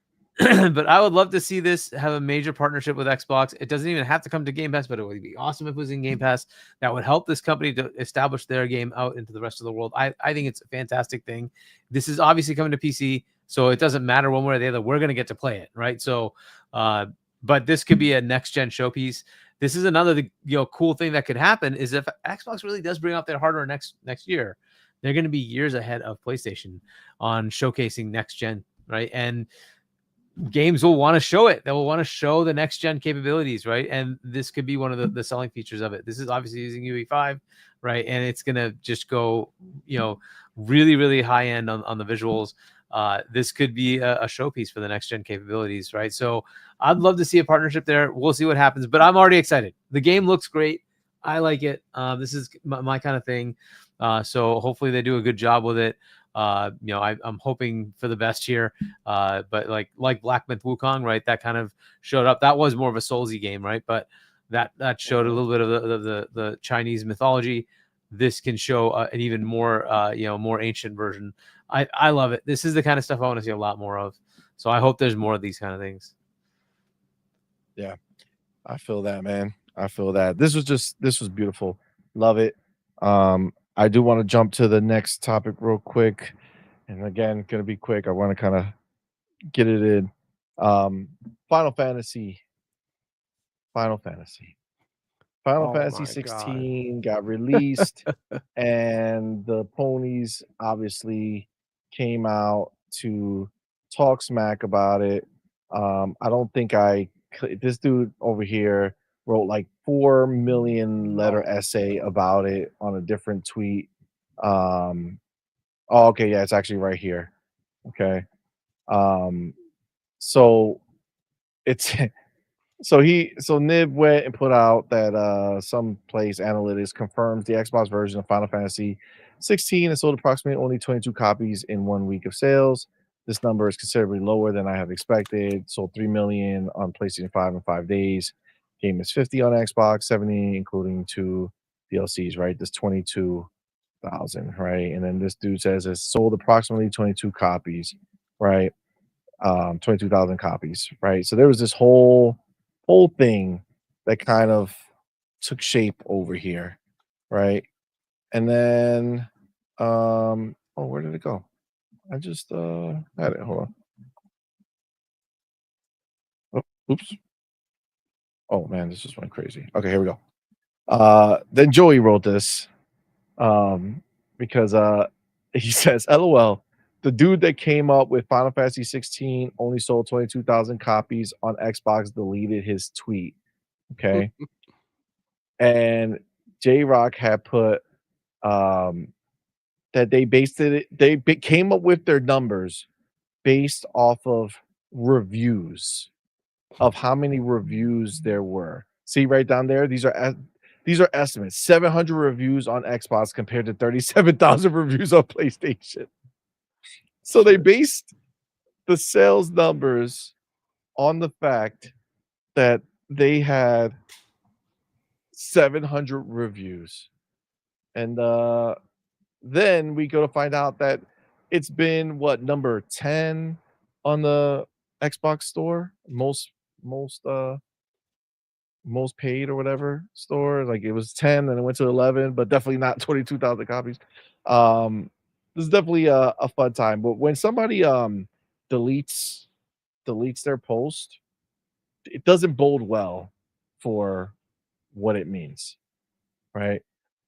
Did you guys follow this at all? Uh, I know Hargeet was crying about it, saying that he was wanted to talk about it bro, because it was nonsense from the beginning. But what do you think? I think that people need to chill, bro. When it comes to like the game sales, I do believe that it's important also for developers to understand that if you don't rock with a community won't rock with you, bro. You left Xbox for a while, right? Didn't release anything on Xbox for a while, and now you want to be back, like like the most popular thing ever.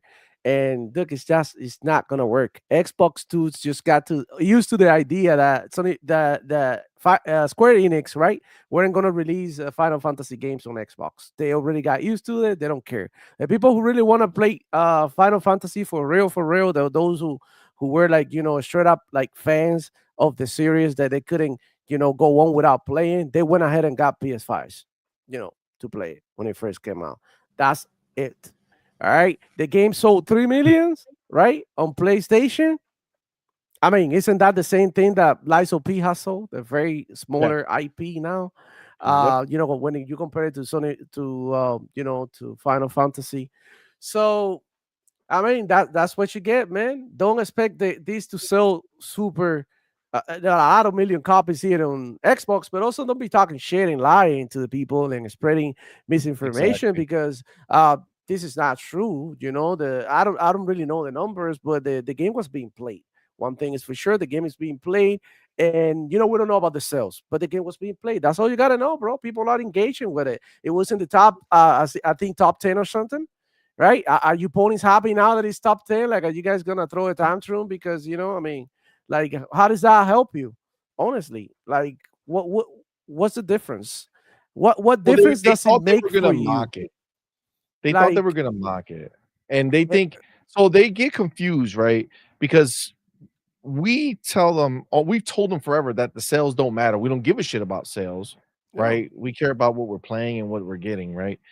And then they turn around and they say, oh, look, it's not selling over there because we mock them when their games don't sell on their platform, right? But we do that only because they are constantly obsessed with the idea of sales. So you show us your weakness and we mock you for it, right? And we make you feel sad that your game didn't sell on your platform because you talk so much about game sales. And they think that turning it back over here matters. First of all, I think you nailed one of the big things, right? It did not only sell that amount, but even if it did, like, fam, don't fucking go and think that. What did we say all those times ago? When that whole Square Enix thing happened, it's like, bro, you better show up on Game Pass.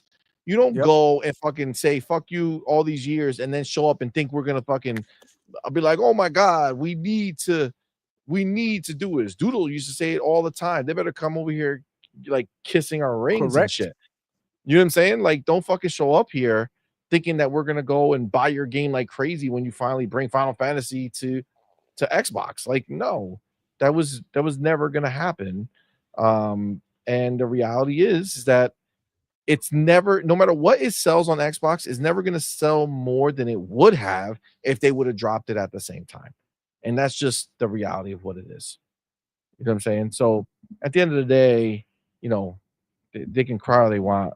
I mean, this was fabricated and a lie. And the fact that the ponies, especially Nib, wrote like literally a fucking essay on this shit. A Bible. Like, god damn, bro. Like, come on, man. You're like, where's the essay talking about how stupid you feel that you wrote all that shit for no reason because it wasn't real, right? But so, baby, I don't know if you heard, but Final Fantasy, they try to say that it only sold 22,000 copies on Xbox. Okay. And they were talking shit. But then it turns out that the person who started that rumor or that idea based it off of the facts of how many people reviewed the game. So because only 700 people reviewed the game versus I don't know, 37,000 people who reviewed the game. They said that that's why 3 million sales for them, and there's only 22,000 here. And then that guy ultimately deleted his tweet because I mean, that is 22,000 too many. I just listen. I feel like when you're as a community put on hold, right? It's like just be grateful for whatever sales come in, right? And obviously this wasn't true, but if it were, then it is what it is, right? This is what happens when you allow the hype of your game to kind of die out, and you got to make a presence when it's your time to go ahead and pop. After it's like a been there done that situation and so many games have released, it's like, what are you even showing up here for? I understand Phil wanting to have all these games there, but for me, it's like you got in bed with Sony, and you've been kind of like leaving the Xbox community to the side as if just they don't matter, right? So if agreed. to you they don't matter, then in the PlayStation community, they're the ones that matter. I mean, you get what you get. You get what you get, and you don't get upset. Exactly. You know what I'm saying? All right, Hargeet, this is your moment. You've been talking about Final Fantasy sales. I mean, it was the topic that we weren't able to reach, but but I don't know what the actual sales are. So and honestly, it really just comes down to what, like, I haven't bought it yet. I'm going to get 16, but I haven't bought it yet because I'm still playing games and I want to finish those first. So I will, and maybe I wait till it's on a discount or something like that. Sale, bro. Yeah, sure. It's $70 for the whole thing, and I'm like, $70 for a game that's like what 2-3 years old now. So, okay. Maybe I wait till there's a discount in the fall or something like that, and they'll drop it then. Don't worry about it. So and look, the other thing is that, like, this may end up on Game Pass, right? And that's yet another calculus that people will take, right? Because a lot of Final Fantasies ended up on Game Pass, and so you just kind of have to take that as it is too. But I have no issue buying it, but I want to finish the games I'm playing now, and then I'll take a look at and then new games will come in, and you're gonna be like, listen, I'll just wait until I get into Game Pass. Which I understand that they want to see how many people will go ahead and spend the money, but honestly, after what happened, they should have came in and just kind of dropped them in there. It would have gotten a lot more attention than and they would have gotten more sales, I think, too. Yeah, because they would put in Game Pass, I mean, and then the word people will hype it up. Yeah, exactly. The marketing would be out there, right? And unfortunately, that's not what's happening right now. And it kind of got stealth dropped onto onto Xbox as part of the showcase. Which, sure, some people will watch that, right? But not a lot are familiar with that. 10, so though. I don't know. Like, still top 10. Like, that's not a. I mean, I think it may have just gotten to 11 or whatever. I think somebody put, but it's like yep. But again, I don't know how many people want to play Final Fantasy 16 and how many know that it's there, and again, the game's already been out, so people who wanted to play it probably, I think, Demo, you were saying this, they probably played it on other platforms already or whatever. I don't know. It's very likely, maybe it was Doodle was saying that the potential that this is something that's already been played by the people who want to play it is very high at this point. Like, it's old, right? It's the same with Final Fantasy 7, the remake, like that. God, when did that come out? Like 2018 or 19 or something. It's so long, right? We have the second one already out. It's like how much longer are you gonna wait? And most people will just buy it. I bought Final Fantasy 7 on PC already, so I have it there. I'm not gonna buy it again. So like the next one comes out, maybe I'll buy that on Xbox. But we'll see. I do like the fact that it's play anywhere, though. That was the reason I wanted to get 16 through that, because then I can play it on console or on PC. Because this one apparently had a lot of performance issues, so I want to be able to. I mean, 16. It probably won't overheat your Xbox. Yeah. Right. Well, there's that problem too. Right? We all know what happened with PlayStation. You had 2 years, dude, to like optimize this game properly. I know, right? For the console, and you didn't, bro. That's some bullshit too. Like, people are not gonna buy into this. Like, you were treating us like shit. Straight up, make us wait so long, and then still we get a poor optimized options. Yeah, so So I still think it's gonna Just so- sell, reasonably just well, but so it needs to come for- out on a sale. congratulations, context, you play yourself on- Square Enix. on Xbox PC on Windows, Yeah. it's actually number 4 top paid, Okay. and it's the $70 version. Yeah.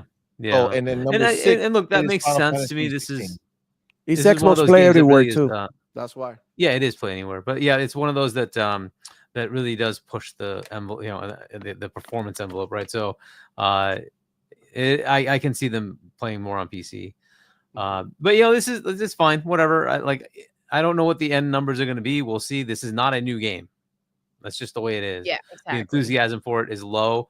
Xbox just had a stellar set of months of releases. I'm still playing through those games. I put Doom on the side because I'm wait for the path tracing. That just came in. I'm gonna go back to that now, right? So it's like I have so much to play, and like they didn't put this in Game Pass, so I will worry about it when I worry about it. Yeah, when they put it on Game Borderlands Pass, just I'll got probably announced play. too, right? Anyway, Yeah, I'll play it when they put it on Game Pass. I actually like the Final Fantasy games, especially the ones that that are action based.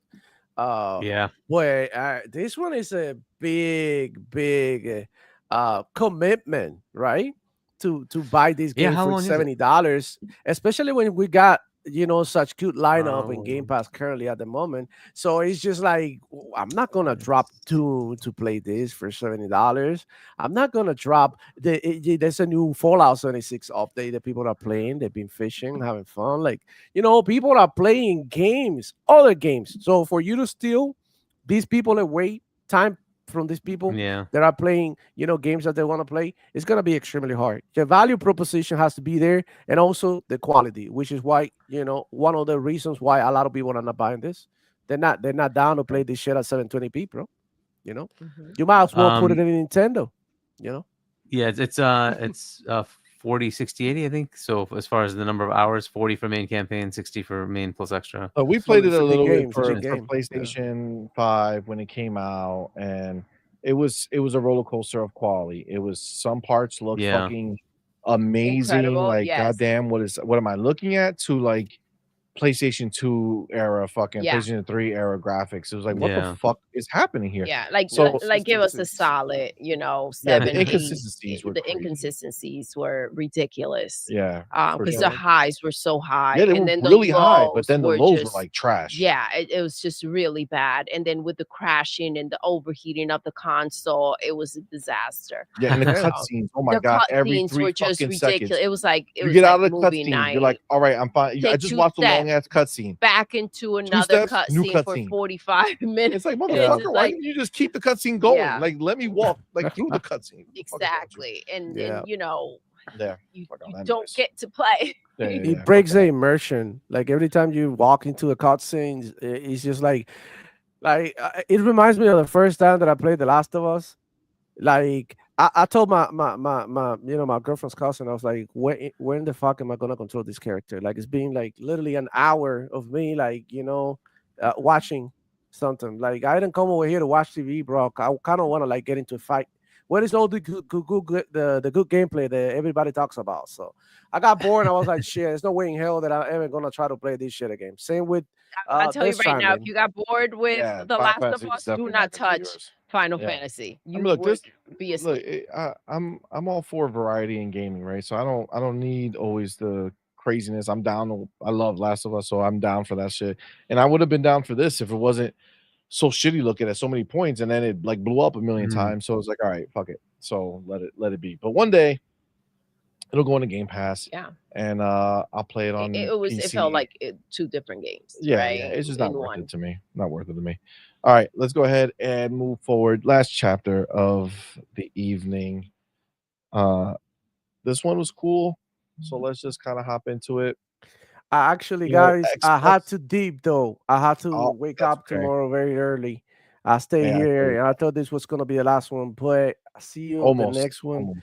Always Yep. been a pleasure to be here, dog, and I can't wait to be Appreciate you, here man. Thank you, Emma. next weekend, next Friday. We're gonna keep talking that shit, span components, that distributors. Yes. You know Oh, how yeah, we do. man. So, yeah, man. Absolutely. Good night, Demo. I'll see you All guys, right, brother. man. Appreciate you, my Yeah, dude. man. See you. Take Peace, it bro. easy. Bye now.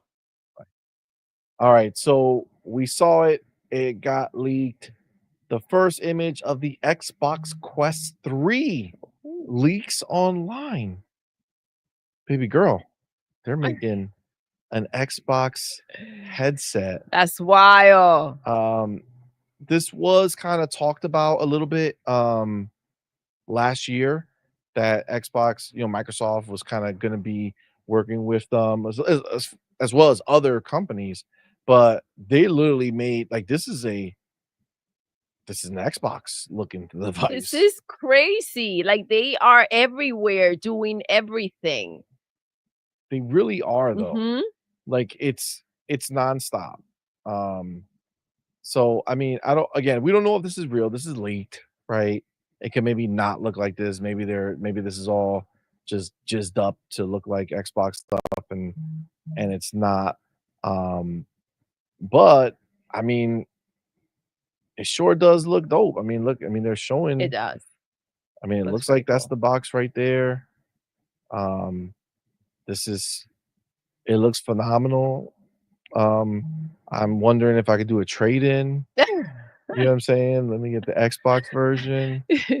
You just warned us that, maybe it's not real. He's already thinking trade-ins. But if it's real, I'm just saying, like, Yeah. goddamn, No, I that get would it. be dope. But yeah, I mean, it's really cool. It's cool that Xbox is again just extending that brand, right? Mhm. Like when you walk into the store, you're gonna see MetaQuest 3S Xbox Edition. Like, Yeah. oh shit, there's an Xbox version of VR, even though it's not gonna be that, but still, you can pretend in your mind.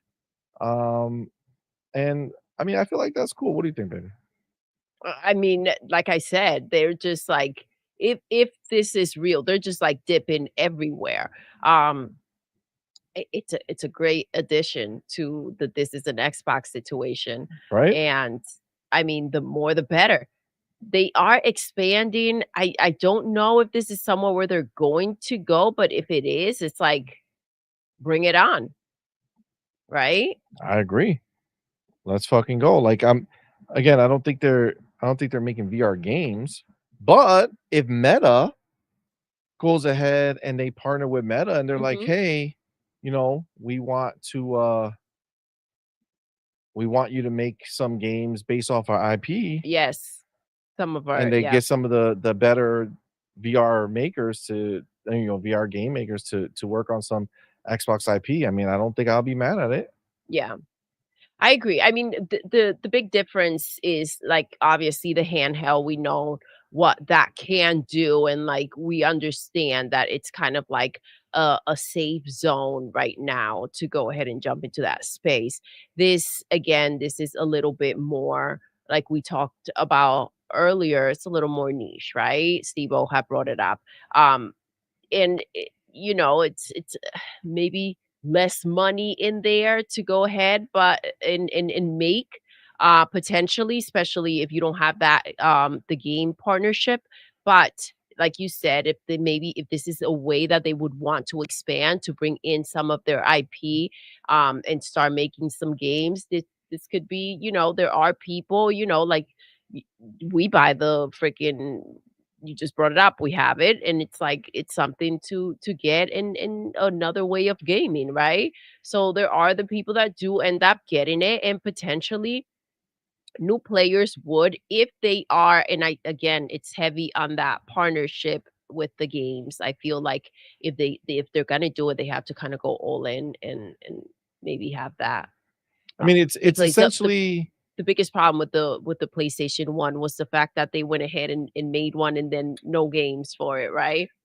yeah, that Um, that was them actually trying to make VR games. I think Yeah. this, for the most part, again, unless Meta is about to announce that they've been quietly making some Xbox games in the background, I think this is more of another screen for you to play your Xbox games Mhm. on. So it's just a head-mounted display. Yeah. You're gonna sit down and you're gonna be in the forest with your big ass screen out there and just playing your Xbox games or however you want to do it, because you can take this and kind of pretend you're somewhere else while you're playing your games.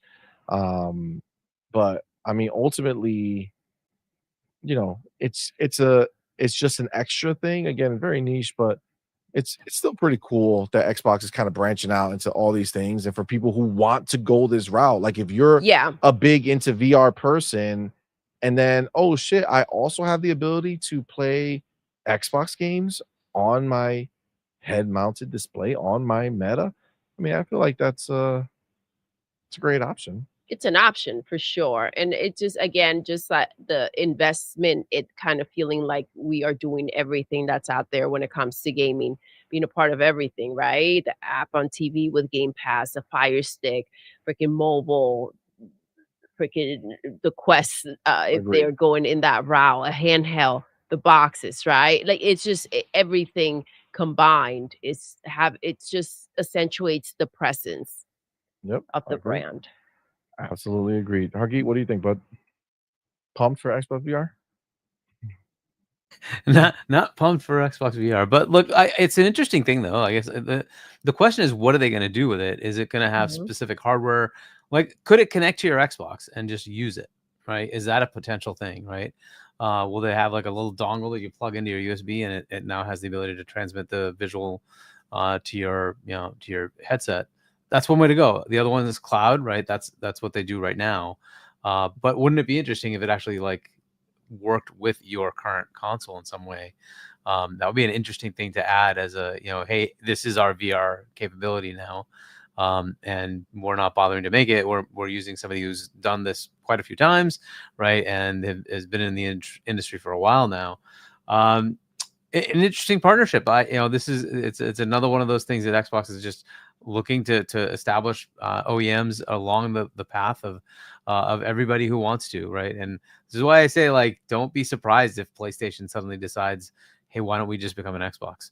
Because why would they take on the headache of continuing to do what they're doing when they could just say, wait, you provide a platform that does everything? Oh, okay. Let's cut a deal. And like, just make it simpler, right? But it doesn't have to go that way. I'm just saying, I wouldn't be shocked. I would not be shocked if that happens, because ultimately it's just a whole bunch of work that they don't need to do anymore, and they can just leverage their brand and say, we have PlayStation that under the hoods does the same stuff that Xbox does. It won't give you backwards compatibility with Xbox games, but it gives you backwards compatibility with all the PlayStation games because Windows can do that. So you suddenly just have a box that suddenly plays PS1 through 5 games on a PS6, right? Like, so this is the kind of stuff I would like to see a lot more of. Like, partner, why not? Like, there's no reason not to. And Microsoft does this with literally everybody on the planet. They partner with everybody. They're in co-opetition, as it were, because everybody is a customer of Microsoft. It's just the way it is. So they already are working with them anyway. It's like, okay, let's partner up. It would be interesting to see what they put in here. Again, if they have like real Xbox communication going on to an Xbox system, God, that'd be so cool. If it's just really a rebranded version of what's already out there, okay, that's nice. Apparently it's going to have an Xbox controller in it. That's cool. But that's why I think they really should just go out and say, why not connect it to my Series X? Right. That would be cool. Like if it's the same thing that it's out there, it's kind of like you got to go ahead and make something for you. Have to come in with games that have your IP. But like if not, this would be a great freaking option. If you're not going to do the games, it has to just like kind of seamlessly work, right? That's that's what they keep. That's what they're about, right? That. That's a very cool thing. This seamlessly works, and you can go ahead and just connect it to your box and be able to just play the games like that. That'll be awesome. That'd be a big deal. Game Pass. Yeah, and so we'll see what they do with it. I like and how they market this thing, right? So it's supposedly coming out next week. Is that the they're timeline? supposed to announce it next week. I don't know if it's I don't know if it's going to be released. So we'll see. We'll hopefully get more specifics. Man, the news just does not stop. The news just does not stop. And it's all Xbox, right? On the PlayStation side, it's all meh. But on the on the Xbox side, at least, we keep getting more stuff. We still have yet to hear from Nintendo on their fall lineup, right? So we will hopefully get a showcase from them soon, which will, I'm sure, be fire. It'll be awesome. So hopefully, it is what it is. We'll as far as like the other camps, right? Both of those are doing pretty well. Nintendo is kind of in a weird state with the costs, but outside of that, they're still doing pretty well. They're putting out a lot of games. PlayStation is just whatever. I don't know. Facts. Floating Limbo around land. in space, lost. That's where PlayStation is. It feels Well- that way. It probably isn't that way. I think if you're on a PlayStation as a primary, you're probably doing okay, right? There's a lot of games that come out. Obviously, the platform is doing well, so they probably feel fine. It's just we're looking at it from like a, hey, I'm over here, and I only engage with you when there's something cool, and I haven't seen something cool. Yeah, and that's kind casuals of the don't give a downside for them. fuck. Casual thinks Say, if you're PlayStation is sitting there glorious. playing, you know, Call Yeah. of Duty They don't only, even know if who you're makes these playing games, bro. Fortnite, if you're playing Exactly, Roblox, right? and you Minecraft, you don't even know what's going on or what's lacking. If you're not there for those first party games and you're Yeah. seeing, you know, these games coming in from Xbox, third party games, you're like, okay, well, we have games, right? But That's why- if you're looking for that PlayStation experience and you're looking for those first party games in their studios, what are they going to work on? What are they going to be releasing? What did they make the Pro for? Like, there are Exactly. no answers, right? So I Yeah. think that's the bigger issue. I think at the end of the day, that's why we make fun of the ponies, because they should know better. They should. They refuse to acknowledge that PlayStation. Some of them don't, is- right? Yeah. Yeah, Mhm. that PlayStation is Yeah. fucking shit in the the bed. situation that they're But- in. All right. Well, I mean, I think that's pretty much it, Yes. guys. I think this has been a full-fledged episode for you guys. I think this one makes up for our 2 weeks. Right? Okay, this one makes up for it. We covered every topic over the last 2 weeks within these 3 shows you got this week. Okay, Yes. every topic that matters within the last 2 weeks that we didn't have shows has been covered. So we're good, guys. Thank you Thank for you rocking all out, you for rocking guys. out with us, man. You guys are the shit. Shout out to Demo, who's gone, but shout out to all of you guys. Thank you for rocking. Shout out to everybody who super chatted. You guys are the shit. Thank you so much. You know, shout out to everybody who supports us over on Patreon and on YouTube memberships, man. You guys are the shit. Always remember that the show is brought to you by you, man. So we do appreciate you guys. And then, of course, we do need to go ahead and shout out our elite members. That's right. We have the homie Big Boy Mike, Dark Angelic, and Queen Witch. Yes. And then we have our inner circle members, the homie Big Maze Gaming and Pragmatic Eagle. Thank you, We got to guys. shout out the first 3 people in the chat. That's right. Our specials of the evening. Best Mr. bot. Best Bot himself, Rowski. You got Cage of Vampiro Borracho, number Ooh. 2, and Music 72, number 3. Shout out to Cage, still in the building right now. Yes. That's what I like to see. First super chat of the night was from our boy Dark Angelic with that $2 super chat. Thank you. Biggest super chat of the night was from our boy Spartan661 with Thank that you so $20 much, super chat. And gifted memberships, our boy Spartan661 came out with 10 gifted memberships. Let's go. Man. Thank Shout you out so to him. much. Thank you for the support, man. We appreciate you. Guys, thank you all for rocking out with us. We appreciate y'all. Remember, we'll be back Tuesday night, Yes. 8 p.m. Eastern, with the Night shift. Night Quest. Oh, That's yes. right. This Today- is night shift. Oh, this is shoot. night shift. Tuesday night Night Quest, man, is great to be back. We appreciate all of you guys rocking with us. Again, our boy Demo, he had to get going, but we do have the man, the myth, the legend, the homie, Hargishani. Thank you, my brother, for being here. Tell everybody where to find you, man. Yeah, so check out my channel, Hargi21, if you want to on YouTube. We'll eventually have some of the content, like I showed you those pictures of CMoney, Nice. who is not short. Right. There's gonna right. be much more content. So check that out. I have the pre-show up on my channel as well. But we will add a lot of the other stuff we recorded it all. So check that out if you want to check out my book, shop.china.us. Normally I'd be on with Fonz on Saturday. Fonz has some family stuff going on, so we're going to be skipping the show on Saturday this weekend. So I'll be on with Web Dave on Sunday at 7 p.m. US Eastern Time, and back with Boom on Wednesday at 7 p.m. US Eastern Time on his channel, Double Barrel Gaming, and then we'll be back for Night Shift next week. I'm sure we'll have a lot of fun. That's it. Look how Yeah. fast that comes around. You know what I'm saying? Yeah, That's yeah. it. Guys, thank you all again. And with that, we're going to go ahead and end the show the way we end every single show. Doodle! Yes, We're done. we are. Until next time, You're intruding. you're intruding.